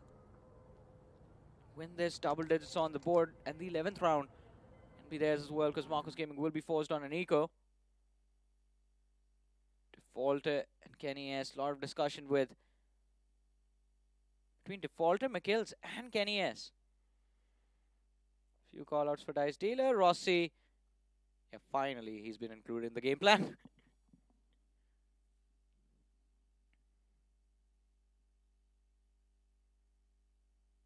All of them just quiet. I mean, on the side of True Rippers, you can see so much movement. Hand gestures, even the overall, you can see just so much talks going on. But then, too, in Marcos Gaming, it's all chill. They're like, yeah, okay. I don't think it's chill anymore. I think there's just pressure. Pressure faces something different. I just feel like they're just chill for now. They know there's a chance. If this round is lost, then definitely there will be a lot of pressure. But as long as they've still got this round in their hands, and picks like those will always restore the lifeline. Shox going for the second peak. It just does not exactly come through that flawlessly. Another angle held, but then he gets caught from the apartments. Unfortunate for Shox. The trade was there, 1-for-1, but still, if Shox was alive, things could have been much more different. Yeah, plus now True Rippers, they get to recover the op. It's going to be difficult retake for Marcos Gaming, but they need to make this happen. This round either makes or breaks this entire map for them. Are they going for the save? No. No, no save. No opportunity to save. Time's ticking, though. Nothing. Time's ticking. And there's also a lot of shots through the smoke. The man floods in on the site. He gets the first pick towards there. And then Pavi, he might just go for the stick. The man's still in pit. He gets caught. Then Pavi squeezes that round away barely for his team. Oh my god, so close to comfort. I told you, Marcos Gaming, they had a lot of faith in this buy round. It was too risky, too close to call. If you win it in a 1v1, you can't really call it a win. Need to be a comfort pick for Marcos as well, because from here is where they start thinking about money in the bank as well. A small little reset handed to True Rippers, though. I think that is something they can play around with in the next round. B2 over there just waited for like a good 10-15 seconds to get that fist bump. It was 5 seconds. Just wait for that defuse to go through, and then we will give the fist bumps. You know, does not want to go for those early celebrations, even though the round's confirmed 99% that he's never going to win it. All out mid push. Yeah. Just a pistol away from going for that peak as well. Elvis, it's better to back away. Only got MP9 in the hands. Good molly towards the archers. So now the entrance is blocked off. There's a man towards pit. Almost lined up too as well. But then Rossi, he gets a 2K for his team. As you mentioned, it's massive for True Rippers. That's what they exactly need. Marcos Gaming. Now you save. Now you save. You think so? Yeah. It is doable. Rossi's No, it's not doable. They have the op. They lose this. They lose the game again. It will be double digits. Doesn't matter. I think as long as they have those weapons, they can potentially bring themselves back in the next round. Of course, Ember and Elvis especially is going to be forced on a Deagle upgrade. Or maybe just the armor without helmet and an SMG, something of that sort. Just a scrappy buy for Elvis. Ember maybe with a better one, but Shox, Bhavi and B2 will have to deal with the brunt of the pressure in the next round. Maybe. Okay, True Rippers. It's good round. It should be time to move that up towards Banana again. I guess that's what they will do. Yeah. Yep. That's what I was literally thinking as well. Shox towards Banana can be a really great addition. 2 players towards B and 3 players towards A. That will be perfect because they've already got a heavy investment towards Banana because the op. And also a couple of utilities to back him up to sort of lock down the Banana side. B2, this time playing really passive, really defensive in the back. There's another man towards Coffin. So the overall angle, if you speak about it, are being let loose by Marcos Gaming. They want them to sort of walk inside of the B side, have that proactive control, and walk into that trap. Flash needs to be perfect from the side of True Rippers if they want to take control of the B side. Lock from Bhavi, doesn't connect on anyone, but True Rippers still not moving an inch. This is going to be an important pick on mid. Look towards mid. There's a T and a CT right next to each other. T's find that kill. They can force out a rotation towards that A side from the CTs. If the CTs find that kill, it gives them control of Banana and an opportunity to pinch on the Ts on Banana itself. Getting them to panic may be a instinctive execute. The push towards B finally underway. Oh my god, the crosshair placement was so off. Don't even know why he was staring at the plank there. Even though when he heard the player just approaching him, he heard those footsteps running towards his face. It's a 4v4, C4 planted, big advantage in the hands of True Rippers. All they need to do is play tucked in and just wait. It's a waiting game for them now. Yeah. Shox's op needs to hit. But the T's can't refresh any more smokes. They don't have a lot of utility to force out the fight. On the other side, the CTs have a few nades and a few flashes to work with. Play around with utilities, and you have this round. But try peek towards Dark. 1-for-1 trade coming in. Elvis finding the second last 2 players left from the T side alive. God. And it's going to be down to Rossi in a 1v2. Shox and Elvis waiting for him, and it's the op. at point blank range that shuts him out, and even Shocks is surprised. Why do you peek like this? The round still goes in the hands of True Rippers. They wasted enough time. I missed the clock. My bad. True Rippers once again looking to shut down Yeah. their opponents on Inferno. They've done it once in the past, and they're doing it once again. Or almost on the verge of doing it. Oh, no kit. No kit on anyone. Yeah. And Rossi found the last kill as well before going down to Shocks. Yeah, that's what Shocks is saying too. Why you die like that? I'm not sure what Shocks said, but I mean, considering there were no kids, even if he went for the stick anyway, it would be really tough. I think so he was going for the stick too. Yeah, I think he was going for a stick and Rossi ended up with damn. Ooh, that is big. Yeah. Threat neutralized. B2. Man out of contention. This map is done. That's what it seems like. After this round, it's going to be the match point, and also the economy will be in shambles for Marcos Gaming. There's still an op in the hands of Shocks, and Shocks needs to get at least a 3K to bring his team back in the race. And there's still a Herculean task in the front. Name this Inferno upon yourself. Moving up B, True Rippers. There's just CT on the other side on side, probably, but they pull out of rotation from the CTs. Enough pressure. It felt they could have gone for a counter rotation towards it, but no, they are still scaling up B. Pushing up Banana all the way to Sands. Time to line up the utility, pop a few flashes, and then run towards the side with the first kill secured by Shocks. The opposition patient. Oh, this is too much. Elvis, you need to back off. And they're trying to do so. And True Rippers, they're just winning these duels.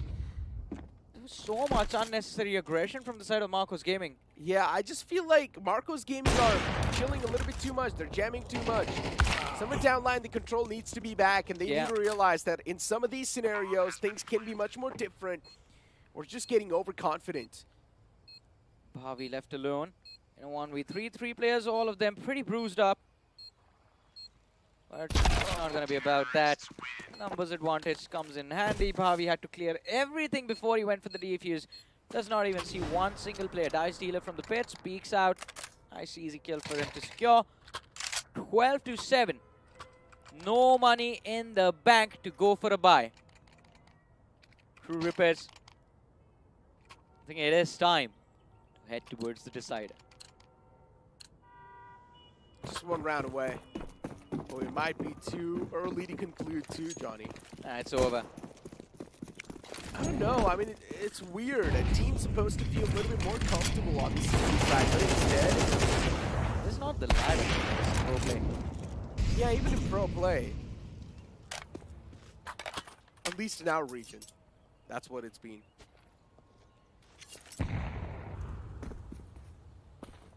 Defaulter... especially just holding it down towards Rams. Yeah, what can they do? There's a man in close. MP9 can definitely find the first blood there. They try to go for that double peek, but still the execution wasn't exactly that perfect. Smokes out to deny the molly, and now it's time to just bum rush it down. WPs all across the board. MP9 starting to really sting, but these AKs, they anyways prevail. They get the site control in the hand, and now it's time to play for the post plants. The numbers are evened out. Maybe Marcos Gaming can bring this back. They have a few flashes, a flash and smoke, I believe. Disrupt the post plant from the side of True Rippers, but deep positions taken onto site from True Rippers. Kenny S. placed for CT. If he takes this man out of the picture, things are going to be extremely easy. Damage dealt with the op. But Ember finds the first kill. Rossi out of the picture. Kenny S still looking for those frags. And he fails Ember with the 2K to end it all. A desperate round in the back. And Kenny, alright. He's like, my bad, it's okay, my bad. Because they could have actually secured the round.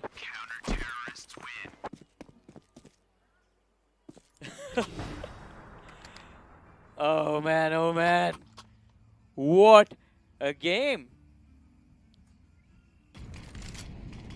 Kenny. How much money do they have though?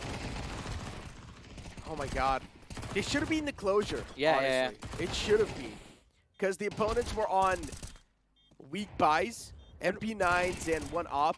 Yeah. And 2 easy shots missed by Kenny. Yep. I mean, easier for him because we have seen him hit some insane shot, not over the years. I'm just talking about this one tournament. Yeah. Especially that shot onto Ember should not have been missed. Yeah. Even Shocks for that matter. I mean, he saw his shoulder. But I think it was that slight edge of the that forced him to miss. I was expecting Shocks to just continue peeking over there. Anyways, another scrappy buy for Marcos Gaming. They have that SMG on Elvis. Just an armor helmet for Ember. Just to let you know, 1 round it all it takes to restore the hope. And 1 round is all it takes to take it away as well. And that's what has happened. Miguel's pushed in, not even with a gun, just to take 9. He just ran up, left clicking on the back of Dice Dealer, who was leading the charge with that Mac 10. Meat shield, that's what you call it. That's what he was. Oh, I don't think so. This can be pulled off now. It's time to move on to the decider, ladies and gentlemen. You never know. I mean, all right, let's see. I want to see how this plays out. Because if one of these players goes big, either Ember or Shocks, they can't bring it back. Ember shut out, Shocks all alone in a 1v3. No time left, and Shocks is going to fall as well. And there's the pop-up from the entirety of True Rippers, losing 2 initial maps in the early stages of this BO5. They win the next 2, and a reverse sweep. Is that what we will witness on the last map of the series, ladies and gentlemen? Overpass will be in front of us soon. Losing out first 2 maps initially, and then now winning the later 2 maps. True Rippers, they're going to take us to all the 5s maps. Oh, I think discussions of a swap happening, and Ghost has decided maybe he's going to let Dice Dealer stay in. Dice Dealer. And yeah, he's actually been doing quite good for the team as well. So, makes a lot of sense why Dice Dealer should stay in. He's had a lot of impact towards Apartment, especially on the CT side. I think he has done that. It has been a little bit more freedom given to the players of True Rippers, and especially Kenny S. Can be a little bit more aggressive. If he's the only opper for the team. If there is 2 ops, you also have to take into account that both of the ops needs to stay back on the play. And I think that aggression from Kenny S, what we witnessed in the early stages, was something that threw Marcos Gaming off. The game plan completely off, but I mean, I still believe, I think this veto instead of Inferno, it should have been Overpass first and then Inferno later for the closure. I mean, Kenny S, it just feels like he's getting riled up slowly and steadily. Yeah. And considering Overpass can also be the map for the offers, Kenny S will definitely have a chance to come back. And now, not just that, overall Kenny S just feels a little bit more alive.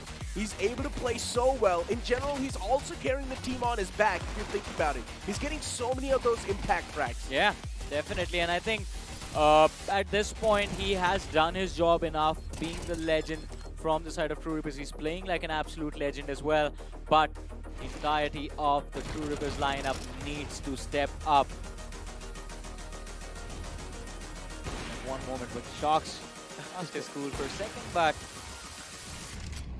that happens from time to time. And as I was talking about True Rippers, as you mentioned, Dice Dealer, definitely a brilliant performance from him on this map, but Rossi and Mikhails, these 2 individuals, they need to start popping off as well. And the moment they do is when True Rippers will once again look like the best team in India. And then the last push with the Mac 10s towards the side was just a classic SMGB rush. But we got the scoreboard. As I mentioned, Kenny S, he's once again leading the pack with 24 kills and 10 deaths. And then you've got Shocks with 17 and 16. The only way you can actually win the map of Overpass if you avoid Kenny S on the CT side. How do you do so? It's all going to be up to you. I think avoiding him on the CT side is going to be not that difficult. A lot of ways to scout out early information on Overpass, especially with how we have seen these teams pull off their utilities. A lot of early aggression towards mid specifically from the side of Marcos Gaming as well. But stats for the 2 best performing players on either sides. We have B2 and Dice Dealer. And I mean, not the top fraggers, but the important fraggers for the side of both of these individuals. B2 has been on fire, especially since the start of the series, and Dice Dealer stepping into this map number 4, my apologies. He stepped in map 3, was introduced in map 3, transitioned into map 4, and has been quite impactful for the side of True Rippers on both these maps. Exactly.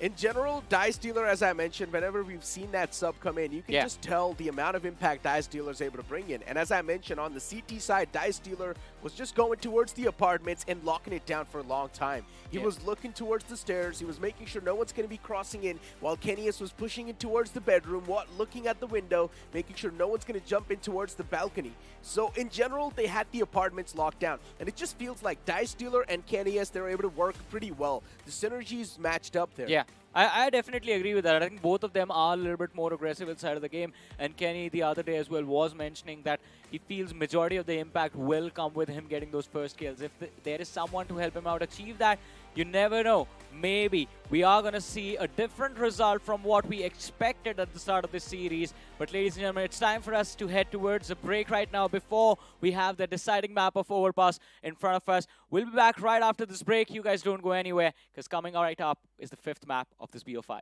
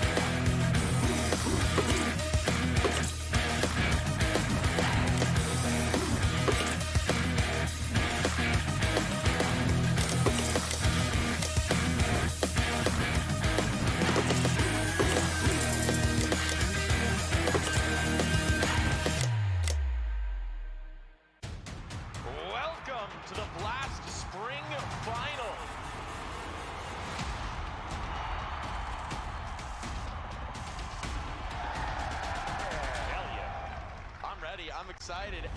The stage is set. Who's gonna lift that trophy? No! What is that? It all comes down to the next 3 maps of Counter-Strike. All right, okay.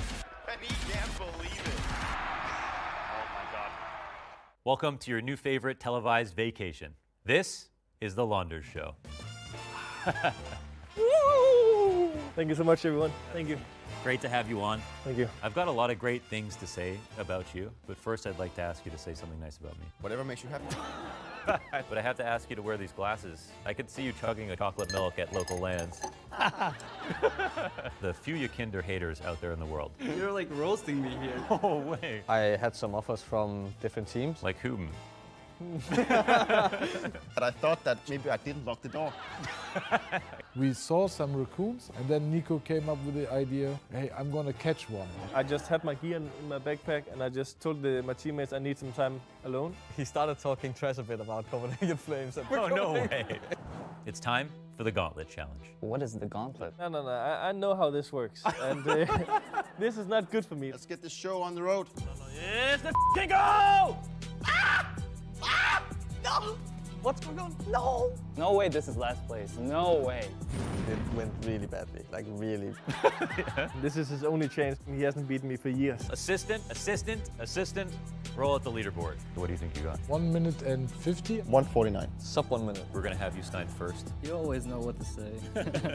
I wouldn't say it's good, because I would say it was great. Let's go, baby! That's right, they finally gave me my own show. Watch the Launders Show exclusively on Blast TV. I was not even doubting at all. Oh my God! And as always, it's been a blast.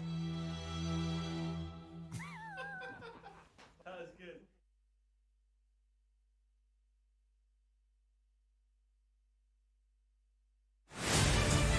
To live your life the way you want. Compete like the toughest challenger. Dance like there's no tomorrow. Celebrate every second you are alive. Life has no rule books, but we can give you a stage.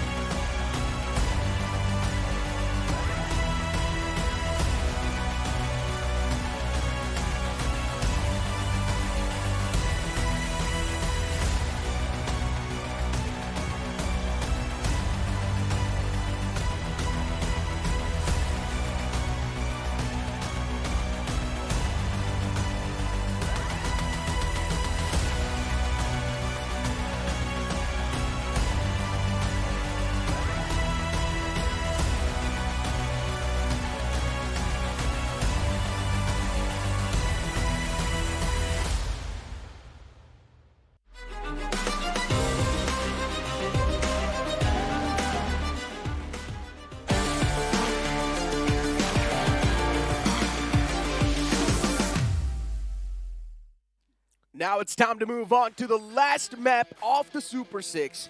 Johnny, how do you feel? Last match of this entire third draft season 1. I'm not dying at least. Yeah, I mean, it's too intense. My heart has been beating like a 200 beats per minute. It was extremely interesting with how we started with Marcos Gaming leading 2-0 in the overall series. And then we expected, all right, maybe, just maybe they can close it out on Mirage. Did not happen. Mirage and Inferno, the next two maps, won by True Rippers. And now here we are, the fifth map, Overpass, being the decider. And Kenny S, he's been performing out of his mind so far. In the Inferno as well, Kenny S was just able to shut down the players of Marcos Gaming left, right, and center. But now we're going to move on towards Overpass, where Kenny S is even going to feel him even better.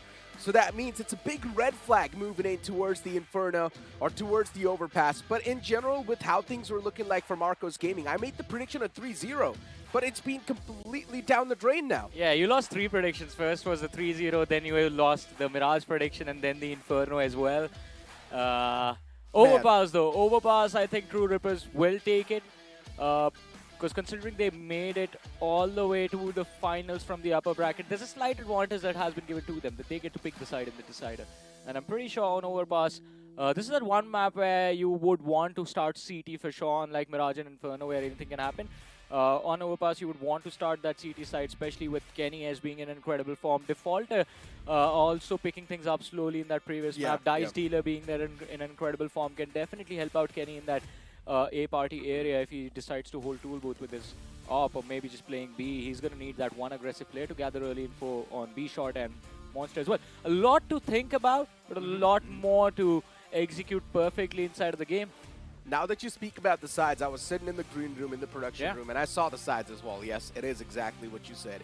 On the CT side, it's going to be True Rippers, and on the T side, it's going to be Marcos Gaming. So that means off the bat, it's going to be a tough start for Marcos Gaming, especially to face off against the op of Kenny S on the CT side. It will be really tough. It will be a dicey situation these guys will be put in. But once again, the only way they can get out of this dicey spot is with team play. And now it's up to them how they want to drive the game. I feel like the players of Marcos Gaming, they were a little bit too let loose considering they lost the first 2 maps. Yeah, but they won the first 2 maps. On the decider, both of the teams are going to be in an equal pressure. Oh, yeah. Yes, True Rippers will have the momentum in their favor considering they are going to pull off an incredible reverse sweep if they win this map as well. But Marcos Gaming, you have to give them the fact that majority of the teams are like this in the Indian circuit. Yeah. When their back is against the wall, they start pulling off the most unorthodox moves inside the game. That makes it extremely difficult to predict as to what is actually happening and how do you counter it. The only way to stop plays like that is by individual brilliance. In certain positions, you pop off, get 2 to 3 kills in, completely shut down the round for the opposing side. Other than that, you can't really do much. I just hope that Marcos Gaming aren't going to be too desperate now to get those kills. Yeah, and I just hope that they rely on team play more than the individual skills, because I understand they will be desperate, but it should not be showcasing inside of the game. Yeah, true. Because anyone's mindset will be a little bit shaky after losing 2 maps back-to-back. It was the same thing happening with True Rippers, and now it's going to be the same thing happening with Marcos Gaming. Yeah. But for Marcos Gaming, it's going to be a little bit more, considering for them, they were so close to tasting that victory. They were so close to closing out the Grand Finals in a 3-0 fashion, but then it was stolen away by True Rippers and just delayed for maps after maps, and now we're over here at the 5th map of the series. Yeah, and it is going to be an intense one for sure. Let's see how things are going to turn out, ladies and gentlemen. Map number 5, the decider of the Grand Finals of the draft. In front of us, True Rippers starting on the CT side, Marcos Gaming playing on the T side. And let's see how this game is going to turn out. Here we go. As you mentioned, True Rippers starting from CT and Marcos Gaming starting with T. Oh, they just jump and connect. Wow. Yeah. Proactive connection control. The crosser was lined up perfectly, but still it shocks for you. He peeks out in his crosshair, still gets the kill. Kenny S towards the bathroom, backs away. And now he'll need to leave that control as well. Towards long, Kenny S is able to get one. The second one lines up too. Kenny's so calm in these natures. And now, once again, towards the site, it's down to his teammates to try and pull something off. Even Ember on the site. He's a menace. He's causing a lot of damage to the CTs and Evil. 4 kills secured by Ember. Cleans up connector first and then the side itself. Bhavi finding that 1 extra kill onto Kenny S. What a pistol round for Marcos Gaming. Not a lot of utility invested, you have to say. It was just a pure mechanical round. That's all you can say. I think a few mechanics and a few well-coordinated plays, especially in connector, to draw out the crosshair from the players holding the staircase. Once again, in general, it was just a gun down, though. Yeah, the only call that was made was you guys go in from the main, and we'll go in from the connector. So making sure that we're not going to be backstabbed later on. Basic calls, and Marcos Gaming, they come out on top. Try not to overthink a lot of things. And Kenny S with the scout will probably try to line some skulls open.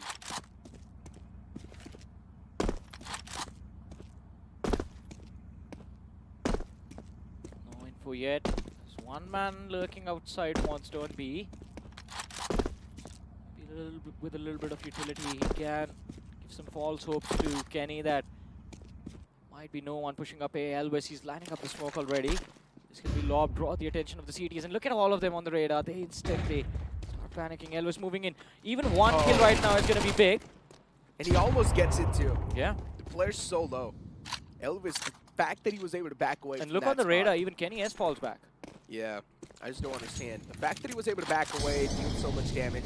Kenny's just got the scout, so it makes a lot of sense that he's playing from the back, from the truck itself. He's playing a little bit of that defensive position. Beautiful nade to get the entry. Kenny S towards the truck. He finds the tag onto one of the players. And now is also getting shot at by the sidelines. And eventually, truck will be cleared out too. McKills trying to fade away from the smoke. Oh! He does so as well perfectly. Gets his hand on the AK as well. For McKills, it was looking good, but not anymore until B2 peeked out. It could have been a big play from McKills, but he was left in a 1v5. Finds 2 kills, but definitely wasn't going to be enough. But Marcos Gaming in a much better starting position now. 2 rounds won. Not a lot of economy lost as well. Side of True Rippers, though, things are not looking easy. As easy as they thought they would. Force by fails. They're forced on those pistols again. C4's on the spawn. Did anyone forget to take it? I don't think they're going to need it. They know it's going to be a complete input from the opposition. No upgrades as well on the pistols. Interesting, though. I mean, because these type of moments do tend to happen as well. And if the CTs do get their hands on better weaponry, even bigger of a problem. I mean, the playground still in their hands. But for how long? Doesn't matter. B side already taken care of. Ember finally picks up the C4, runs towards that B side. Should be an easy plant for them. And the CTs are feeling the pressure of Shox, who is still lurking outside A with his Mac 10. Yes, has the AK in his hands.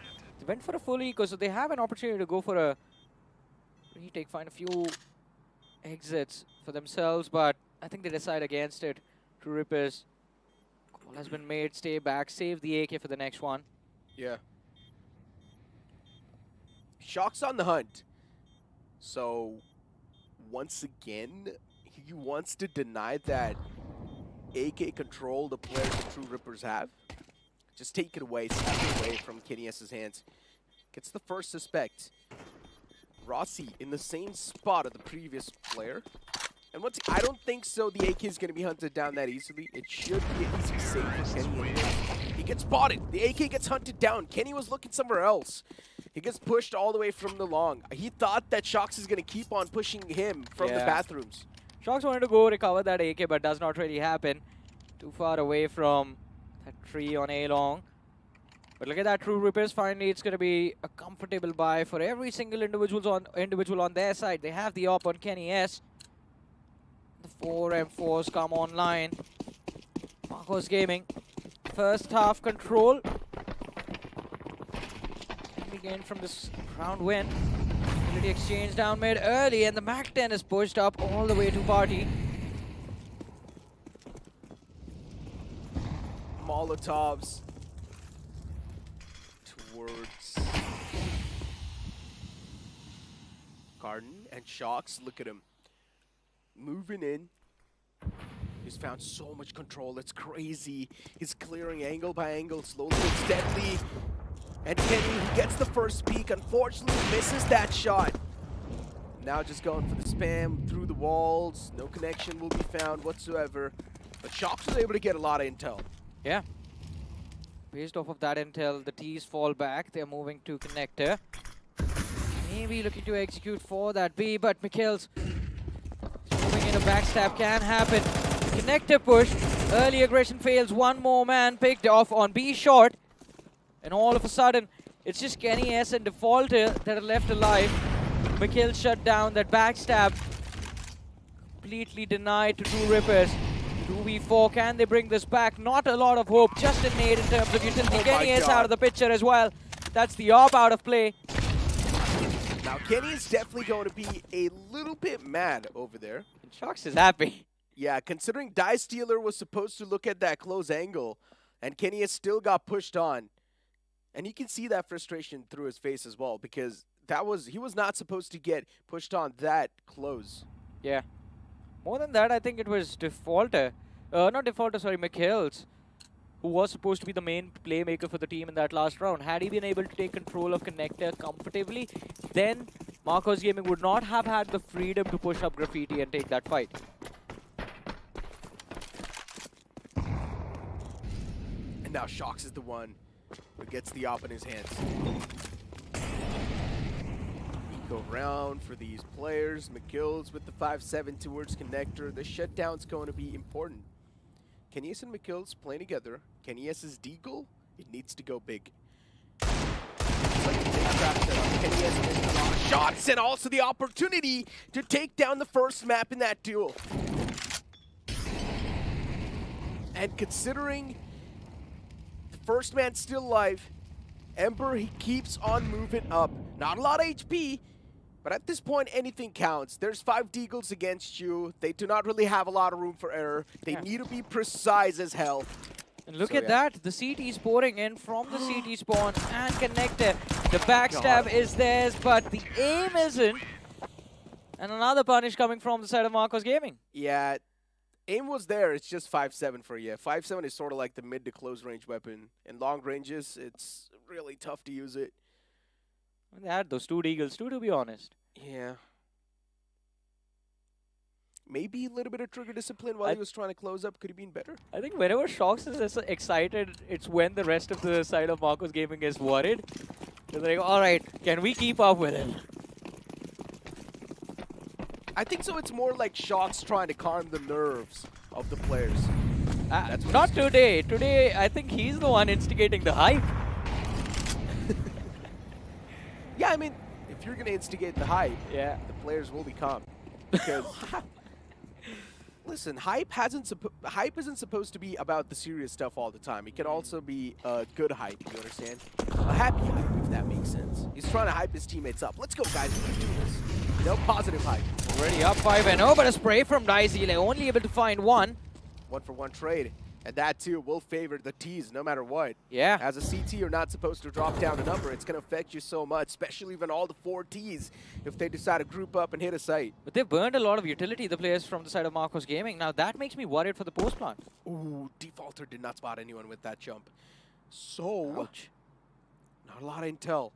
And that's why both the players now starting to regroup. And they've got this little bit of a crossfire where Defaulter is going to be the man to grab the attention, and then towards the Toxic, the man will peek out and get the kill. I like this. It's a little bit of a bait and grab it. Yeah, they want to isolate those fights. One for Short, one for Monster, but it's not going to be easy. Ember slowly and slowly moving in. Is going to be spotted out from Rossi. He's hiding in Toxic. Gets one, gets two, lines them up. And the strat works out. Bhavi and Shox, all that is left. Now it's just down to Bhavi. Gets picked off, shut down. Finally a round on the board for True Rippers. True Ripper, solid round. Desperately needed to. And this is what we've seen so far, right? True Rippers, they like to start off really slow.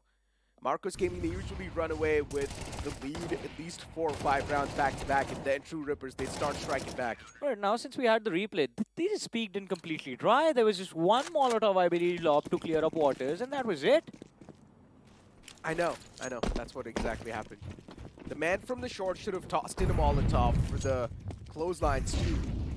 Near either Toxic? I mean, Toxic is something that needs to be done, and every time you go for the B side. Maybe lack of utilities or something like that, I'm not sure. I think it was lack of utility. They burned too much in the early rounds, and Marcos Gaming just keep making that same mistake again and again. They haven't been punished so far, but I think it's finally starting to happen. Okay, good peeks. He anticipated the peek from the close, but then instead it was the man in the back who went for the peek. So these type of little micro plays are really helping out True Rippers. True. Once again, a good push towards long. He has managed to grab the attention, but he's going to back away considering he's got no backup left. All right, big play coming from Connector. You see that CT moving up. Yeah. And either he picks off the C4 itself. Oh, no. Okay, well, yeah, he picks off the C4. Oh, man, Shox just completely managed to catch him off guard. Ready. He was just ready for him. Our barrel is too long, you know. It gets spotted from miles away. Yeah, he waited. He saw the entire AWP. He left ever so slightly. See his head clearly. Lines up the shot. Takes it. But still a 3v3 in this round. And finally, they pull the trigger on this A side. Marcos Gaming looking to move in. A nice little flash is popped along with a few Molotovs to cover up Dumpster and Bank. But will that be enough? Might not be. Elvis extremely low. Shox right next to him. No Finds way! the kill. Point blank range. And Dice Dealer is left there in this round, which is 23 HP. Yeah, Shox just pushes up and then jumps on top of the box. So much confidence with the op up close. Wait, what? What happened? How did it end? He just went for the save. Oh. And considering he knew that the time was also not there, so he just ran away. The T's unfortunately burned through too much time. So yeah. Why? So much map control, still not the C4 down. Too much time. That's why Shox was so desperate, right? On top of the box, he was going for the fights as well. He just wanted to clear out the side as quick as possible. Once again, 1-for-1 trade. As long as you're taking down Kenny S, it's worth it. Yeah. That's the danger man out. So I would say it's a really good trade. Positive trade, in my opinion. I agree. And same goes for True Rippers. If they get Shox out of the way, it's a positive trade for them. Yep. Shox already on double digits. Following him up is Ember this time around. Ember has been quite incredible with his mid-round lurking as well. Yeah. And of course, in a few rounds, we see him being the man leading the charge for the team as the entry. Spotted. Yeah, they have control, but you know, one CT player is going to be there. I think they might hear the other one in toilets if he makes a move. Gets too eager to take the fight. Shox waiting eagerly just for that man to step in the crosshairs. But no one's got the intentions to go aggressive. And there's a big rotate towards the A side. Everyone knows from the side of CT that there is a push coming on A. But still, no matter what, they are able to get away with these 2 insane kills. And that's going to open the floodgates on the site. Another Molotov tossed in. Smoke as well to block off Dumpster. So once again, the site's on the lockdown for the T's. They will get the bomb planted. Look at and now toilets, it's time for the retake. Yeah, there was a man in the back, but not anymore. Shox. This time, I don't know what's gotten to him, but his op is striking harder than Kenny S's. Yeah, Shox is turning into Thanos. Like, I'll do everything myself. Pulls the round back for his team. 6-2 on the first half. Marcos Gaming, incredible start on the T side of Overpass, but how long can they keep this going? An eco force for the side of Two Rippers. See a couple of Deagles being bought. And these Deagles need to go big. Want to stand a chance to control this first half. It's going to be 7-2 otherwise. And we see a run towards the B side. Yeah. Don't want close range battles against these people. Pretty much. Kenny, he's pushed up deep. He wants to take it personally. That's the personal beef.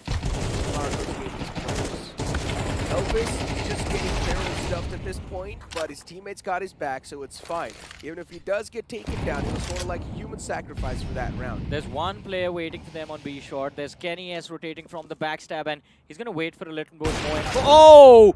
But as he waits, Shox turns around, takes a nasty little headshot on towards Kenny, and the cleanup will be there from Bhavi. Kenny S, I mean, that was the important play. That is where they could have dropped either a few guns from the opposition, or if he connected all 3 headshots from the Deagle, he could have brought the round back. True Rippers, time to wake up ASAP. Come on. The more time you keep on wasting, the more it's going to hurt later on to make the comeback. Especially on the T side, it will be super tough. Yeah, for sure. And the fact that MG is able to dominate on their T side, it's actually unexpectable. Wondering what True Rippers can pull off on the T side. I just said unexpectable. Is that even a word? Unexpected. But It's unacceptable. Comeback can be expected though. Oh yeah, it will be. Yeah. Because if Marcos Gaming, one thing that Marcos Gaming is not very good at is maintaining advantages inside of the game. We've seen that time and time again from the group stage till now, and I think if they slip up too much, this game can slip out of their hands. But Elvis outside Monster needs to hit that nasty headshot onto Rossi as soon as the smoke dissipates. He's gonna see at least one player, lines both of them, and the spray is good. Looks for the third, fails in front of Dice Dealer. Found that third as well, I swear. Nah, it was way much. too close. Dice Dealer flashed up, too many flashes to back up this push from short. And Emperor, the man to lead the charge. Kenny S as well finds himself finally in the game. The lost Kenny S has been found. And now the entire push deactivated. Pavi looking to back up towards A. And almost gonna be caught. Pavi can shut down Kenny, and Kenny's gonna be pissed. He just missed an easy shot under Pavi. After connecting all of those tough ones, missing out an easy one is going to be really hard to digest. And as you mentioned, Pavi's quite fragile too, is sensitive, does not have a lot of HP. One single bullet will be done for, but Pavi, even what he needs is one single bullet to the dome with that AK, and he the fights pop-off. it. And the pop-off is there as well. Pumps up his entire team. Shox is now fired up along with Elvis and Ember and B2 also super happy. And Kenny S, now they start to feel the pressure. True Rippers losing out on a round like this. To be honest, they recovered quite nicely. I'm not gonna lie, I thought after that spray from Elvis outside of Monster, it was done and dusted then and there. But no, Dice Dealer brings it back for a bit, and then it was Pavi who just answers back with a, nah, round still ours. Don't tell me all of that comeback, those two previous map wins was for nothing. Was for a one-sided overpass game. I don't think it's going to be one. Yeah. As of now, maybe. Johnny, that's on the T side, though, you know?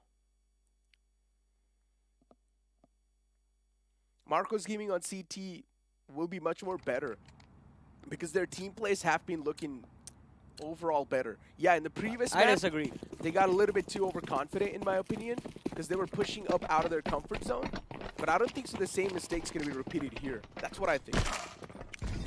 Once again, though, I mean, these players, they have their own mind. It's up to them what they want to do. We don't know, man. Future is really tough. All right, I think, yeah, this game is done with how troopers are moving around the map, I think. Now they're just going to rely on aggression, see if they can just force out mistakes from Marcos Gaming, but Shox with that opening frag onto McKills. Dice Dealer with nothing but an SMG. I believe he's the one holding the close angle on A-Long. And Ember has gained so much control of A. In from short, hearing washrooms. Yes, falling back. Kind of an unfortunate moment because Shox decides to peek it at the same time. Shox realizes that there might be a lot of backline pressure upon us. Instead of moving on to the side with his team and taking the C4 there, Marcos Gaming, they're staying back. 40 seconds on the clock. They have already lost a round due to these slow pushes. Emperor, yeah, just free stroll on the site. 9-2 is going to be the scoreline on the board. And if you're on the CT side, if you're True Rippers, what can you do? 2v4, that too, with one MP9 in the hand of a Dice Dealer. Yeah, it's dusted. This round's dusted. Not just this round, unless they win the next round and force a 9-3 swap, I think the map might be over as well. Oh no. Important frag recovers an AK. That's an upgrade that they would want. Don't you think it's too late to wake up, though? I mean, especially if Marcos Gaming, they get the first half to 10-2? No. It's not over until it's over, Necro. That's the rule. Are you one of those players who starts to surrender as soon as you lose 4 rounds? I'm actually completely opposite. I refuse to believe that. No. If I feel like I'm going to lose the game anyways, yeah, I just play for fun. I don't play it seriously. That's what you say when you're losing a game, though. Yeah, but then I mainly just try to play it for fun and just try to go for some stupid peaks and just go play for the kills. That's it. Now Johnny's like, that's how you usually play anyways. Yeah, that's what I was thinking. So what I mean to say is that I just do not take the game seriously. Yeah, but Shox has gotten very serious about this. 16-4. Yeah. Humongous scoreline achieved. And overpass has been a big letdown for True Rippers. Every single True Ripper supporter that is currently sitting in the arena, this is definitely not something they saw coming at all. For sure. I didn't see this coming. I mean, from how things have been over the last few months, not just the draft, the last few months, True Rippers, they've been in a dominating streak in the Indian Counter-Strike circuit, along with God's Reign, of course. These two teams were just like winning it all. Yep. And Marcos Gaming, they had to play the second fiddle to either of them every now and then. But now, with the addition of Shox and with all of the information that has been relayed to Bhavi, to Elvis, to Ember, to B2, I think these players have improved so much over the last 4 days and more than they have. That's right. Games out. Oh, McKills. He gets the advantage. It's fine. 9-3 half might just be coming in. It's not going to be that bad. If it is 9-3, the comeback possibilities are still going to be there. And as long as you take it OT, it will be even more interesting. Off as well, shut down. It's going to be a 9-3 half, Johnny. Yeah. That means in the second half, the pistol round's going to matter a lot. It depends on how Marcos Gaming's going to take this one. If Marcos Gaming's, in my opinion, if they just try to push up and bum rush it down, it will be tough. I think that is what will happen. Yeah. I think that might be the play that Marcos Gaming bring to the table. Maybe we are just going to see a CT counter push either for Connector or maybe for B short. But we are going to see them get hyper aggressive in one of these positions. And if they fail to connect their shots, only then will they be in trouble. But I see those two dualies, one on Elvis, one on B2. It will be important to see where these two Berettas go and where they are positioned. If they are on the front line, it's going to be tricky to make them work. But if they are kept second in check, then maybe they can dish out a lot of damage. Shox, here's the commotion, here's the push from A-Long, and relays all of this information to his team. The CTs need to rotate. I think Shox is waiting for a visual confirmation as well. Sees the numbers, and now the rotation happens.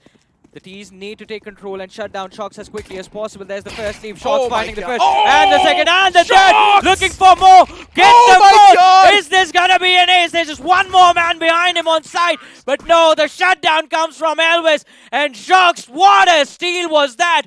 True Ripper shutdown, double digits on the board. Stop. Shox just stomping on the dreams of True Rippers. Is B2 typing in all chat after that? Just smashing them to the ground. Shox with such an insane 4K. Just crushes all the chances of True Rippers to even pull off a comeback. Now it's 10-3. And True Rippers, they will need to invest whatever they have in this round. But investing all of this cash is much worse, Necro.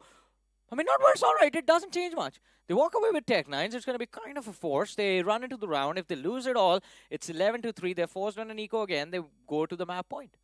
And if they force out a buy, they win this time. All right, yeah. Forcing is better. My bad. Mats. Yeah. But this was, just pure crosshair placement. So good. The first 3 picks were just off of brilliant crosshair placement. Just knowing exactly where the players are going to be positioned. Just knowing exactly where they're going to be running towards. I don't know why the rotation from B to A was called a little later than expected. But anyways, force buy from True Rippers, Tech-9s and investment in utility. But a do-or-die round as well, Necro. They win this. Can be a start of the comeback in the second half because Marcos Gaming will be forced on reset. True Rippers lose this. Marcos Gaming take this game to the map point already, which will also be the series point. And at that point, True Rippers will be under immense pressure because it will be 12-3. They already are. They already are. And it seems like they're going to crack it down into that pressure slowly and steadily. B2, that got a little too iffy there. Yeah. And now the man on the side is going to find an easy mode down, a full stop. Shox is feeling himself. It's better to isolate this man. But it's next to impossible to find Shox isolated because he's always backed up with teammates. Yeah, he's always backed up by someone, and it has put them in such a troublesome position. But also, listen to this, right? Among the 10 players, there are just 2 individuals who have it double digits right now. One is Ember on 12. The other is Shox on 23 kills. Yeah, no, Shox. He's 23-5. And the funny part is, our producer was saying that Kenny S is going to pop off in the map of Overpass, and then I guess it sort of went to the opposite team.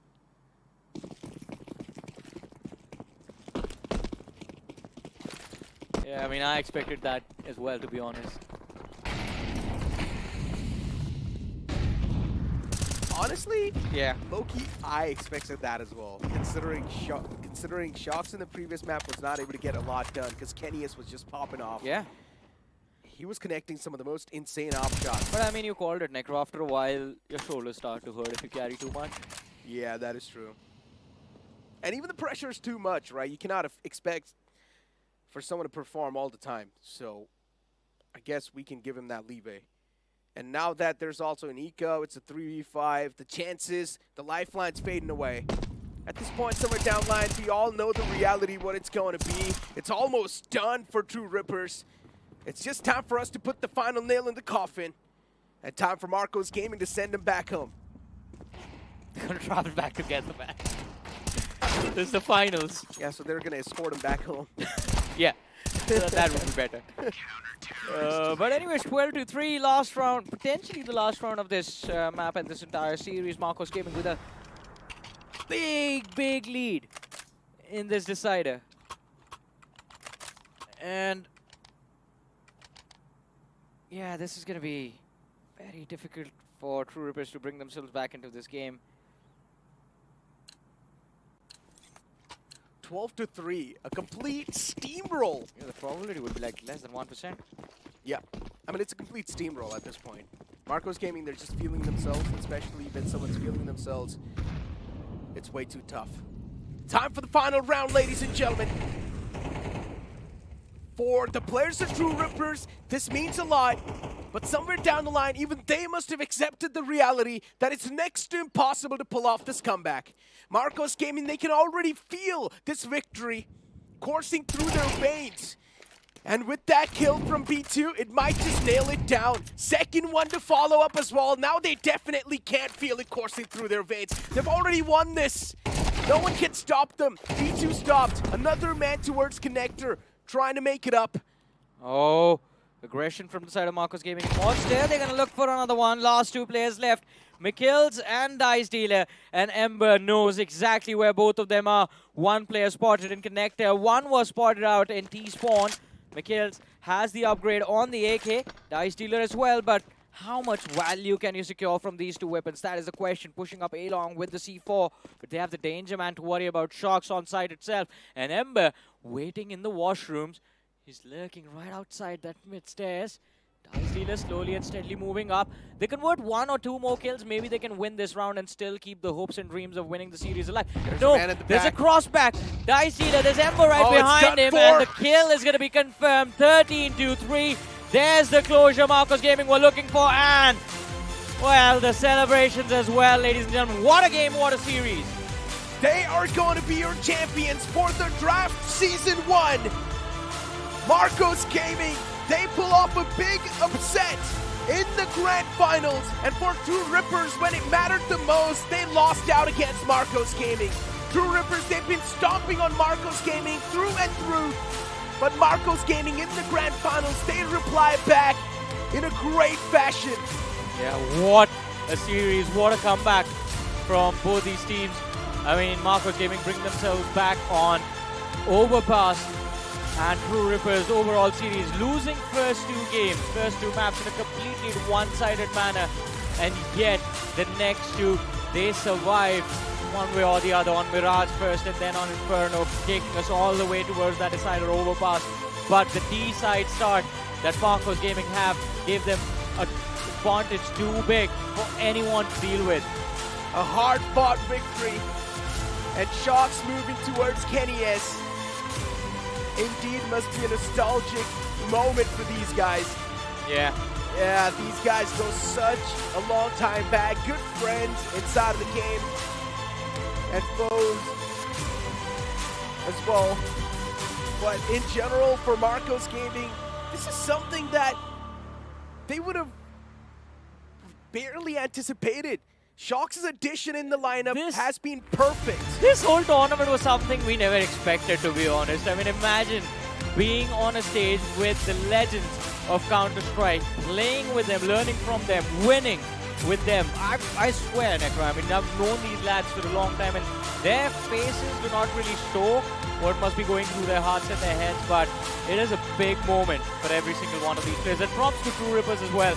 It was a commendable journey, a commendable effort, the entire journey from the group stages to the Super 6 stages as well, going all the way to the finals in the upper bracket, but in the grand finals. What? Hey, all right. that's Three Freiburg legends. all off and get right. Yeah. They're sitting right next to each other. And yeah, even they're having some fun time of their own. But yeah, this was an intense grand finals. But unfortunately, that complete steamroll on the map of Overpass, it was something that none of us expected. Well, it's been a fun journey. It's been a fun journey. It's been a journey filled with emotions for the players of Marcos Gaming, including True Rippers as well. And I gotta give it to Shocks, man. With the way he's been able to gel up with the team in such less time, he's been able to make good friends with them. And I think so that's the only reason why sometimes the team play between these two guys was looking impeccable. Yeah, I mean, I think that did play a big hand in how Marcos Gaming have been able to just keep on improving every single day. It did play a huge part in that. I think just being able to talk to Shocks, I mean, especially for someone like Bhavi, who in the future will be the man who will be leading the team. He is the main IGL for the team, and coming back to India, playing in the domestic circuit in the future, I think this will definitely be improving his performance, his team's performance over for the next few months at least. And not We just can that, expect big things from Marcos this Gaming. tournament was so important for the revival of Counter-Strike scene in India In South and Asia, Pakistan, and in general in South Asia. This tournament's always going to set up that mark, and whenever we feel like Counter-Strike scene was not really that good, everyone will always look back to this draft season 1, and they will say that, okay, maybe there's still a hope, and Counter-Strike legends can be born from the Indian region and the Pakistan region as well. Yeah, of course, and I mean, Marcos Gaming and True Rippers, along with God's Reign from India, I mean, a commendable journey from all three of these teams, and even the teams from Pakistan had a phenomenal run. We saw what Park Boys were able to pull off, as you keep mentioning, a team from the Open Qualifiers.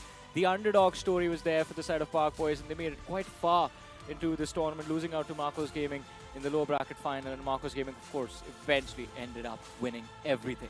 God's Reign were the usual suspect that we all expected to be in the grand finals, replacing Marcos Gaming, but instead, no. Marcos Gaming, with the way they were just able to sort of pull off these upsets back-to-back against some of the known teams, it was insane. As you mentioned, even Pac Boys from the side of Pakistani region came in all the way from the Open Qualifiers, played so phenomenally well. Under the guidance of Freiburg, these guys were able to, of course, adapt quite well and, of course, play better as well in the game in general. But unfortunately, in the lower bracket, they got kicked out.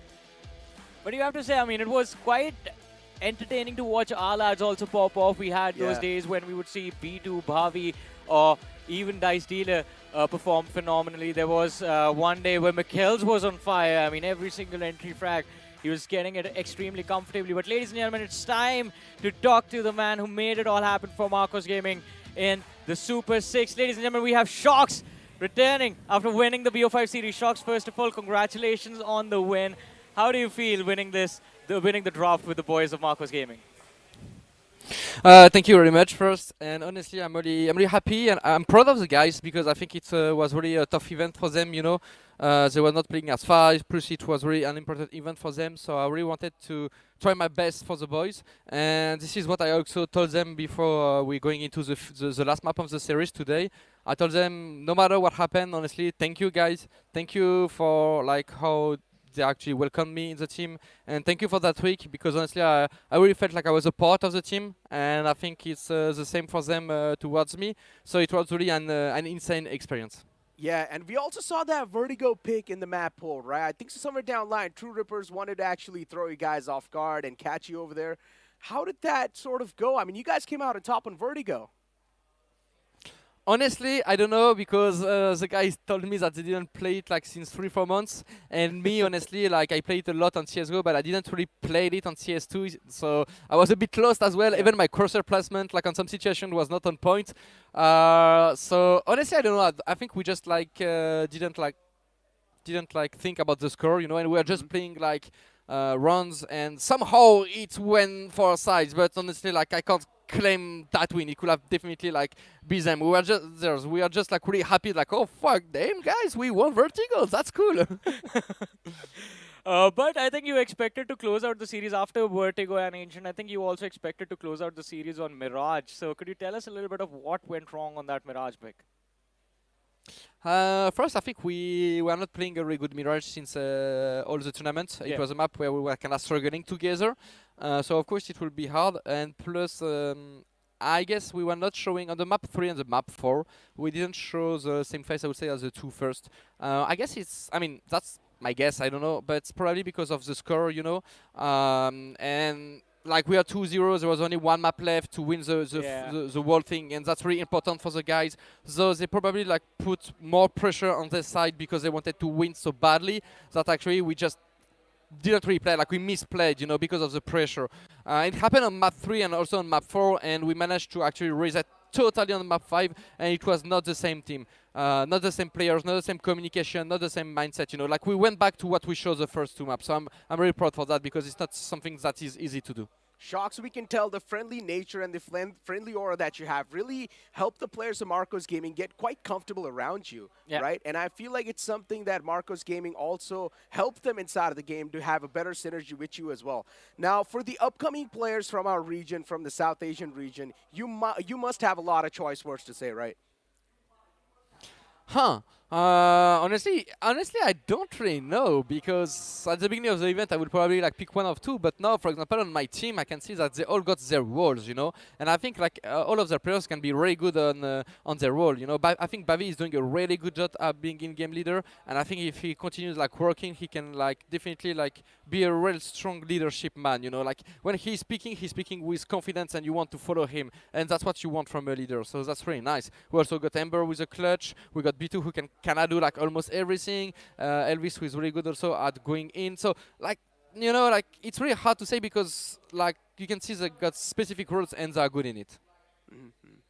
You got any? I mean, I just want to say, I mean, as you said, I mean, the roles are there dedicated to the players, and the players are also, especially, I mean, throughout the draft, we've seen them improve so much. But if you were to give them an advice to improve or significantly increase the growth over the next few months, what would you say? What do they need to work on? I will suggest to, because they actually, okay, if I have to pick one thing, I will pick the utilities. Because I think they know a lot of utilities. They know way more than me, for example, all right?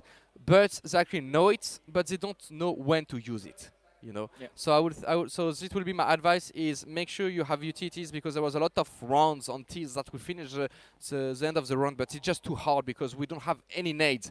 And sometimes also like they prefer to have maybe a Galil than nades, but we are not playing like, if you know you're not gonna have nades, then you want to play a round that, okay, you're just gonna push it and you're just gonna like full contact and play headshots because you know you don't have nades. But if you play like default without nades, then what are you gonna do? Like, it's just too hard, you know.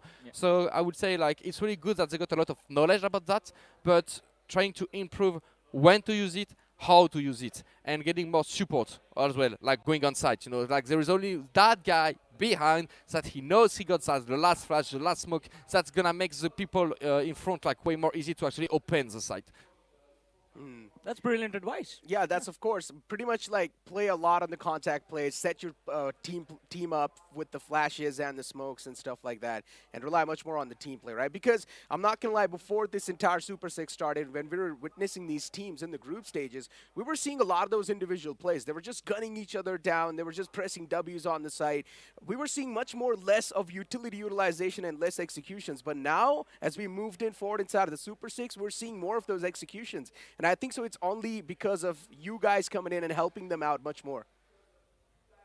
I'm not sure about that. As I said, like the thing is like they know a lot of them actually know like the utils, but they don't use it, or they use it like in the wrong timing, in the wrong place, you know, or like they know it, they have the nades, but when they go on site, they go first. Like, no, bro, like stay behind, you know, and like throw your nades for us. Like, it's gonna be good. You will see. Well, I think all of the teams are listening to your interview right now, and I think majority of them will definitely try to improve upon this. Shocks, thank you so much for joining us for this lovely interview, and thank you so much for all the advice you've given to Marcos Gaming and to, of course, all of the players and to other legends as well. Thank you, everyone, for joining us. Shocks, time to celebrate with your team, I guess. Time for a victory dance in the arena. Yeah, definitely. Thank you very much, guys. It's been like an insane experience. Thank you. Thank you for being you so much for joining in. Man, such a nice interview, right? Yeah. I mean, he mentioned, now look, we have been speaking about the utility utilization and management as well Yeah. from our side. And he said that perfectly too. Just work a little bit more on the utilities and set each other up. I think better. one more thing that he meant there in the end was the guy with the nade should not be the one running up front. Because we did see that happen. I mean, majority of the times it used to happen in those 1v2 and awkward 2v3, 2v4 Yeah, situations where you would have players with utility being the ones engaging the fights. And yeah, would make a lot more sense if you have a smoke and a flash playing the post plant or maybe playing for a retake. You are outnumbered. You can try and set up the other lad for a duel. But I mean, it's down to Bhavi now to implement all of this into his team.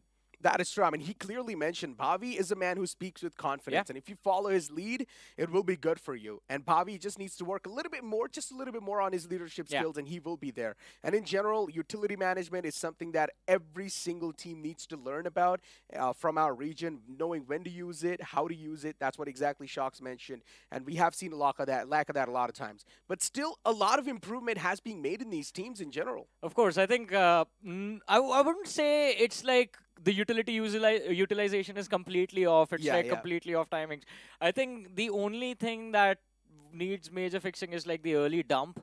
Yeah. That needs to change. Specifically on the T side, there might not need to be like a complete util dump at the start of the round. I think just saving like a lot of it for the mid round would be definitely beneficial to the T players. But I think over the next few months, maybe. I mean, I'm pretty sure there was a lot of advice given, a lot of changes that will be made into the teams and their playstyles over the next few months. Now they have had conversation with people like Kenny S and Shocks. Yeah. Well, I mean, speaking of Kenny S, I've also heard from the producer that we've also got Kenny S lined up for the interview. So let's welcome Kenny S alongside on the interview over here. Kenny, welcome. Unfortunately, you guys were not able to win out the grand finals, but we also saw you guys go for the overpass pick over there. Not overpass, I mean I think so vertigo pick off the bat, which was sort of an off pick for all of us. We all got caught off guard with that. Well, I have no clue considering I don't know the map pool of the team. I just know we ban Anubis. I decided, I myself asked to start on Vertigo because I knew we would beat them on Mirage, and I wanted to keep Mirage in the pool. Well, that's unfortunate. I think we lose the final on Vertigo. Definitely Overpass, they were better than us. But Vertigo, yeah, but there was like out of 100 times, we should have won that Vertigo 99 times. So unfortunately, instead of winning the final 3-1, we lost it 3-2, but it is what it is, you know, like, I hope that we, I mean, the guys that I played with, that played amazing. I'm really happy I played with them once again. I want to repeat that I had a great time with them. I hope that I'm gonna be able to, they're gonna be able to learn from that tournament, and I suggested them to rewatch the games we've played in that tournament. So I hope it's gonna be a good use for them. I think, Kenny, my question would be about that comeback on Mirage and Inferno. If you could tell us a little bit about that, because usually when you lose 2 maps at the start of a BO5 series, there's immense pressure on the players. How did you guys manage to keep yourself calm and initiate that comeback in the next 2 maps? Well, I just think that we knew that Vertigo was an accident, honestly. We also knew that Ancient they smashed us yesterday, so there was no reason that would be different, especially after that Vertigo one. And then it's just like Mirage. Once again, it's just like coming into maps where we are probably more comfortable playing, I would say. Such as Mirage and Inferno, we played them a couple of times, 3 times, 4 times for Mirage, and 2-3 times for Inferno. So that was pretty good. Also, the difference from the days before is that I delivered individually because of the communication. They managed to really like make the communication much better, and that was much better for everyone. So once again, I see that day to another one, they manage to improve, and that's a great thing. That's a great sign for them as a team. Yeah.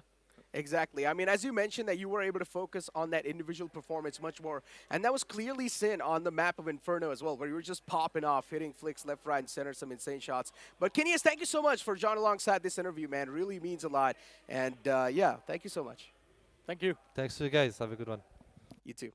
Well, Kenius clearly mentioning that. We saw the overall impact as well Kenius had today inside of today's BO5. Kenius was able to play much more individually better. I think my focus was on what he said about True Rippers and the communication being improved today. I think that he has mentioned that before as well. Things, especially, I mean, with we are very emotional people in South Asia, right? We definitely get excited very quickly, and I think even during the game itself, sometimes it is important to make yourself that you are on the calmer side so that the information that you're reeling out goes out across clearly to everyone.